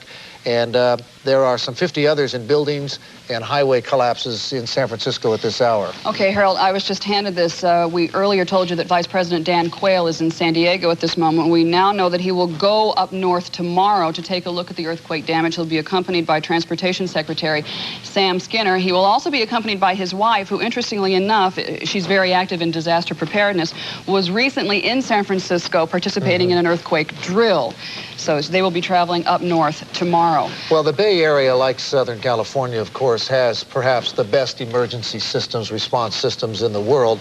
We have been preparing for an earthquake of this magnitude for a long time. As you recall, Eyewitness News just 3 or 4 months back devoted an entire newscast to a simulated earthquake over a 3-hour period, showing what would take place, what was needed to get through it. And all of the things that we predicted would happen are taking place tonight in San Francisco. But the emergency systems are all in place. And the people in the Bay Area right now, their biggest problem, of course, if they haven't sustained a personal injury, is that they are without the necessities. They are without power. They are without water right now and without... Let me go through that for a second, Harold, because we're getting some information, obviously secondhand, from people who are calling, telling us what information they have culled from relatives or whatever, talking with them on the phone. I'll go through some of some of the towns up north and try to tell you what the situation is. In Santa Cruz, we are told downtown area is heavily damaged. They are without power, many aftershocks, no reports of injuries. On the campus there, those students who live on the campus are now being required to sleep outside. They tell us it looks very much like a war zone and the streets are buckled there. There is no water, no power at the homes. Now, this report says that every house is damaged. That sounds like, obviously, a very large statement. We'll have to check more on that. In Monterey, they have no power at this hour. Watsonville, they tell us that downtown Watsonville is heavily damaged. Fort Ord, some homes are damaged. In Vallejo, the naval base there has some damage to some of the structures. In Felton, the downtown area, heavily damaged. This is beginning to sound very much the same every place that we go to. San Francisco Airport, everyone dove under the counters there seeking some kind of shelter. Panels fell off the ceilings. Lights fell out of the ceilings. Los Gatos downtown was evacuated because of gas leaks. Again, very much the same thing that we've been hearing all evening. The downtown area there looks like a disaster area. Highway 17 closed to because of landslides. San Jose to Santa Cruz. Highway 9 closed because of fires. That's between Los Gatos and Saratoga. All right, and we were just watching the local efforts right there. People pulling fire hoses, helping out the fire department, everybody pitching in. All right, a moment ago, we said we would go to Ted Koppel and come back to Los Angeles after Ted wraps up business on Nightline tonight. So let's join Ted Koppel in progress from the East Coast. We have our generators working. We've had several live shots coming into our affiliate here, and you really can't see much of anything. We're trying to, again, get a handle, just like most of the officials are, on what the extent of the property damage, the fatalities, that sort of thing. We're still getting reports in, but I've given you the very latest as far as the 40 to 50 dead on the freeway. We have 7 right across the bridge in San Francisco. There was a building that collapsed, 7 confirmed dead there. We know 1 for sure in that Bay Bridge fatality. You saw that video, 2 seriously injured, and then again the 6 people in Santa Cruz. I think the scary part at this particular time is the fear of the unknown. We just don't know the extent of the damage, and I think tomorrow when perhaps the sun finally shines, we can see exactly what has happened. Sydney, what I'd like to suggest that we do next is what we have been doing for much of the evening, and that is hitchhiking on the back of your camera crews and what KGO is doing. I assume you're still on the air live. KGO is on? Yes, we are. All right, well, let's take a look at what you folks are doing. Okay, let's see if we can switch live. I know we have some video, but let's see if we can switch live. I'm not sure if we can do that at this particular time. Do you know if we can? The station is really incredible south of Market. There are bricks down onto the streets, onto the sidewalks. But perhaps the worst devastation, the worst thing that we saw south of Market tonight was the facade of a building that collapsed on 6th Street. People who travel the 280 freeway in San Francisco probably have a pretty good idea of where this is. This is the 6th Street on-ramp to Highway 280. Now, bricks fell down on the top 2 floors of this building and crushed people who were getting into their cars. You can see these cars that were squashed almost flat.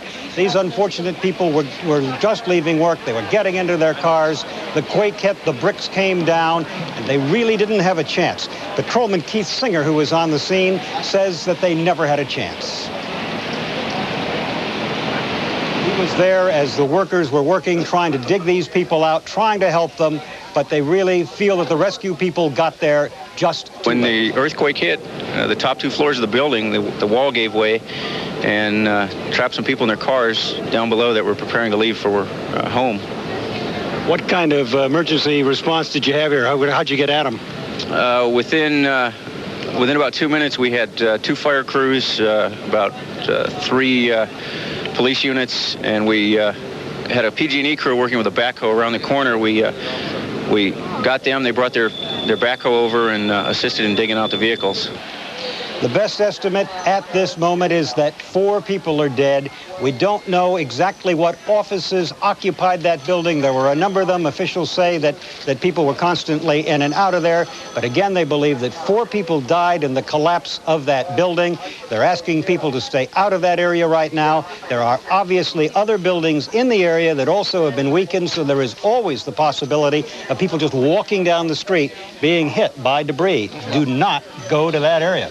That is part of the problem that they talk about with the facades of buildings, depending on their age, and that's why you can't have overhangs and that sort of thing. Do you have any idea the age of that building or how well it might have been constructed? You really can't tell. It does look as if it had some reinforcing, that someone had tried to bring it up to an earthquake code, but it was only the top 2 floors that collapsed. The rest of the building seemed to stay intact.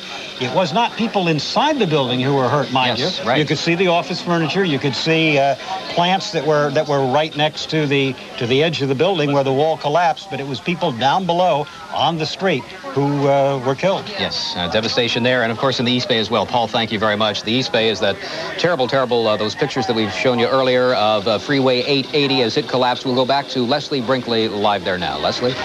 Yes, we're standing here right now where there is a disaster scene unfolding before us. Off to the side here, you can see a column. It's a column of the freeway that actually collapsed here at 880. It gave way. There is a section here from 18th Street all the way up to 32nd Street. This section of the Nimitz, the upper freeway ramp collapsed onto the lower freeway ramp and sandwiched all the rush hour commuters, all the traffic in between. It's unbelievable, 14 city blocks of it. We had some of the rescue workers here describing things they saw in climbing up there and trying to rescue people. One of the descriptions was that they were walking wounded on top. They were taken away, that there was an 8-passenger van that they saw sandwiched to only about 2 or 3 feet high. They are pulling bodies out from underneath this lower ramp. There were just some injuries on the upper ramp, but those on the lower ramp, there are a lot of fatalities. We know there are at least 40 fatalities right now, and there may even be, one rescue worker says he thinks it's going to take several days before they can get in the heavy equipment to lift these 2 freeways apart, and that there may be as many as hundreds dead. We don't know right now. We do know that there are an incredible number of crews out here working on it, trying to get the rescue work going. We are also told that just behind us here, as you see that man coming down the ladder, they are trying to rescue a little boy and a little girl. Their parents in the front seat of the car were killed. A column crashed down in the middle of the car. The 2 little kids were in the back seat. The girl, 9, has already been taken out of the car and to the hospital, but her brother, a 7-year-old boy, is still up there, and they are working right now on trying to get him out. He's still pinned in the back seat of that car. Those children were screaming, but rescue workers I've talked to say they haven't heard a lot of other voices and a lot of other people up on that freeway ramp, although they are climbing up on ladders and on ropes and trying to work their way in as best they can to see if there are any other survivors. Back to you. All right, Leslie, thank you very much. We'd like to take a look now at a tape from earlier today, one of our helicopter shots, sky scene above that 880 freeway. What you see, obviously, is a car crushed and burning as the road buckled and it collapsed. As you could see from the ground level pictures, the upper level of 880 collapsed on the lower, and that's indeed where the devastation took place. We had a woman call us who saw that, who witnessed the bridge collapsing, that little freeway section. She said the two decks were so closely squeezed together, there was no room for cars that were on the second deck. The quake hit, of course, at 5:04. That was the commute hour. She saw some victims being pulled out. She said that emergency vehicles were all over the place. She said as soon as the quake stopped, there were young men in the neighborhood near Peralta Avenue. They got ladders, and they tried to go to the aid of the trapped motorists. And as you heard Leslie and Don reporting, the death toll on that extremely high. Unfortunately, as many as 40 people at this point are being reported as having been killed in that collapse of the Cypress on 880. Yes, and of course another place that is damaged and closed for, well, at this point we don't know how long, is the Bay Bridge, the cantilever section. That's the section coming right near Oakland in the East Bay, when perhaps a 50-foot chunk just simply gave way and came down onto the lower deck of the Bay Bridge, stopped traffic, and people had to get out of cars and walk back to land, or in some cases they simply turned around eventually. I guess they kept people on the bridge. They turned around their cars and were able to drive off. We had one report of one fatality and 2 serious injuries. Those people were airlifted to Letterman Hospital. Also, the Coast Guard sent out a helicopter and 2 41-foot boats to look for possible cars which may have gone off when that section of the bridge collapsed. We just don't know. Yes. We haven't heard any reports yet. We're trying to get that information for you. We certainly hope not. Unfortunately, the death toll around the Bay Area is very frightening. As many as 50 people, 7 or 8 in San Francisco. What you are watching is live coverage of our colleagues out at KGO, the ABC station in San Francisco. They are talking over some of the videotapes. Some of that, I must say, I have now seen 3 or 4 times, and maybe you have too. And it wasn't until just a moment ago that I realized, for example, that what we had seen was not one stretch of highway that had buckled, but actually had sandwiched together, where the upper level of a highway had collapsed in on the lower level, and the vehicles between those two sections. All right, we are back in Los Angeles. This is Paul Moyer along with Ann Martin and Bill Press, and we are going to attempt to update you as best we can on what's happened today and tonight in San Francisco. Very quick recap. I'm not trying to be repetitive here, but maybe some of you have just tuned in.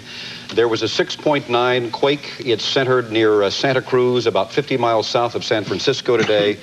This is a major, major disaster. The death toll is now 50. It is expected to climb. National Guard units have been activated. Vice President Dan Quayle will visit the area tomorrow, we understand. And some of you might have just seen the pictures from the Nimitz Freeway near San Francisco. Late reports there say as many as 40 people have been killed in the collapse of part of that freeway. Also, we say the earthquake was centered near Santa Cruz. I have been talking to a young lady named Dana Bales, who has been talking to her sister in Aptos near Santa Cruz. It took her 2 hours to get through to her sister, the 408 area code. The way she did it, automatic dial, and 2 hours later she got through. The devastation up there is very, very heavy. I'm joined now by Ann Martin. Ann? Well, a lot of us have been taking phone calls upstairs. I talked to a man who was calling to report that he'd heard from his son, who is at Stanford University, and he was happy to be able to say that at Stanford there apparently was minimal damage, no injuries that the boy knew of at any rate. He said that classes had been canceled tomorrow so that it would give them a chance to look over the campus and make sure that the buildings are safe. But that was good news from there. Otherwise, we've had reports from Santa Cruz that downtown is heavily damaged, no power in Santa Cruz, lots of aftershocks, and the kids at Santa Cruz University, or University of Santa Cruz, are being asked to sleep outdoors tonight. And so it looks like a war zone there. Our caller said that streets were buckled. There was no water, no power. No power at Monterey. Downtown Watsonville heavily damaged. Houses damaged at Fort Ord. Mare Island Naval Base has damage to buildings there. Felton is heavily damaged downtown. And you've heard some of the reports from the different airports. One of the people that was really first on the air with this was Rick Lozano, who was up in San Francisco to cover the World Series. Obviously, Game 3 has been postponed, possibly canceled. And Rick is with us back on the line now from Candlestick. Rick? Okay, thank you, Paul. And we're going to make this very short and hopefully as to the point as possible, because we do not want to detract from the very serious nature of what has occurred today in Northern California. We will say quickly that Candlestick Park is virtually empty now. We have a few people still with us who, for some reason, have decided to stay on. But for the most part, people have returned to their homes. Candlestick Park, there is some structural damage. There is some question as to whether it'll be safe for people to return there. We understand that Commissioner Fay Vincent of Major League Baseball will hold a press conference tomorrow morning at about 10 o'clock to discuss the status of the World Series and of Candlestick Park. A team of engineers will be here to determine the structural damage that has been caused to the facility and whether it is safe for people to re-enter the park. We do not want to make light of a very tragic situation, but I did want to point out that people have been carrying chunks of Candlestick Park out of the facility and taking them home with them. One enterprising young man had about a 50-pound block of Candlestick Park. I've got a very small piece of it. He promptly took a hammer and began chiseling it into pieces. One person, as a matter of fact, very many people, paid $1 a piece to get a chunk of the stick. And here is one such example. That's going to do it for now. We will be by to update you on any further developments that may occur here at Candlestick Park. But for now, Rick Lozano live in Northern California. Paul and Ann, back to you in Los Angeles. Thank you, Rick. There is talk, of course, of moving the World Series to another venue, possibly here in Southern California. The last time a major sporting event in this country had to be moved from one city, one part of the country to another, was in 1942. The Rose Bowl was moved from Pasadena to Raleigh-Durham in North Carolina. The reason for that, obvious, the attack on Pearl Harbor. There was concern about an attack on the West Coast. So we will wait and see. That announcement might be made. It could be made later tonight. It might be tomorrow that we'll find out what's going to happen with the World Series. Our Mark Coogan is out at Whiteman Air Park in Van Nuys. We understand there are some volunteers who are perhaps getting ready to go up to the Bay Area, and we'll go out to Mark and get the exact situation. Mark. Yes, Ann, we're at the Whiteman Air Park in Pacoima, right outside, well, at the north end of the San Fernando Valley, with a couple of men from the Civil Air Patrol. We have Doug Fajardo, Steve Langton. Fellas, what kind of help can you offer? You're standing by to wait till you're called in, I take it. Yes, definitely. At the moment, we're just operating communications here, trying to find out what is needed in the search area. If we're called up, we've got airplanes that can move equipment, small personal-owned, mostly aircraft. You'd be doing what sort of help could you offer if you were called? Medical supplies, blood, whatever's needed in that order, doctors, whatever we can provide for the community up there. What do you hear up north regarding which airfields are open? Because we know San Francisco, the main airport, is closed. Oh boy, we're in the wrong room. I don't have the status board in front of me. But it's tough, I take it, right? You've got problems. San Francisco's closed, we know. How about Oakland Airport or San Actually, I understand San Francisco can handle some emergency traffic, especially the light planes such as we're flying. I believe that we're setting up in the Concord area, at Buchanan Field for the moment. Lieutenant Langdon, you've done this before. Yes, I have. That'd be at Mission Control headquarters up there by tomorrow morning. And we're ready to go either there at Buchanan or possibly at Livermore. And you'd be flying experts in, taking reconnaissance pictures, that sort of thing. You wouldn't be heavy supplies, I take it. As deemed so by their Mission Control. Steve? Doug. Whatever is available. The aircraft that we have are generally 4- and 6-place aircraft, so we're not a C-130. We aren't going to fly a C-130 with supplies to feed half the city. But in the case of a specific area that needs immediate relief, we could fly some limited supplies, medical supplies. We've often had to fly blood, similar types of supplies into specific areas as needed. It all depends on what assistance is requested. Are you expecting a call this evening? It's possible. That's what we're standing by here for. Very good. Gentlemen, thanks very much. You can see that there's a lot of help that is standing by, and if assistance is needed, some of it will come from right here in Pacoima. Now back to the studio. Thank you, Mark. From Whiteman Air Park in Pacoima, right near Van Nuys. A thought occurred watching KGO's coverage, which has been excellent, our sister station in San Francisco. How many people in San Francisco and Oakland were able to see that station up there because of all the power outages? Probably not too many, but we got to see it down here. So they were servicing maybe more of Southern California than they were Northern California. Talking about power, it's restored now in Oakland, but San Francisco is still without any lights tonight. We have reports from ABC News that they could be without power, they being people in San Francisco, for days. Phone lines are down in some areas. The 415 area code, impossible to get through. The 408, some people can. The phone companies are reminding you to leave the lines open and wait for family and friends to call you from Northern California. Not bad advice. That's good advice. Now, you've had some luck getting through. Maybe not into 415, though. Which area code Actually, did you it wasn't 415. It confirms what you just said. I did call up. I was supposed to fly to San Francisco tonight. I called a friend of mine in San Francisco, got through to her. She lives in the Noe Valley section and said, in fact, that the city is dark. There are no lights. There's no power anywhere. She was not able to watch anything on television nor hear on the radio. What they were able to do is go out and sit in their car. Get the news. That particular area of the city was unscathed. Turn on the car and listen to the radio. Or she said that with the city dark out in the streets, people were just gathering at street corners around somebody who would have a portable radio. It was the only way they could find out what was going on. What do people do in an emergency like that to make you feel better? You gather around other people because it gives you a sense of security. We are looking...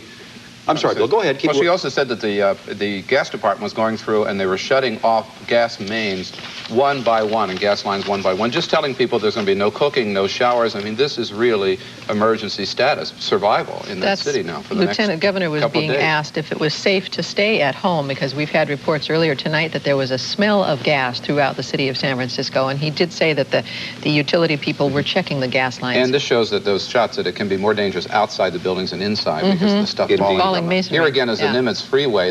Where does that go? Again, it goes from the Bay Bridge south. It's the 880, the Nimitz, from the Bay Bridge south through the western side of Oakland, down the bay toward the Oakland airport. It's a raised double-decker freeway, and the top layer collapsed onto the bottom layer of the freeway. When rush hour traffic. When we first started reporting on this, nobody was really sure how bad this was. The network wasn't, and we weren't here. But we sure know now. And the later it gets, the worse it gets. There's been other testimony here that we knew that the phone lines were out up there and that it was tough to get through. Apparently their cellular systems were knocked out, and the police stations and command stations are having a very tough time communicating too. This is the Marina fire. They had to bring water up from the bay in order to fight this fire, and those are volunteers who are running that hose up from San Francisco Bay to this there is a big fire in the marina. I don't know, excuse me, Bill, if we have it here, but nothing tells it more. There were two fellows with pails of water, and it looked like the old fire brigade trying to stop that marina fire. That really spoke volumes.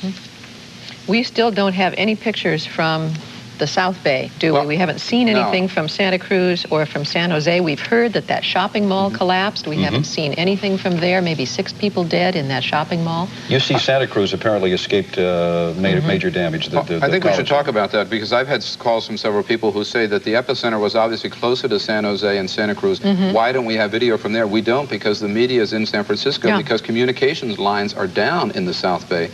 They're down in Santa Cruz. I've been trying to get through to Santa Cruz and Monterey with no success. Probably driving there is not easy either. You can imagine a lot of people would be out in their cars leaving San Francisco if they felt that it wasn't safe there, or... That is the black hole, and ABC News is calling and telling us that that is where the most severe damage is. The young lady I talked to that spoke with her sister up near Santa Cruz said that her sister lives in a mobile home park. And again, this is what we were talking about.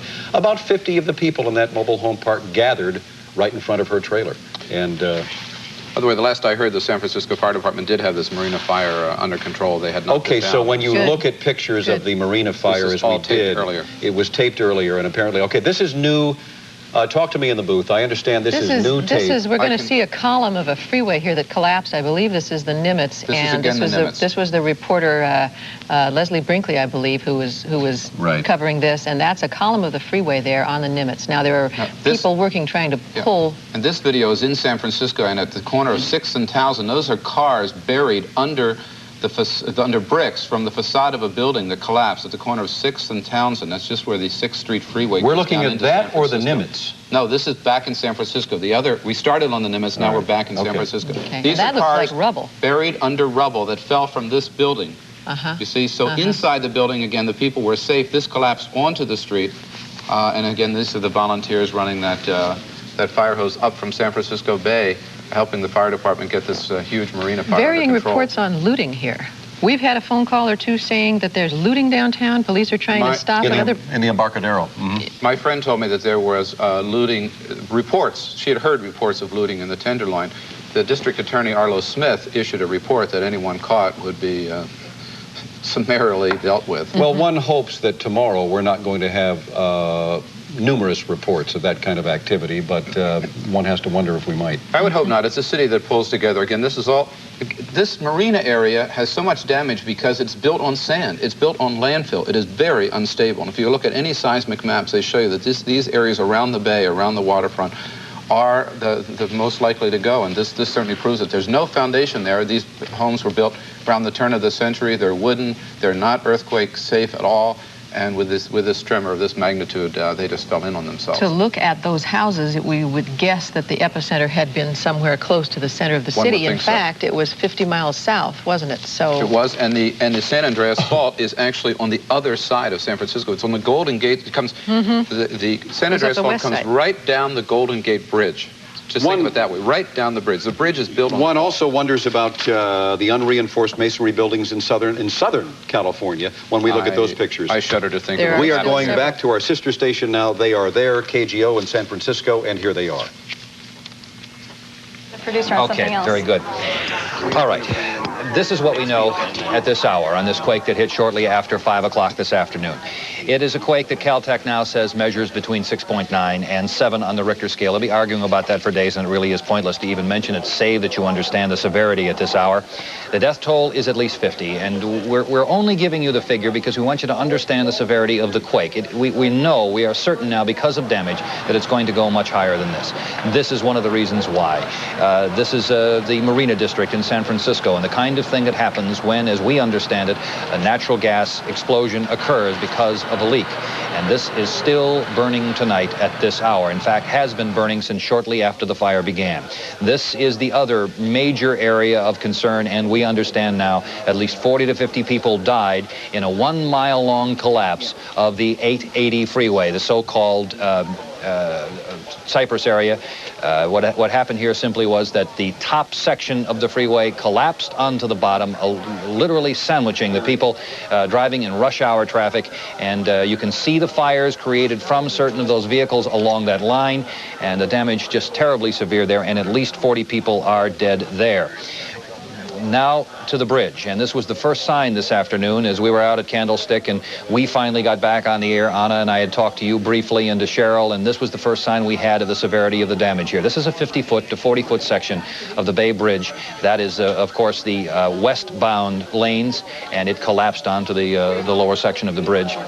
The airport structure, of course, is the thing that we've been updating you about. And right now we want to go to Frank Crocker, who's at San Francisco International. Frank? Anna, what you're looking at right now is the main control tower above the International building at San Francisco International Airport. You can see that temporary lighting has been set up. We are told that the damage is very minor in the tower area, that it is functional. They had to put in temporary lighting. They lost one pane of glass when the main trembler hit around 5 o'clock. No one was injured up there. They are operational, but the airport remains closed. As you can see, it's a ghost town up here. We're on the departure level. We are finally allowed up here. There are garbage trucks and trash hauling trucks that have moved up, and I'm going to show you why. We're going to take a walk inside the terminal here and show you exactly what happened out here. As you can see, it looks pretty much like a war zone. Ron, if you can pan down here.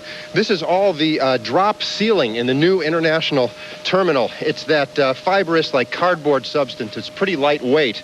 So this all came down in the quake. You can look up at the ceiling, Ron, where you can see where the false ceiling had dropped.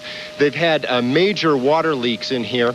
But as far as structural damage goes, they say they have inspected the airport. They can't find any major structural problems in the buildings. The runways are okay. They've checked those out, but still they've decided that they really can't even entertain the notion of flights going in or out. They evacuated some 15,000 people when all this happened. When we first got to the airport, weren't allowed up here, there were people walking down with their luggage, and a lot of people were complaining, didn't even know the severity of this whole thing, obviously. They'd just gotten off flights. They were out here waiting to go on flights. We had to tell them that this was a major earthquake. There were injuries, there had been deaths, there were fires in the city, and people were pretty much sitting around outside with their luggage waiting for buses in shock. So the airlines were arranging hotels. They've been busing people out of here. They've sent people home who live, obviously, in the Bay Area. They don't know when they're going to reopen this airport. They're talking about having a meeting at maybe midnight to reassess what's been happening with the cleanup effort. As you can see, there is a lot to clean up. So they're going to meet at midnight. They say that they really don't think that the airport will be able to reopen tomorrow. It may be, as they say, that they may be able to have partial operation, but that the airport couldn't go back to full operation maybe for 48, maybe as many as 72 hours. So everything is pretty much up in the air out here. Once again, the airport is shut down. Most of the damage is what you can see. It looks a lot worse. It really does look a lot worse than it is. It's false ceiling that came down. They only had minor injuries out here. They had one woman who was fairly advanced in a pregnancy who had some problems. They put her in an ambulance, got her out right away. She reportedly tonight is okay. And that's about all we know out here. They're trying to clean up. They've got work crews coming in. They're going to meet at midnight. They don't know when San Francisco International Airport is going to be reopened. Back to you. Thank you, Frank. We've been hearing reports about what might have happened at SFO. It is shocking to see that that's what actually happened and that Frank says it isn't that bad. Let me give you a couple of bulletins that have come in while Frank was on the air. We have a number now for people in San Jose. If you see water leaks or main breaks in San Jose, we have a number for you to call. That's area code 408-279-7888. Again, to report water leaks in San Jose, call area code 408-279-7888. Another note, AT&T is blocking all phone calls coming into the Bay Area, and here's the reason why. They say that so far, more than 1 million calls have been attempted. They say that's 2.5 times the normal capacity. The bulletins we brought you earlier, pack bills urging that you not make any calls unless you absolutely had to. This is the reason why, and so they've sort of taken charge and blocked calls coming into the region unless they were absolute priority and emergency calls. Well, we have a couple of people who came that close tonight, and we showed you that first video, the first sense we had that something was very severely wrong, just how bad the quake was, and that was our own helicopter video of the top section of the Bay Bridge collapsing onto the bottom section, about a 50-foot long section that created that chasm. Now, this was our own video earlier tonight. Again, there you see it. Well, Thomas and Debbie Kelly from Oklahoma City were driving on the Bay Bridge right behind a car that actually drove into that chasm. In fact, you can see the car there, and they're here with us now, and they had the presence of mind to do what a lot of us, probably even in this business, wouldn't have done, and that is to pull out their home video camera and to shoot this. And this is the video that you actually shot. Thomas, Debbie, can you tell us what we're seeing here? Now, you're right at the front of this. Yeah, we are. We came up on it, and then we turned around. We saw the break in the bridge, and we turned around, and I pulled out the camera when we saw this. Look at this. Oh, my gosh. And that was my reaction. Oh, my gosh. And I just froze. We couldn't believe it. All right. Now, you could see the break at that point? Yes, we had just turned around. All right. We were sent up there with about 100 other vehicles, and it was sort of mass confusion when we got to this break. But these two cars were quite a ways back behind the rest of the group. Thomas, you say you were sent up there. Were they already aware of damage at, we understand, the first street? Here's the slow motion which we've put together of this car going off the edge. Gosh. You were given permission to go up there. It was a mistake. They sent about 100 cars by mistake. Told us to turn right at the bridge. Turn right and go across. So, and when we saw it, we decided this is not what we need to do. Well, they clearly then did not know that the bridge had broken at this point. Here we are seeing it again. Even the folks trying to handle this. We had heard rumors. We were told or rumored that there was a break in the bridge, but when we got there and they said turn right and go across, it was, well, you know, maybe we don't know any better. Maybe we were misinformed to begin with. As you looked at what was happening in the other cars around you, how were all the other drivers responding? Did they know the same thing you did? By this time, they had already turned around, and there were 3 vehicles on the bridge at that time. The one that went in, the Toyota pickup, and us, and that was it. And when we turned around, we saw these people coming, and we thought, well, you know, stop him. And Right. I don't guess the guy ever saw us because he was just going 50 or 60 miles an hour. Right. And just passed us and never recognized it. He never stepped on the brakes, it didn't appear. Could you tell us now what you saw after that occurred? Did you see the emergency vehicles come, or did you simply get off the bridge? No, we were there for an hour and a half. We saw the people on the other side attempt rescue several times. We saw the Coast Guard land a helicopter, a first attempt, and then he took off again, and Caltrans brought 3 winch trucks up, and they kept trying to get parts of the car. The whole axle and everything was bent up underneath, so there really wasn't anything good to get a hold of. There was a lot of fuel that had spilled in and run down the face of the broken section. It's horrifying to watch this, and we're showing this to folks again and again just to give you an idea of what happened out on that bridge. These 2 folks were just trailing along there. Apparently had been given permission to go up on the bridge, even though we knew of the earthquake.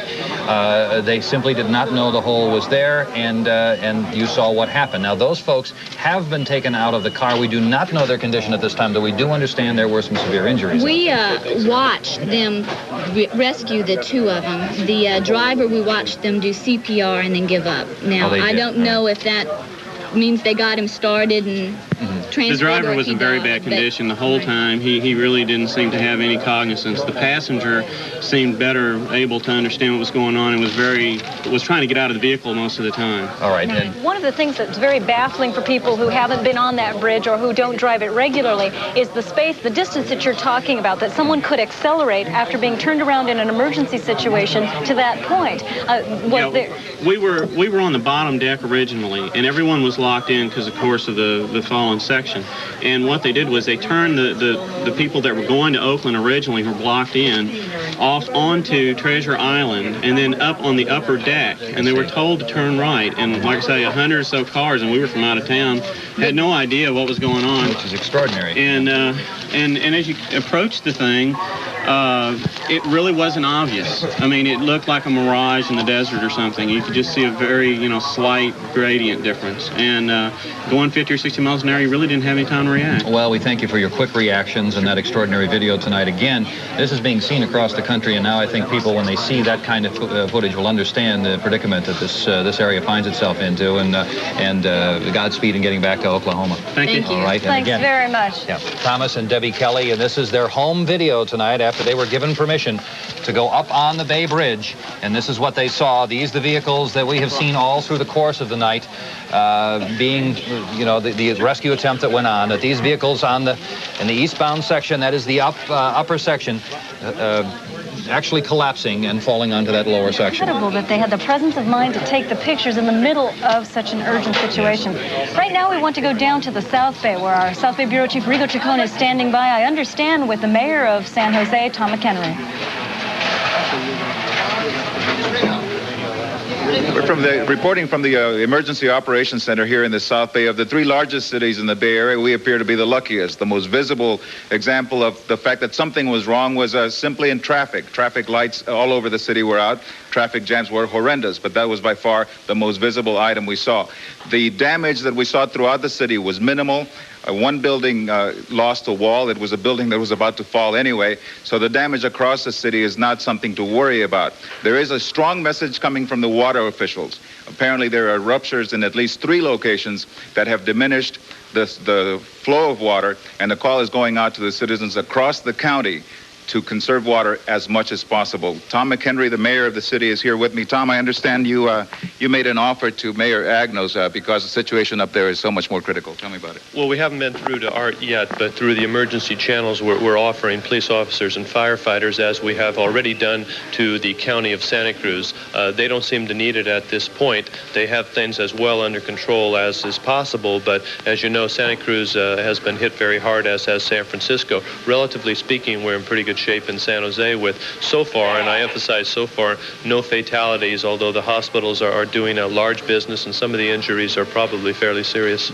I overheard you earlier talking to people in Santa Cruz. Tell me about the situation as far as people trying to commute between here and there. That's out of the question right now? Absolutely. Highway 17 is closed. The center divider on 17 that divides the highway, the safety barrier, seems to be shattered almost entirely. Highway 9 through the Saratoga Gap is closed. I'm told, but I'd advise people to check on this, this that Route 120, I believe it is, through Watsonville might be open to get into Santa Cruz from the south. But as of now, the major Highway 17 is closed, and according to Chief Deputy over there, should be closed for some time. I guess we can't overstate the message to the public about water conservation at this point, right? No, I don't think we can. I think really absolute emergency use of water only. Of course, we have emergency officers and firefighters at many places in San Jose. All the hospitals are open. All the highways are open in this area. It's going to take some time to get help to people who need it, but please be patient. There's a lot of officers and a lot of firefighters and a lot of medical people around, and if you need their assistance, they will be there. Just be patient and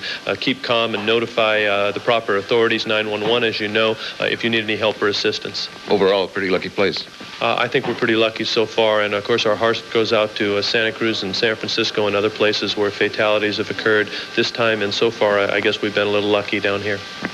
Anna, again, the message on the water is very strong. Conserve as much as possible. If you see a leak in your home, if you live in this area, you see a water leak in your home, don't rely on water people to go out and fix that and turn it off. Take it upon yourselves to turn the water off. Simply not enough personnel, but the call for conservation is strong, because if there is an aftershock that will further rupture those pipes, obviously the situation could be critical. I can't answer your questions because we're in a building that is impenetrable by airwaves, so I'll send it back to you.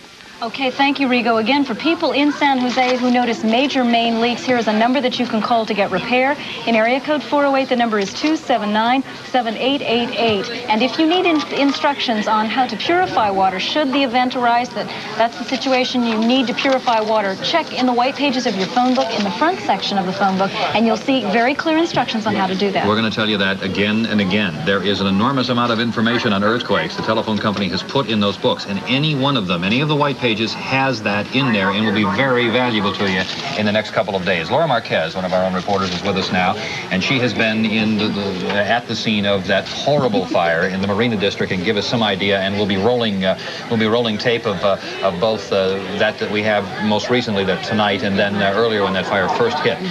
Give us some notion, Laura, of what you saw down there when you first arrived. Well, when we first arrived, we headed down to Cervantes, and okay, first of all, what you're seeing here are aerials of the fire, I guess, coming up in that Marina District. When we first arrived on the scene, there was a collapsed building that was right here. We're seeing some of the fire. What they did is they got a lot of residents from the Marina District to come out. Yes, they came out and helped. What they had to do is they had to truck the water down from the bay because they didn't have any of the water going. You can see this here. That was a 4-story apartment building that had completely collapsed.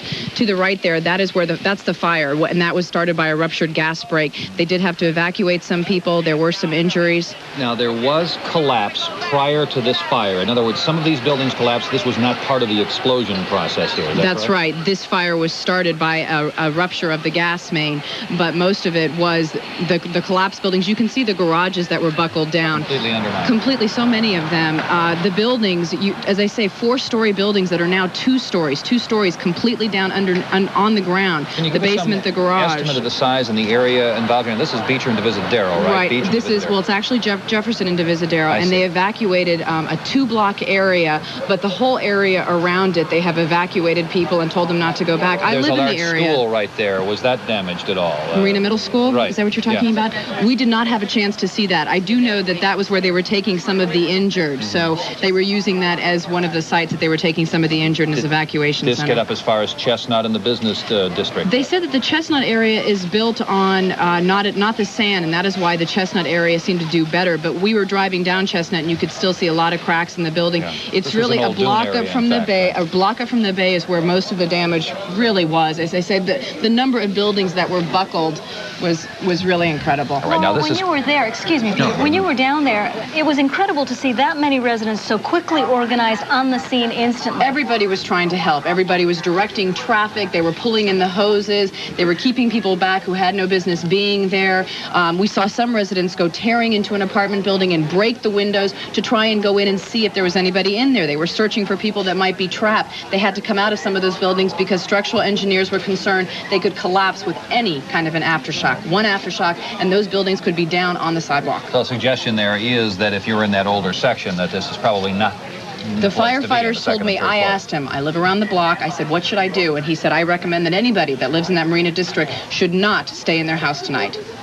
All right. As we've heard, Mayor Art Agno says that there's going to be added security on the streets, and that at this point anyway, there doesn't seem to be a terrific problem with security, but obviously with that kind of evacuation underway, all people who can help are needed, and all military personnel in the Bay Area are being asked to check with their units. Now, this is not, repeat, this is not a recall, but in case they may be needed, all military personnel in the Bay Area should check in with their respective units as quickly as possible. We're going to go to David Sampson, one of our producers here. He is at San Francisco General Hospital with us now. David, can you tell us what's going on there? Yeah, Pete, one thing that strikes out here in all the panic that people are talking about, it's remarkably calm here at San Francisco General Hospital in the emergency room.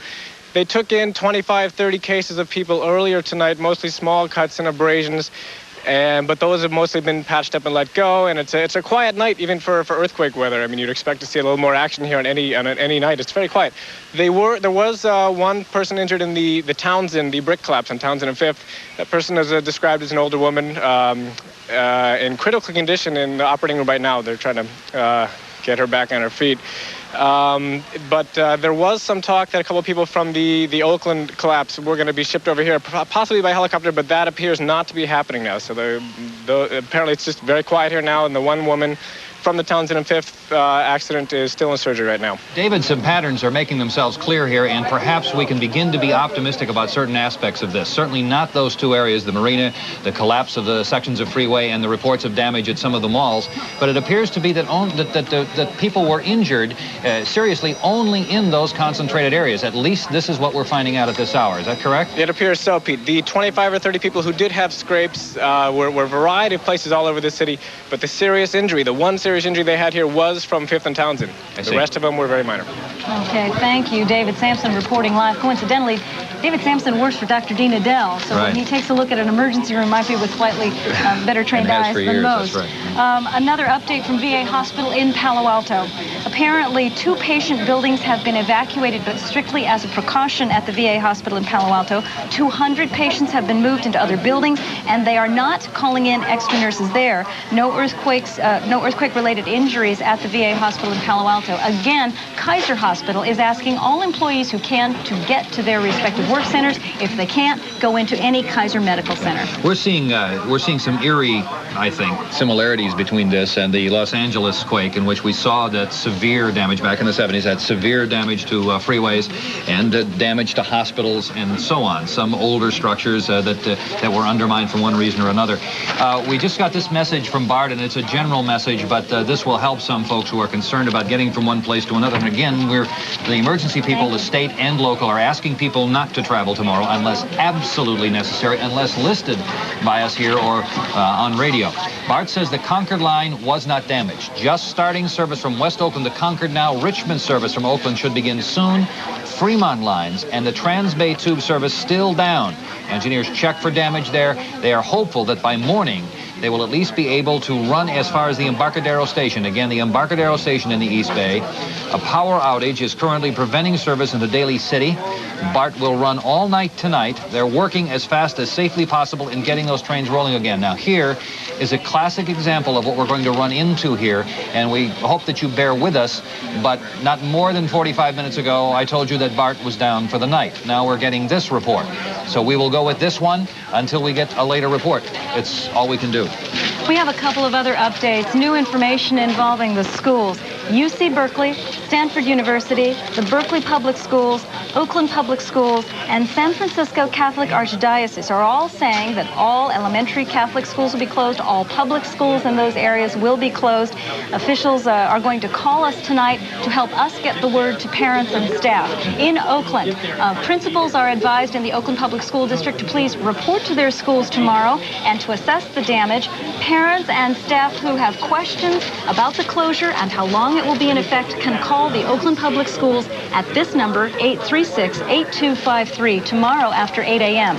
Again, UC Berkeley, Stanford University, the Berkeley Public Schools, the Oakland Public School Districts, and the San Francisco Catholic Archdiocese all say their schools will be closed. All right. Let's try to update folks so that you know that we are not suddenly isolated here from the rest of the world. First of all, our own broadcasts have been going out all night long by ABC Network, which of course was set up to do the World Series tonight. And Ted Koppel has been bringing these reports all across the country, so people do know what's happening here. We have been in touch with the White House repeatedly. The White House almost immediately reacted to this. They have already sent Samuel Skinner, Secretary of Transportation, here to assess the damage to freeways in particular, but the Bay Area in general, and they have said that damage aid, that is disaster aid, is understood. That means that they will most certainly go forward with that. One of the problems was that Governor Deukmejian was in Europe at the time this all occurred, and he is now being brought back, as we understand it, by Air Force jet to take command here, though the Lieutenant Governor, Leo McCarthy, has been with us tonight and is already well in contact with the emergency services people in the state. Officials at the Federal Emergency Management Agency are gathering right now in Washington, laying down plans to help us recover from this. FEMA officials are already being sent to Sacramento, we are told, to help with paperwork to speed up the aid. And you'll remember that after Hurricane Hugo, the federal emergency officials were blasted for acting perhaps a bit too slowly in that first 24 to 48 hour period. Well, that apparently is not happening this time. We're getting some information here. It's coming to us constantly. I want to go back to Anna. I'm going to go down to that map and try to use the big map downstairs. So why don't you carry on? One of the things we're getting a lot of calls about, Peter, and what I'll talk about now for a little bit is the shelters that are open right now. The Red Cross shelters in San Francisco. Here are the locations. The Moscone shelter is at 3rd and Howard Streets. Go to the main entrance. Which way, Don? This one or this one? Which camera? Thank you. Moscone Shelter at 3rd and Howard Streets, the main entrance. The Marina Middle School, the address is 35 Fillmore Street. St. Ignatius is 37th Avenue and Pacheco in Oakland. We have this shelter in Oakland at 2111 East 14th Street. The public information line in Oakland is this number, 273-3856. Again, the public information line about shelters and help for earthquake victims in Oakland is 273-3856. Right now, we are getting a bulletin from San Francisco police. They recommend that all San Francisco residents remain in their homes. San Francisco police are reporting there are some serious disturbances on the street, and right now they recommend that all people who live in San Francisco stay within their home. We've already heard from the Lieutenant Governor a little bit earlier, and we do now confirm that the governor is on his way home to California. Governor Deukmejian was in West Germany on a trade mission, but he's cutting short his trip, of course. Leo McCarthy was here earlier and told us a little bit about that. He should be arriving tomorrow, and before heading home, he reportedly watched news of the quake on TV in Frankfurt. The one thing that does surprise me from the report on this earthquake is the failure of some of the highways and roads and bridges. I've always been under the impression that those have been constructed to withstand these earthquakes, and so this is something that I think that we very definitely have to look into immediately. And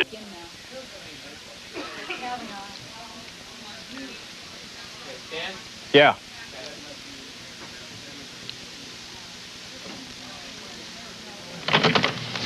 All right, Paul Moyer back in Los Angeles, along with Ann Martin and Bill Press. We're going to cut away from our sister station, KGO in San Francisco, in just a moment to bring you up to date as best we can on what has happened today. We're continuing our coverage of the devastating San Francisco earthquake that happened at 5:04 this afternoon. The Bay Area tonight, the scene of a major disaster following a catastrophic quake that rocked Northern California. At least 69 people have died from the earthquake that registered a powerful 6.9 on the Richter scale. It was centered about 50 miles south of San Francisco, about 10 miles from the community of Santa Cruz. There are numerous reports of freeway and building collapses. Of course, the Bay Bridge, you've probably seen pictures of that. Major fires, power outages, communication breakdowns, impossible to get through to San Francisco. I might add, it bears repeating, if you have friends or relatives or loved ones up there, please don't try to call. Let them call you. It is going to be some time before a final death and damage toll will be known. The death toll is expected to climb much higher than it is right now. 2 National Guard units have been activated. We just heard our sister station say that residents of San Francisco have been ordered to stay in their homes. There are reports of looting. There are numerous activities going on in the city of San Francisco. We've had unconfirmed reports of gang activity. Vice President Dan Quayle is on his way to the Bay Area tonight. And what you're looking at now is video that was shot earlier today, and I believe this is on that Bay area, the Bay Bridge between San Francisco and Oakland. We saw earlier that amazing home video shot by the couple that was on the bridge at the time it went down, and we saw that car. There it is right there. That was shot by two people in a car with their own camera. And you saw the car kind of go down and back up, and apparently the person in that car was unaware. We saw no brake lights. They just hit that dip, and that person was severely hurt in that car. We are attempting, as I say, to bring you update as best we can on what happened today in San Francisco. Well, we do know that the update on the death toll on that section of the Nimitz Freeway that collapsed, they are now guessing, the CHP, in fact, has confirmed 60 people have been killed when that section of freeway, about 1 mile long, pancake, the two sections, the upper deck and the middle deck coming together there. 20 people are estimated hurt in the Marina fire in San Francisco. We have 6 people crushed in cars when a building collapsed on Bluxome Street in San Francisco. Another 6 possibly dead in the collapse of the City Garden Mall in Santa Cruz. Today's quake also put an Air Force tracking station out of commission. That tracking station is in Sunnydale, and it is needed for the upcoming flight of the Space Shuttle Atlantis. Air Force officials say some crucial equipment, including computers, was knocked off tables and shelves. As you knew, the Atlantis was supposed to take off tomorrow. No word yet on whether the flight will have to be postponed because of the problems caused by the earthquake. The Sunnyvale facility is needed to track the Galileo space probe after it is deployed by Atlantis, so we have another complication there caused by this earthquake. Paul. We said the earthquake was centered near Santa Cruz. We have not gotten a lot of information or pictures out of Santa Cruz because communications are totally or almost impossible to get to south of San Francisco. Isn't it ironic that this happened in San Francisco when the media from around the world were there to cover the World Series between Oakland and San Francisco? We have reports from Santa Cruz, the thin reports we're getting, that 7 people have died at a Pacific Garden Mall there. The area is without power. Many homes have lost fireplaces. Gilroy reporting broken glass. A tank exploded at a gas station there. Electricity also out in Gilroy. We have reports of people sleeping in parks, afraid there will be aftershocks. There have been plenty since this happened at 5:04. We have reports of looting and a shootout in Oakland. We haven't been able to confirm that. Stanford University, which was heavily damaged in the 1906 quake that destroyed San Francisco, is reporting minor damage, but there's a bridge collapse at University Avenue down there. That links the East Bay to the peninsula. We also have reports of damage in Pleasanton. And as Laura Diaz reported, I'm sorry, not Laura Diaz, Ana Chavez reported, up in the Bay Area, gangs of young people with baseball bats were seen roaming some isolated San Francisco areas. They don't have lights up there, they don't have power, and she said that there have been some incidents now. And this might be the sort of thing that she is referring to, gangs of youngsters who are roaming the streets with baseball bats. As she said, people in San Francisco are being advised to stay in their houses if they live there. Fires, a big problem there. Fires sparked by leaking gas are always a danger after a quake, and that has been happening tonight as well. Earlier video we have now of one of the major fires that was burning an entire city block in the area known as the Marina district of the city. Is exactly the kind of fire that could create the next problem for officials. It's the sort of thing that gets sparked by a gas leak. That fire was in fact fed by a broken gas line, and this makes these fires very difficult to fight because they can't pour water directly on the flames. And as Bill Press pointed out earlier, they also ran out of water pressure, and they sent volunteers with a hose down to the bay to bring water up the hill. The buildings burning in this blaze were apartment buildings near the corner of Divisadero and Jefferson, which is near the marina just south of the Golden Gate Bridge. After fighting that fire for about 3 hours, firemen finally got that fire under control. We have estimates now that 20 people were hurt in that fire, and we've been telling you tonight that there was another major fire that broke out in Berkeley. We haven't had any details on that. Originally, we were told that it was burning near the library on the UC Berkeley campus. That is it. We have not heard anything new about that at all. Okay, folks, I'm trying to get as much information as I can. We're going to Laura Diaz. Where is Laura Diaz? Talk to me. An emergency center?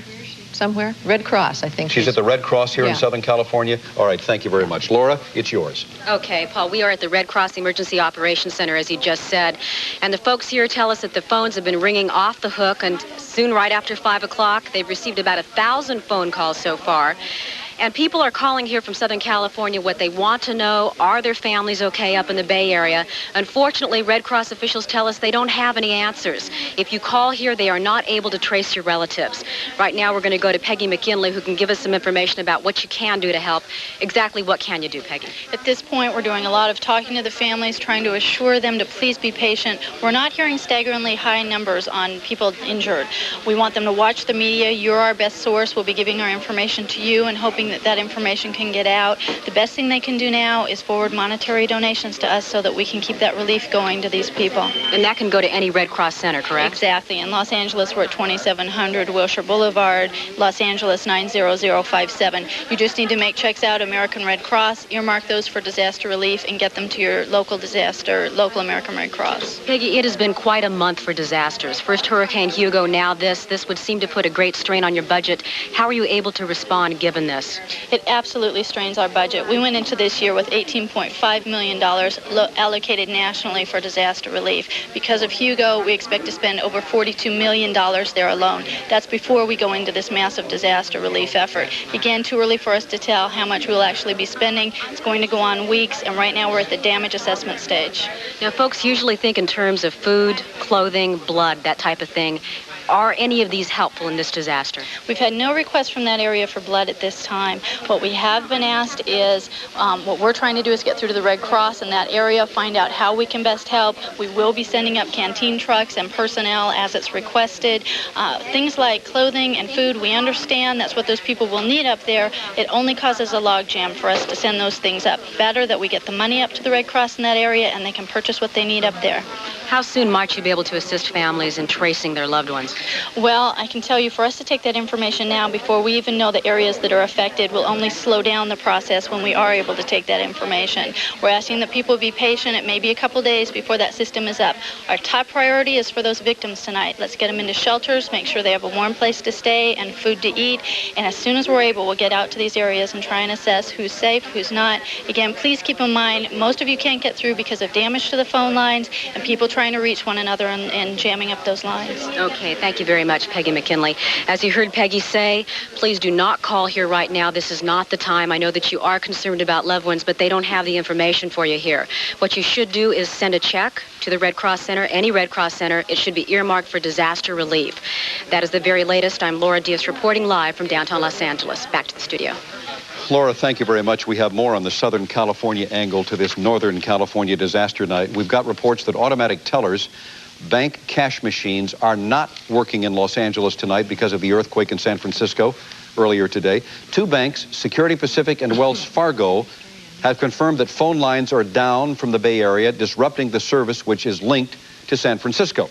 We don't know how many banks are affected or how long the service will be out. We also have more damage reports from San Jose. A bank building in downtown San Jose apparently has collapsed. We don't have details on that. We're told it's an older building. These reports are coming in very quickly to us. We are trying to confirm them as quickly as we can. We also have, and let me bring Ann and Bill Press in on this one too, a new report of the death toll. 200 people, perhaps, on Highway 880 in Oakland, that being the Nimitz Highway. 200 people, according to AP. 200 dead and another 400 possibly hurt. That's the section of freeway that pancaked, and we all looking at it were afraid that it was going to be a disaster, and it apparently is. Again, this is that section. It's like, if driving it, it's like a tunnel going from the Coliseum up toward the Bay Bridge. You're on the lower deck of this. You can see the upper deck is going south. The lower deck, where everyone was injured, is going north, and the top deck just collapsed on that lower deck. The whole thing is raised, so you just have those people crushed. 200 people, according to AP. And God knows how many cars you can see, and that's, I bet, just still an early count. It is impossible to look at this tape, and I know that this is a selfish thought, but I bet it's a thought that's shared. It's impossible to look at that tape, know that the earthquake is 7 points, more or less, 50 miles away, and look what happened at that freeway, and look at the freeways that we live surrounded by. What would happen here? I think that is a thought that probably is shared by many people, although, Bill Press or Ann, correct me if I'm wrong, that freeway is nothing like what we have here, is it? Is it older?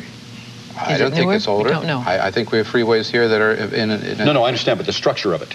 I don't know of any here like that. I don't know of any tunnels like that. We have some certain overpasses which are 4 levels or so. Right. But this is a mile and a half, and that stretch of freeway that collapses 14 blocks long. It leads, by the way, to this bridge where we have the 50-foot section there of the Bay Bridge that collapsed. And we learned by listening to that couple earlier that they actually were heading out of the city. The people that actually ended up down. Right. They were heading out of the city. They were rerouted over to Treasure Island because the bridge was closed. And then someone mistakenly told them to go back on the bridge and turn right instead of turning left back towards San Francisco.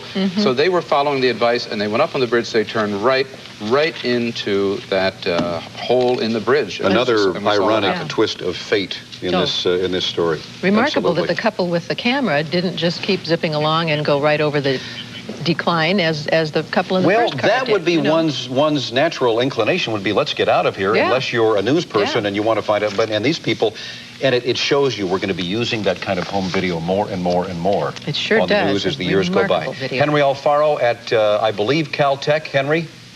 Well, Paul, just a few minutes ago, we had considerable activity here. The seismographs behind me were very, very active. Those needles are going back and forth. An indication, I am told, that there was another aftershock. With me, Kate Hutton, the seismologist here at Caltech. Kate, how big a magnitude was this aftershock? Because I did notice those needles were going pretty good. Okay, I only have a guess at this point, but it's probably in the 4s. And what does it mean? Well, it means that it was felt fairly strongly in the area up there, and might have caused a little further damage. I don't think it was big enough to cause too much further damage. Now, it's been approximately 5 hours since the earthquake took place, and during that time it was relatively quiet. I've been talking to a number of people here, and all of a sudden you have more activity. Does that mean there's more earth movement within the San Andreas Fault? Well, aftershocks have been going on at a fairly steady rate, not every 5 minutes, but there have been some, and each one of those is a little bit of further movement on the San Andreas Fault in that Santa Cruz Mountains area. Enough to further fray the nerves of people living in Northern California. That's probably the biggest effect, yes. Once again, there's been talk that officially it was 6.9. Now you indicate there's a possibility that there's a 7. Why the change? Well, I'm not really sure at this point. These are two different numbers that I have heard attributed to the National Earthquake Information Center, and I have not had a chance to call them and find out what their most accurate estimate is. At this point, there's really not much difference. Both of these are first night estimates, so I wouldn't take the 1/10 of a point too seriously if I were you. Any changes now? The fact that earlier was reported that it was centered about 10 miles north of Santa Cruz. We still believe it's on the San Andreas in that area north of Santa Cruz, yes. There is some good news, the fact that it didn't happen in San Francisco, correct? That distance is definitely in San Francisco's favor. If it had been farther north on the San Andreas Fault, it probably would have been quite a bit worse.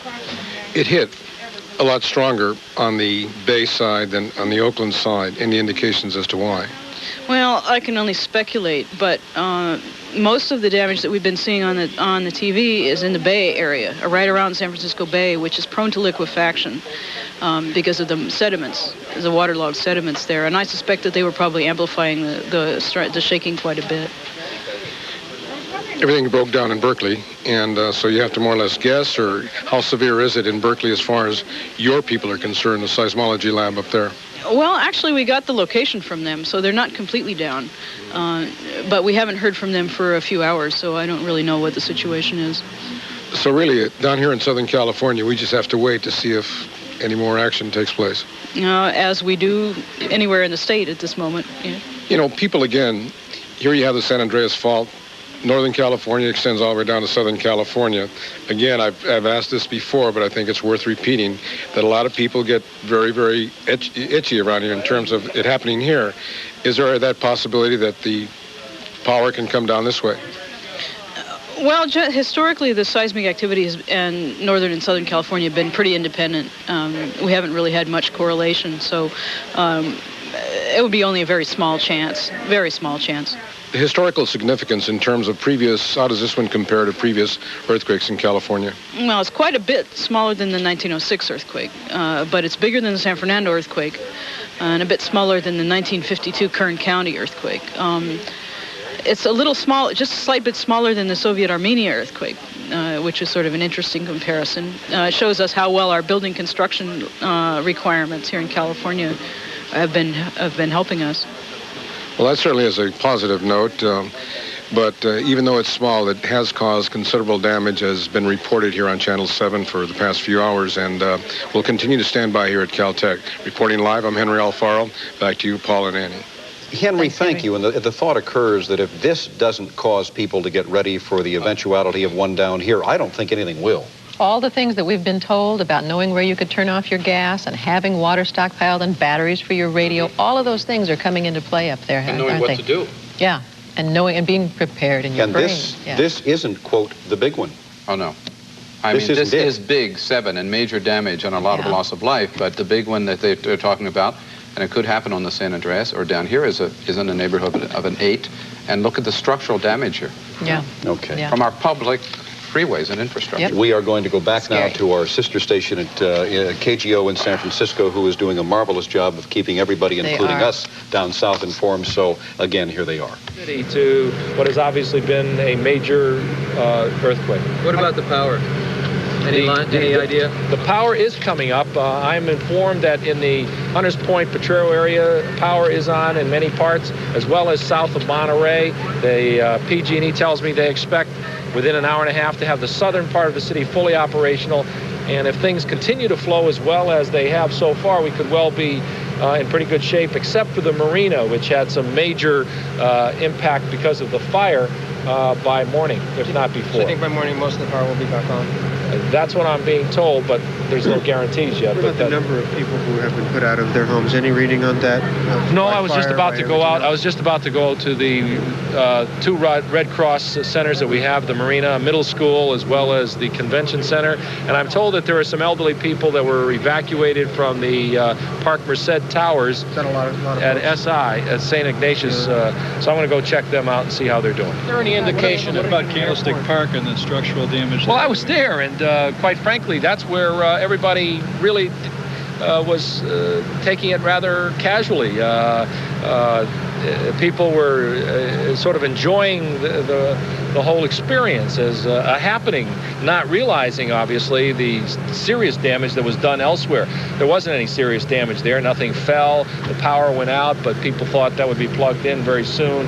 And so it was kind of a light-hearted kind of atmosphere there, and people were calling for the ball game to start some 15, 20 minutes after the earthquake hit, because they didn't realize what had happened in other parts of the city. What about the airport? Power's into the airport.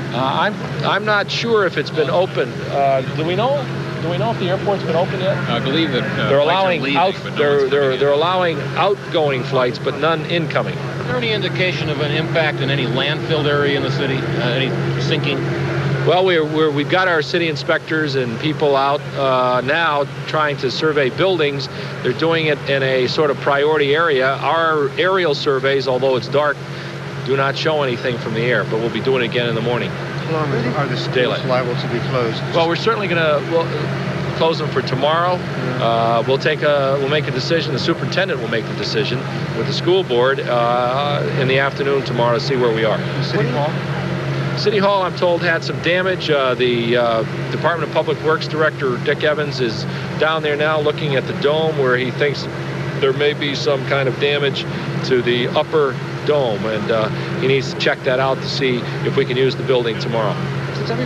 Don, this is Jim again. We're winding this up. I think he'll be going in a few minutes. I am told that the mayor of San Jose is on a ham radio right now waiting to talk to Mayor Agnos. I'm not exactly sure what he wants to talk to him about, but a ham radio operator came here about a half hour ago and asked to see the mayor and has set this connection up. That's what we're going to be standing by for. Unless you want to take it back, we'll continue with Mayor Agnos. Just a quick question, Jim. There has been a warning about two people to stay off the city streets tonight. Now, is that because it's unsafe, or just simply they don't want the traffic there because the lights are out? It is mostly because of traffic. There has been some looting, but Mayor Agnos says that it is, for the most part, been fairly minor, mainly down in in the 3rd Street area and also in the Hayes Valley. There have also been some isolated incidents of muggings and some broken glass here and there, people attacking cars, but that's about it. But for the most part, they're just really afraid that people leaving their homes to go out and look at the damage is just going to cause more problems. The police and other emergency people just need the streets to be cleared now and tomorrow, by the way. The mayor has said several times tonight that people who don't have to go to work in San Francisco shouldn't come to work because, for one, they don't want traffic, and another, they're not really sure how much damage has been done to any buildings down, especially in the downtown area, in the high-rise area. All right, Jim Vargas, thank you for that latest with Mayor Art Agnos. Yes, the harsh reality of the light as dawn breaks tomorrow will perhaps reveal even worse conditions than we thought. I understand also the cracks in the street, so it's not going to be safe for your car. Even if the traffic lights were working, yes, it wouldn't be safe.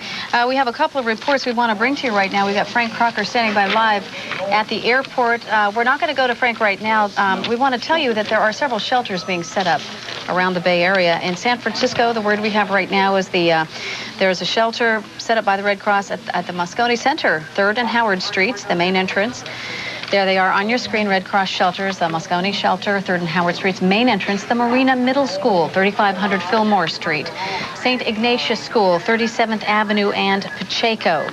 Now, if you're in Oakland, we have a couple of shelters set up there, the Red Cross does, 2111 East 14th Street, and also there's a public information line in Oakland. If you need to know where to go or what to do to get help, 273-3856. They asked me to mention this, but I think it goes without saying. All police officers in the Bay Area are asked to respond if you're off duty. Go the same thing with the fire departments, especially in Oakland and San Francisco. Hospital staffs, Kaiser no longer needs all available employees back as they did a few hours ago. All other major hospitals in the Bay Area say they are returning to normal operation at this hour. And as you can see, we're being handed information fast and furiously. So this latest item was handed to me. Thomas and Debbie Kelly of Oklahoma City, tourists, they came within a few hundred feet of disaster tonight. They were on the lower deck of the Bay Bridge heading into Oakland. They and about 100 other drivers were apparently misdirected onto the upper ramp heading toward the chasm created when the upper deck fell. They had their home video camera with them. They were rolling as the car in front of them, this is what we were afraid of, as the car in front of them had plunged into the abyss. Now here is raw videotape, here is their raw videotape, and then a replay of their appearance here in our newsroom just about an hour ago. Let's take a look. Oakland Bay Bridge, just a little bit after the earthquake. They sent us down here, surprisingly, in the wrong direction. There's another car. Gosh! That could have been us, but... Yeah, that could have been us, but we just turned around. Thomas, we need to go down there and help. This is the video that you actually shot, Thomas. Debbie, can you tell us what we're seeing here? Now, you're right at the front of this. Yeah, we are. We came up on it, and then we turned around. We saw the break in the bridge, and we turned around, and I pulled out the camera when we saw this. Look at this. Oh, my gosh. And that was my reaction, oh, my gosh. And I just froze. We couldn't believe it. All right. Now, you could see the break at that point? Yes, we had just turned around. Right. We were sent up there with about 100 other vehicles, and it was sort of mass confusion when we got to this break. But these two cars were quite a ways back behind the rest of the group. Thomas, you say you were sent up there. Were they already aware of damage at, we understand, the first street? Here's the slow motion which we've put together of this car going off the edge. Gosh. You were given permission to go up there. It was a mistake. They sent about 100 cars by mistake. Told us to turn right at the bridge. Turn right and go across. So, and when we saw it, we decided this is not what we need to do. Well, that video is very, very frightening. I understand that we had 2 serious injuries. We don't know if those people in the car were injured. I can imagine just by looking at the video, I assume they were. We had 1 death reported from the Bay Bridge tragedy tonight and 2 serious injuries at this point. There may be more later. We certainly hope not. 2 cars that we know of when there was that collapse slid down that particular section and landed on the lower deck. Yeah, that was earlier. home video. A couple visiting us from Oklahoma, Thomas and Debbie Kelly of Oklahoma, had their home video camera rolling with them as that car rolled into that split created when that section of the Bay Bridge collapsed. Vice President Dan Quayle and his wife, along with the Transportation Secretary Sam Skinner, plan to tour the area tomorrow. Quayle had been here earlier in the week. He was in San Diego today to wrap up a tour. Actually, he was in San Francisco earlier this morning. And Mrs. Quayle, of course, was in San Francisco recently to participate in, of all things, an earthquake simulation drill. Okay, now we've had reporters out at the airport, San Francisco International Airport tonight. That airport is closed. There was major damage to the tower. Let's take a listen to some of what was said tonight about that. Well, that truly is a tough one. As you can look behind us, it's really a function of the number of people we can put to work cleaning up the facilities, taking down a lot of these ceiling tiles which are suspended. We're concerned about aftershocks. I think if we don't experience any aftershocks and can move forward fairly crisply, we would hope to start accommodating flights sometime tomorrow morning. Okay, of course, you can see San Francisco International Airport. A lot of damage there. I'm sure there were a lot of people. That's the newer section there of the airport. Well, airport closed tonight. Traffic is being diverted to San Jose and Oakland. Some runways there are open. Damage there, hopefully minor. Yes, and I understand that some flights have been allowed to leave SFO, but there are no incoming flights. You heard the mayor say that a little bit ago. So it's difficult to figure out how to get around flying or driving. We've shown you some of those closures a little bit earlier in this broadcast. Let's go to Pete Wilson now with the more definitive word, perhaps, at least at this hour. Pete?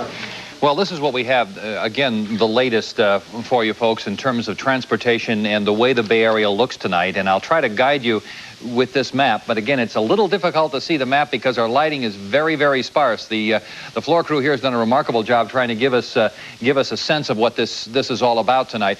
And I might add here that you may be seeing our ugly faces on the air hour after hour after hour, both earlier and continuing on into the night. But there are 100 people here just tearing around and working, trying to get this information out to you, and they're doing a heck of a job with it. Let's begin, and if you get a sense of this, we're looking as though we were in the Pacific, east toward the Sierras. At the top of the screen, this is the north, that is the south, all right? Now, Petaluma, Highway 101. Everything as we understand it is good in this area. Marin County and north, very, very little damage has actually been reported, though people certainly felt the earthquake. Now, you begin to see the bridges as we work them in here. The Carquinez Bridge is open at this hour, has been open about an hour and a half as we understand it, though there was some confusion, may have been open the whole time. Benicia also is open. The Richmond Bridge was closed for a time, is now open. So there is full movement both to the north and to the east toward Sacramento, at least for those folks who weren't trapped in other areas by the freeway collapses. Now let's continue to move south. The Golden Gate Bridge, as it bridges to Marin County in San Francisco. This has been open. They inspected it, but it has never been closed, as we understand it, during the course of this evening. That bridge, as people have been remarking for years, perfectly constructed for earthquakes of this type. However, the severe damage we have showed you occurred on the Bay Bridge, and the drop of about a 50-foot section of the upper deck of the bridge dropped onto the lower deck. You saw the cars in that remarkable footage, that home video we had earlier from those folks from Oklahoma.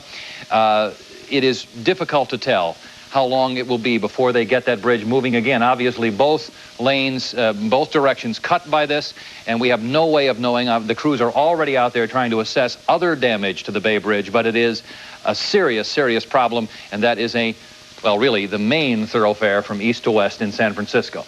BART. Now, again and again, we've been going over the BART system tonight. There are stoppages through most of BART. They will work hoping to get the main tubes operating by morning. There is no damage within the tubes, but they have damage on some of the BART stations and so on. So you have that difficulty. Continuing now to move south. And again, I'm trying to show you this map from north to south. Now, 680. That is, of course, out in Walnut Creek. We have very little damage to report from there. We understand there are some ramps that have reported cracks and so on, but very little specific damage. It is here, 880, where we have seen the real disaster in San Francisco. And of course, those of you who have driven this section of bridge know that it is a tight little freeway. The northbound lanes on top are underneath the southbound lanes, and it collapsed, about a mile of it. And the 200 deaths that we have reported, and those are very tentative figures, occurred in that section of freeway that literally sandwiched one on top of the other, trapping the cars at 5 o'clock in the afternoon and rush hour traffic along 880. 880 is, for all intents and purposes, useless. 580, there are some freeway entrances and exits, as we understand it, which have been damaged and are not usable tonight. The San Mateo Bridge was closed for a period of time, for about 2 hours. They inspected it thoroughly. They say it is safe, and it has been reopened for some time. We do not know what traffic has been moving like on the bridge. The Dumbarton, closest of all of these bridges to the epicenter itself, which of course is way south in Santa Cruz, is open, has been open all night. So 280 as well, and I should mention this, of course, it's the freeway a lot of people use, has had damage to report because it runs virtually along the San Andreas Fault. But as we understand it, most of the sections of that are open. There are problems at Mora, at Highway 85, and at Magdalena. They are all sections closed, that is along Highway 280. Very quickly, other southbound road closures. Highway 101 at 3rd, again in San Mateo, all right?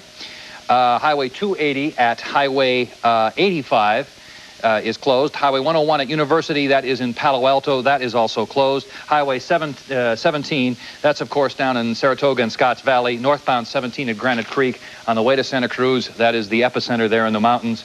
And there is virtually no way to get from San Jose to Santa Cruz as we understand it tonight. Highway 17 Park Street overcrossing, also support structures damaged there. In San Francisco, 280 extension, the elevated section from 6th and Highway 101, that would be approximately here, closed. Central Freeway 101 at 9th Street, both directions blocked. And 480, both directions, northbound 101 and 3rd, that is also closed tonight. The bridges I've already run over, so I think we essentially have it. There are a couple of problems in San Francisco specifically. Highway 101, the Golden Gate Bridge, again, is open. But Lombard Avenue approach has heavy, heavy traffic, continues to have tonight. 19th Avenue approaching the MacArthur Tunnel is closed. That is near the Golden Gate Bridge. So there you have the basic traffic situation. And again, all of the emergency people are urging that you simply stay off the roads unless you are trying to get home. Do not come back in the city to sightsee or for any other purpose until you're further notified. Emergency people only. Let's get back to Don and Cheryl, I believe, up in the newsroom. Don? Yes. Okay, Pete, thank you. We'll add 2 other items to that report that you had because the CHP has just called us and said that two bridges in the Santa Cruz area have collapsed. One on a highway out of Santa Cruz, there has been significant damage. The Slough Overpass on Highway 1 collapsed, Slough Overpass, and the Murray Street Bridge in Santa Cruz. Significant damage, but no injuries reported. That is the good news, I guess. Yeah, the ROM Systems and ROM Company in Santa Clara, it's the makers of telecommunications equipment, they asked us to let their employees know they have 3,000 employees. ROM Systems in Santa Clara says that it will be closed tomorrow. The company says do not show up for work. That will help certainly ease some of the transportation crisis that we will see tomorrow because of those closures. I have a note here that San Jose State University will also be closed tomorrow. Oakland Police Department is telling us that there is sporadic looting. Unfortunately, people are taking advantage of this terrible situation. Sporadic looting, about half a dozen incidents so far just in the last hour. They say that they think they have this under control, and there is also looting reported along 3rd Street in San Francisco. Well, there is some normalization of service, perhaps, at least with BART. BART reports that it has West Oakland to Concord service. It has begun now, and BART will be running every 20 minutes at every stop along the way. They are now checking the Richmond and the Fremont line, and of course we'll keep you posted as BART lines open up. We mentioned earlier, of course, that there was very little damage in the area east of the East Bay Hills, but BART is back with service every 20 minutes now, so that's some encouraging news. And Laura Marquez is sitting with us now. She's been out at the scene of that terrible, terrible fire. Laura, why don't you give us an update on what has happened? And in the Marina District. In the Marina District. Yeah. The fire was brought under control about 3 hours after the earthquake started. What happened, it was a ruptured gas main that started the fire. The whole Marina District, though, there are several buildings that have collapsed. They are 4 stories. All of a sudden, they now look like 2 stories. A lot of structural damage. You can see here the structural damage in that area. This area, I'm not sure exactly. Oh, this is North Point and Scott here. This is just one example of it. There were people that were trapped inside the buildings that they were bringing out. They do not have any confirmed reports of, they don't know exactly how many injuries, how many deaths. As I say, the fires were started by the ruptured gas mains. There was a big concern that they were going to spread to the other buildings because there was no water in the fire hydrants. And that was part of the problem. They had to bring water up from the bay. They had to bring hoses up from the bay. You can see the sidewalks. The sidewalks were buckled under. The streets were buckled under. Here, that was a 4-story apartment building that was collapsed down. They did finally get some water coming up from the bay, and that did help. The fire did spread to a couple of buildings next door, didn't completely damage it. This is night video. You can see here that the fire is coming under control. It's white smoke, and that means that things are better, but not after the building was devastated. There's nothing left to it. It did spread over to the couple of other buildings, but that was brought under control. And what they have to deal with now is the structural engineers have to come in and take a look at all of the buildings and decide if they are safe for people to live in. How were people handling this situation? The emergency, the rescue effort, the people who live in the neighborhood or who perhaps volunteered? Panic? Calm. Actually, they were very calm. And as I say, they pitched in to help carry the hoses up. They pitched in to help keep people away from the scene who did not have to be there. People were out on the Marina Green, which is about a block away from this district, because they had evacuated it. Everybody seemed to be very calm about the whole thing. They were not going to panic, and they were just going to stand by and help it at all if necessary. People were going and getting blankets for some of the people that were trapped inside the buildings. Very helpful, very orderly crowd. There are some magnificent homes along Marina Boulevard, and the boats then there too. Did you see any boats that were damaged? I did not get a chance to see the boats, but that parking lot that is right where the boats are is buckled up. It is just one bump after another. And the buildings along Marina Boulevard, I didn't see any of those collapsed as you did a couple of blocks up, but you did see a lot of cracks in buildings. Wonder if anybody had a chance to check the Palace of Fine Arts, which...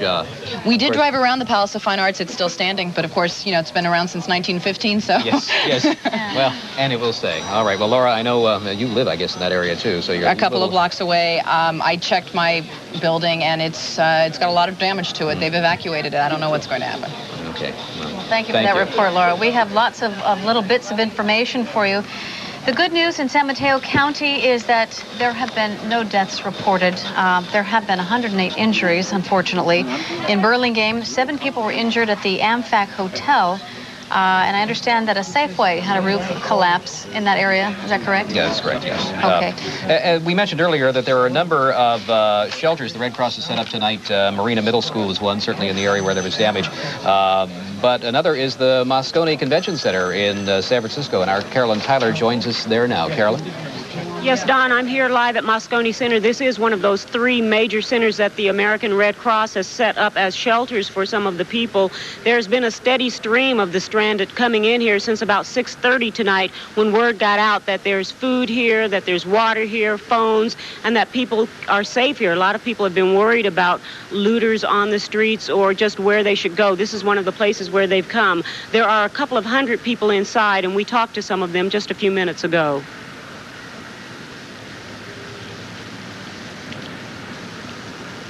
A lot of them are tourists who... Because we work over on Market Street in an older building, and it seemed like a safe place to go. There's no big, huge buildings around. All the glass was crumbling on Market Street. There's no place else to go if you live in the East Bay. How do you get there? Where in the East Bay do you live? Lafayette, through the tunnel, through the tube. And so I think we'll be here all night. It's obvious that you're pregnant. The question, I'm interested in, are you doing okay, and the impact of the quake on that? I think you got a good shot of adrenaline, that's for sure. But I'm due a week from Thursday, so it's pretty close. There's a doctor here, so it's probably a good place for me. So you're just planning on being here throughout the night? Unless we haven't gotten much word on how to get out of the city. Otherwise, I don't want to go on BART under the ocean. I don't know. Okay. All right. Well, I don't think you can anyway. So you're stuck here? We're stuck here, yeah. Tell me about your experience with the quake. Well, we were just here at Moscone Center, and it shook. I mean, nothing too exciting. Are you planning to stay through the evening? Well, until something opens up and we can get across. Maybe BART or something. We're from San Lorenzo, and our car is in a parking lot across the street, and we can't get it out. So as soon as they open up some roads so we can get home, we'll go home. What's the situation here at the Red Cross headquarters? They're great. They have been great. Opened up downstairs and gave us food and drink, and it's been very nice. Have you had anything better? Yeah.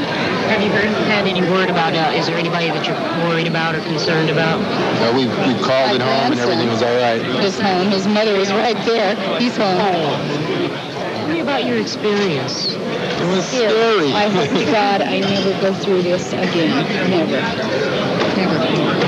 Are you worrying about your house back in San Lorenzo? In the Well, we've had my sister-in-law check it, so as far as we know, everything's all right. We hear that Hayward wasn't hurt as bad as the rest of the places.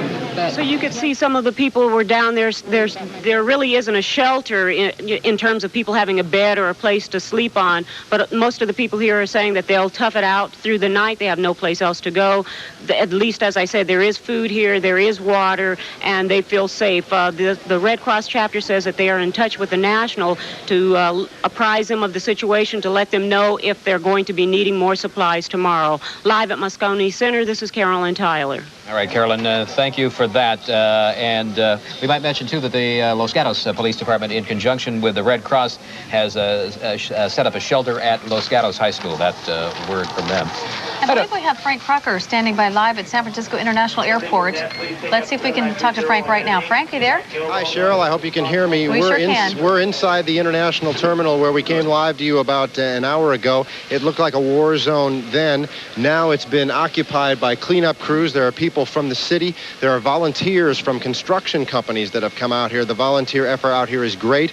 They are in the midst of really cleaning up this International Terminal. They've taken up, as you can see, a lot of the debris off the floor. They're vacuuming up the water from the leaks. They're trying to figure out which parts of the drop ceiling, I should say, need to come down that look like they're threatening to fall down anyway.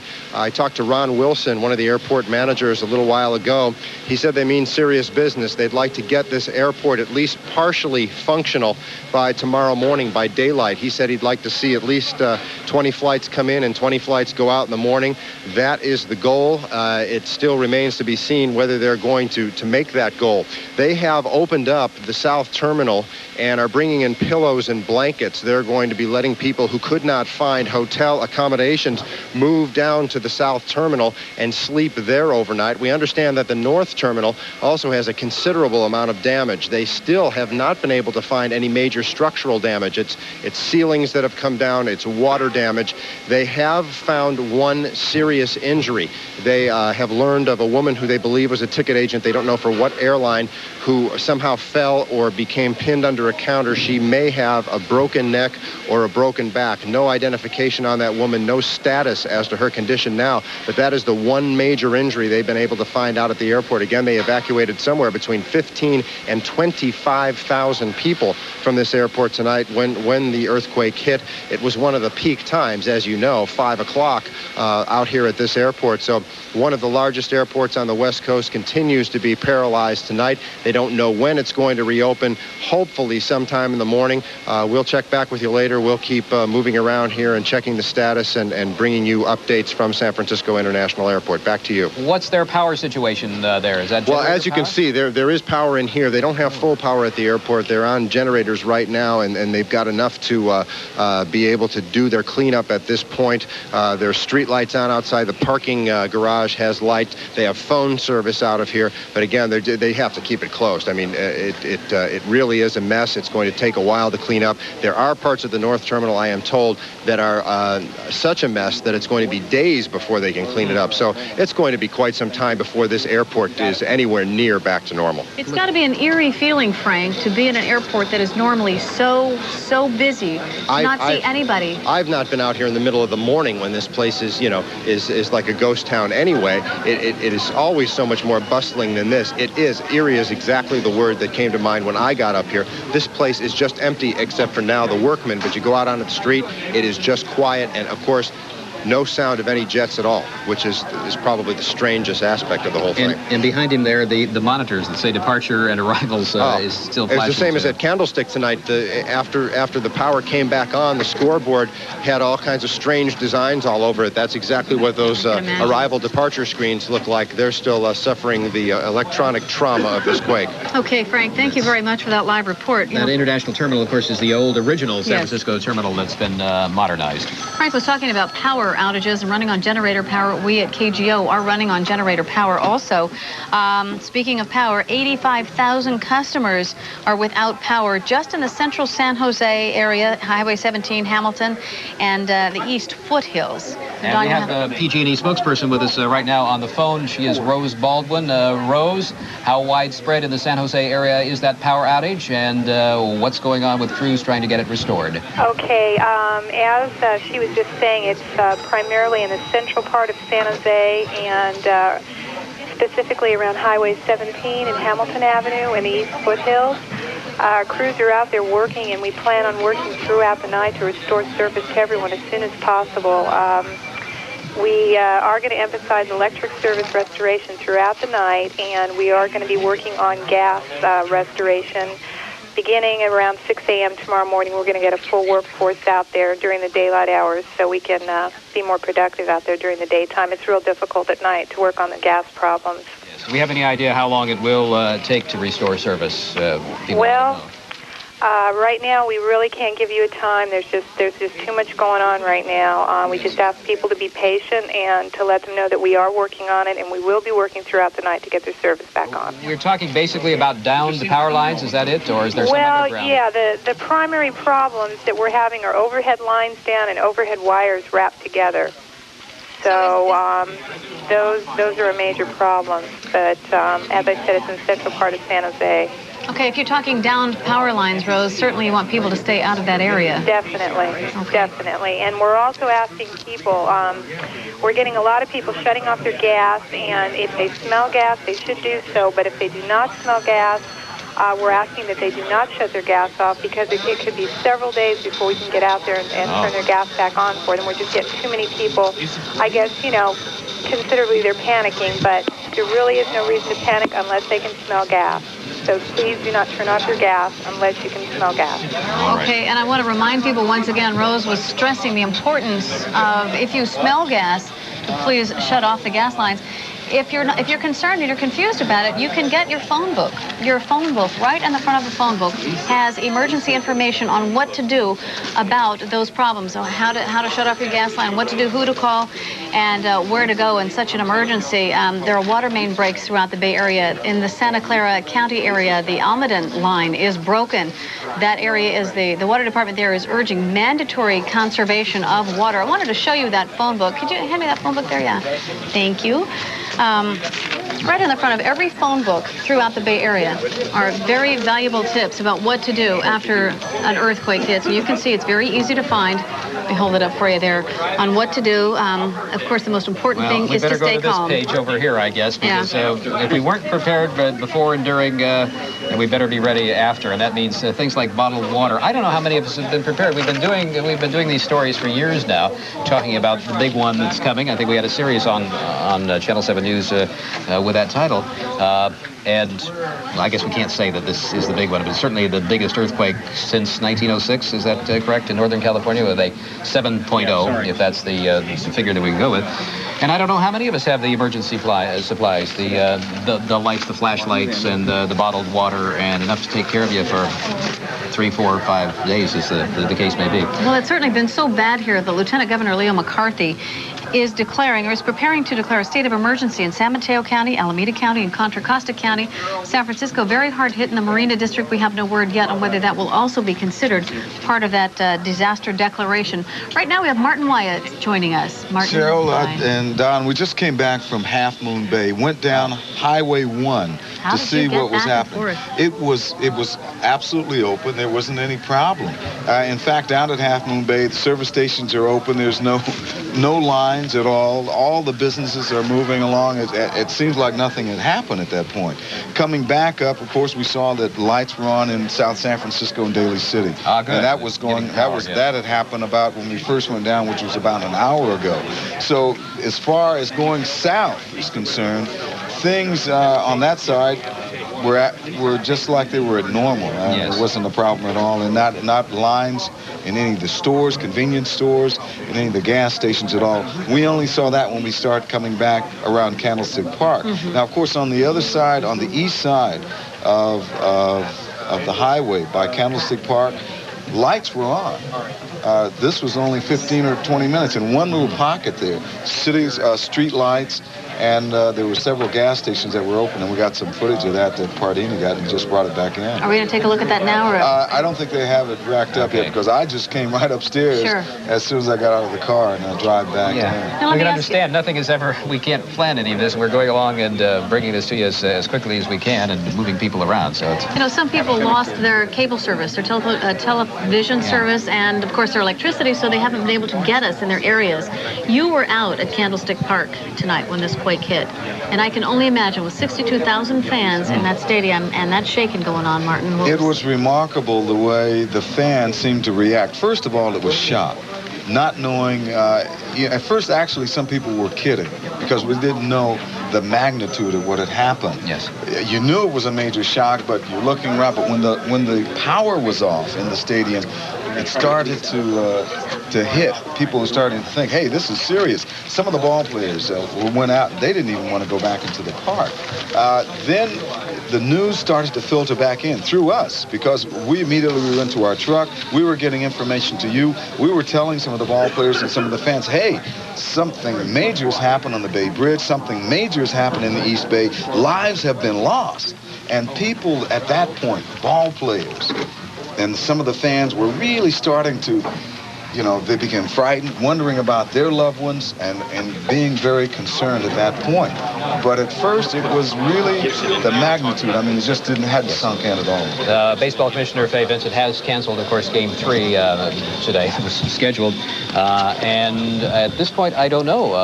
Can they play? There may be some damage structural damage. Well, that's what you'd have to wonder about. What about Candlestick Park? Is there any damages, major damages that would mean that facility can't be used, not just for, because of what happened today, but maybe even for some time past. So that's going to have to be checked out. There has been talk from Southern California, because we've been in touch with people there. I don't know if this is maybe somebody's pipe dream or is it a possibility.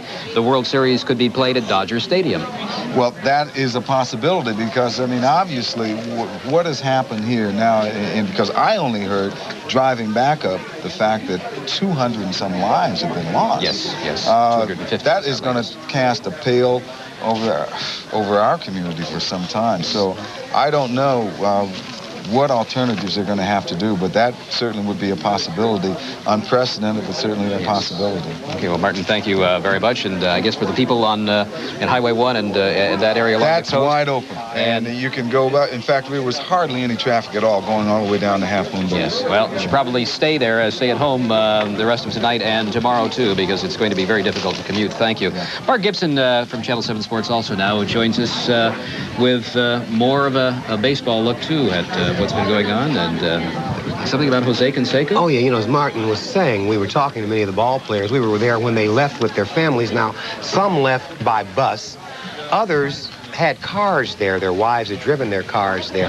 And think of this now, the players weren't able to change from their uniforms into their civilian clothes because there were no lights in the locker rooms or in the clubhouses. So as my cameraman Doug Laughlin and I were heading south, we were going towards the peninsula, checking traffic on 280.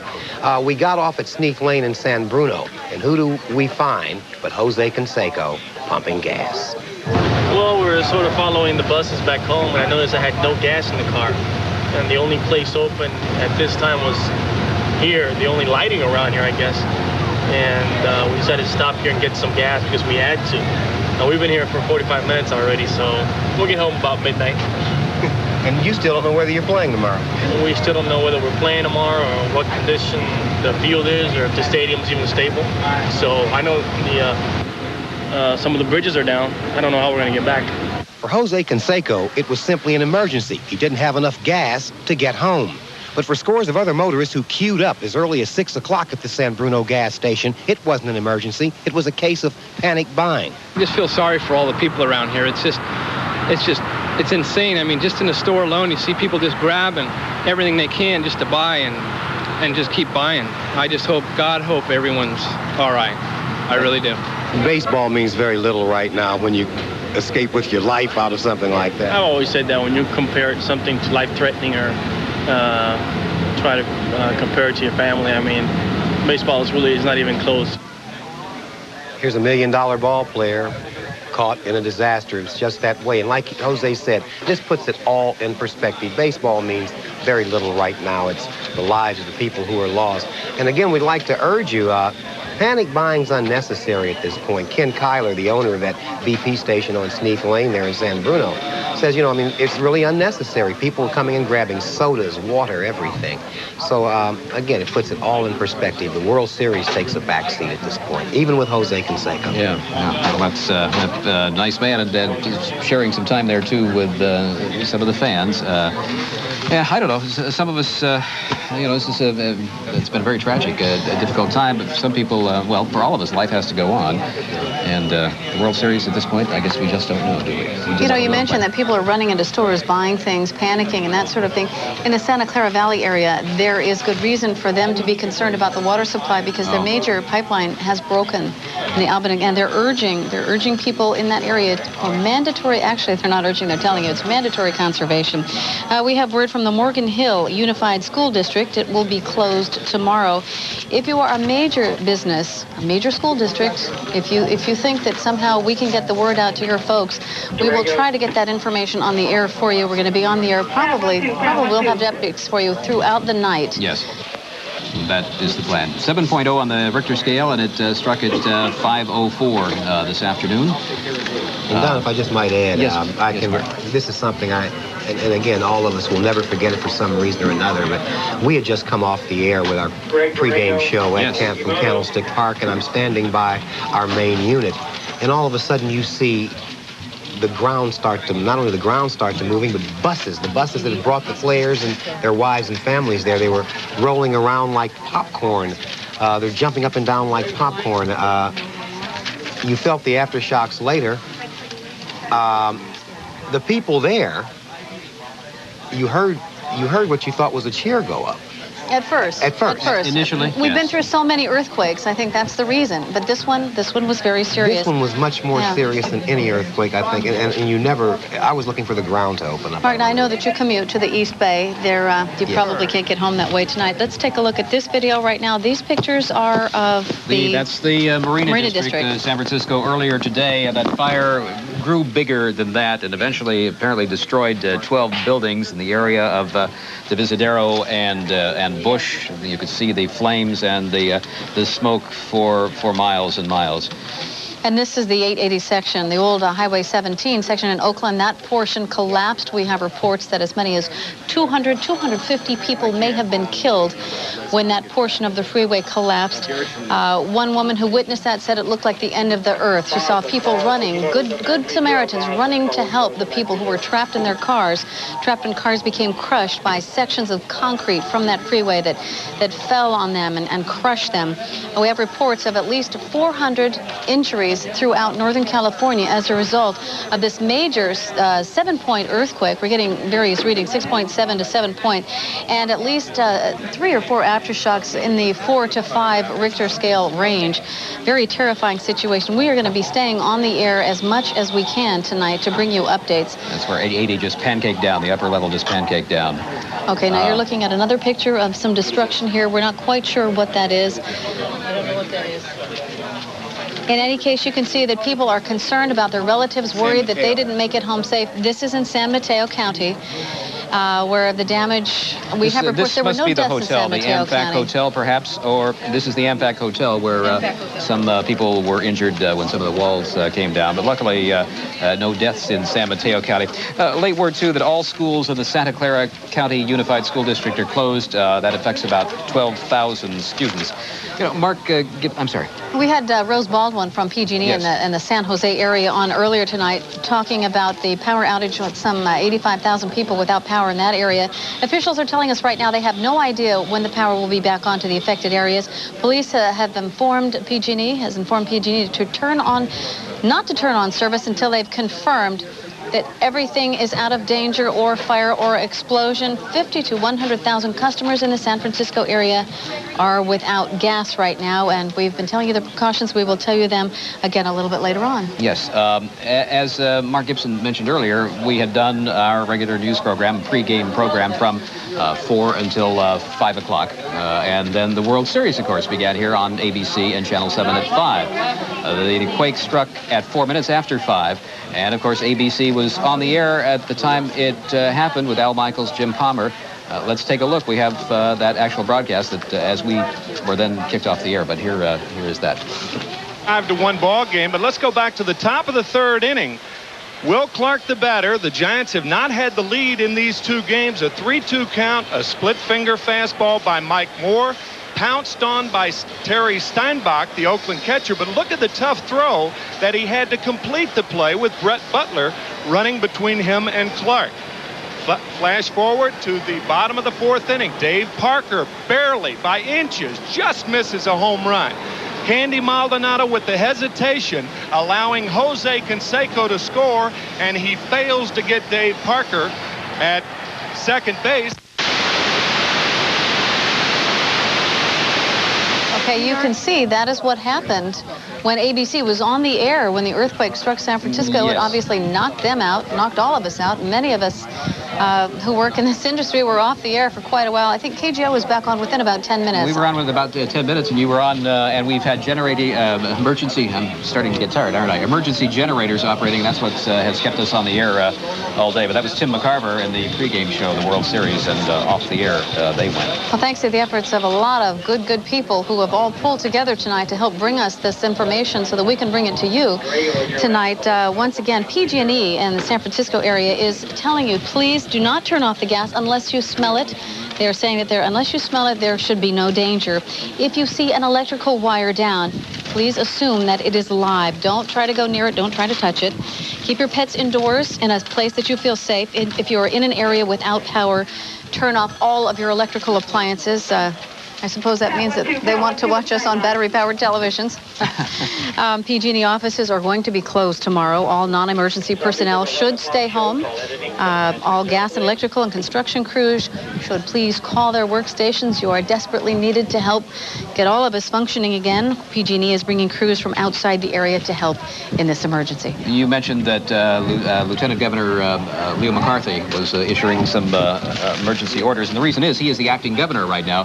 Governor Duke Majan is in Frankfurt, West Germany at a trade show. I believe at this hour he is headed back to California to oversee this major earthquake and results in the cleanup here in Northern California. Okay, now I don't know if we have time to once again show you some remarkable videotape that was taken by family tourists coming in. Pete Wilson is giving me the okay. Yes? Yes? No, Do we have time actually to show he was that talking tape? to somebody else. I'm sorry. Okay, Thomas and Debbie Kelly of Oklahoma City, they came within a few hundred feet of that horrible disaster on the Bay Bridge tonight. They were on the lower deck of the Bay Bridge coming into Oakland. They and about 100 other drivers were apparently misdirected onto the upper ramp heading toward the big hole that was created when the upper deck fell. They had their home video camera rolling, and they kept it rolling as the car in front of them plunged into this crack that was created by the earthquake. We're going to show you some raw videotape that was taken by this couple, and then a replay of their own appearance in our newsroom a little while ago. The Oakland Bay Bridge, just a little bit after the earthquake, they sent us down here, surprisingly, in the wrong direction. There's another car. Gosh! That could have been us, but... Yeah, that could have been us, but we just turned around. Thomas, we need to go down there and help. This is the video that you actually shot. Thomas, Debbie, can you tell us what we're seeing here? Now, you're right at the front of this. Yeah, we are. We came up on it, and then we turned around. We saw the break in the bridge, and we turned around, and I pulled out the camera when we saw this. Look at this. Oh, my gosh. And that was my reaction, oh, my gosh. And I just froze. We couldn't believe it. All right, now, you could see the break at that point? Yes, we had just turned around. We were sent up there with about 100 other vehicles, and it was sort of mass confusion when we got to this break. But these two cars were quite a ways back behind the rest of the group. Thomas, you say you were sent up there. Were they already aware of damage we understand, the first street? Here's the slow motion which we've put together of this car going off the edge. Gosh. You were given permission to go up there. It was a mistake. They sent about 100 cars by mistake. Told us to turn right at the bridge. Turn right and go across. And when we saw it, we decided this is not what we need to do.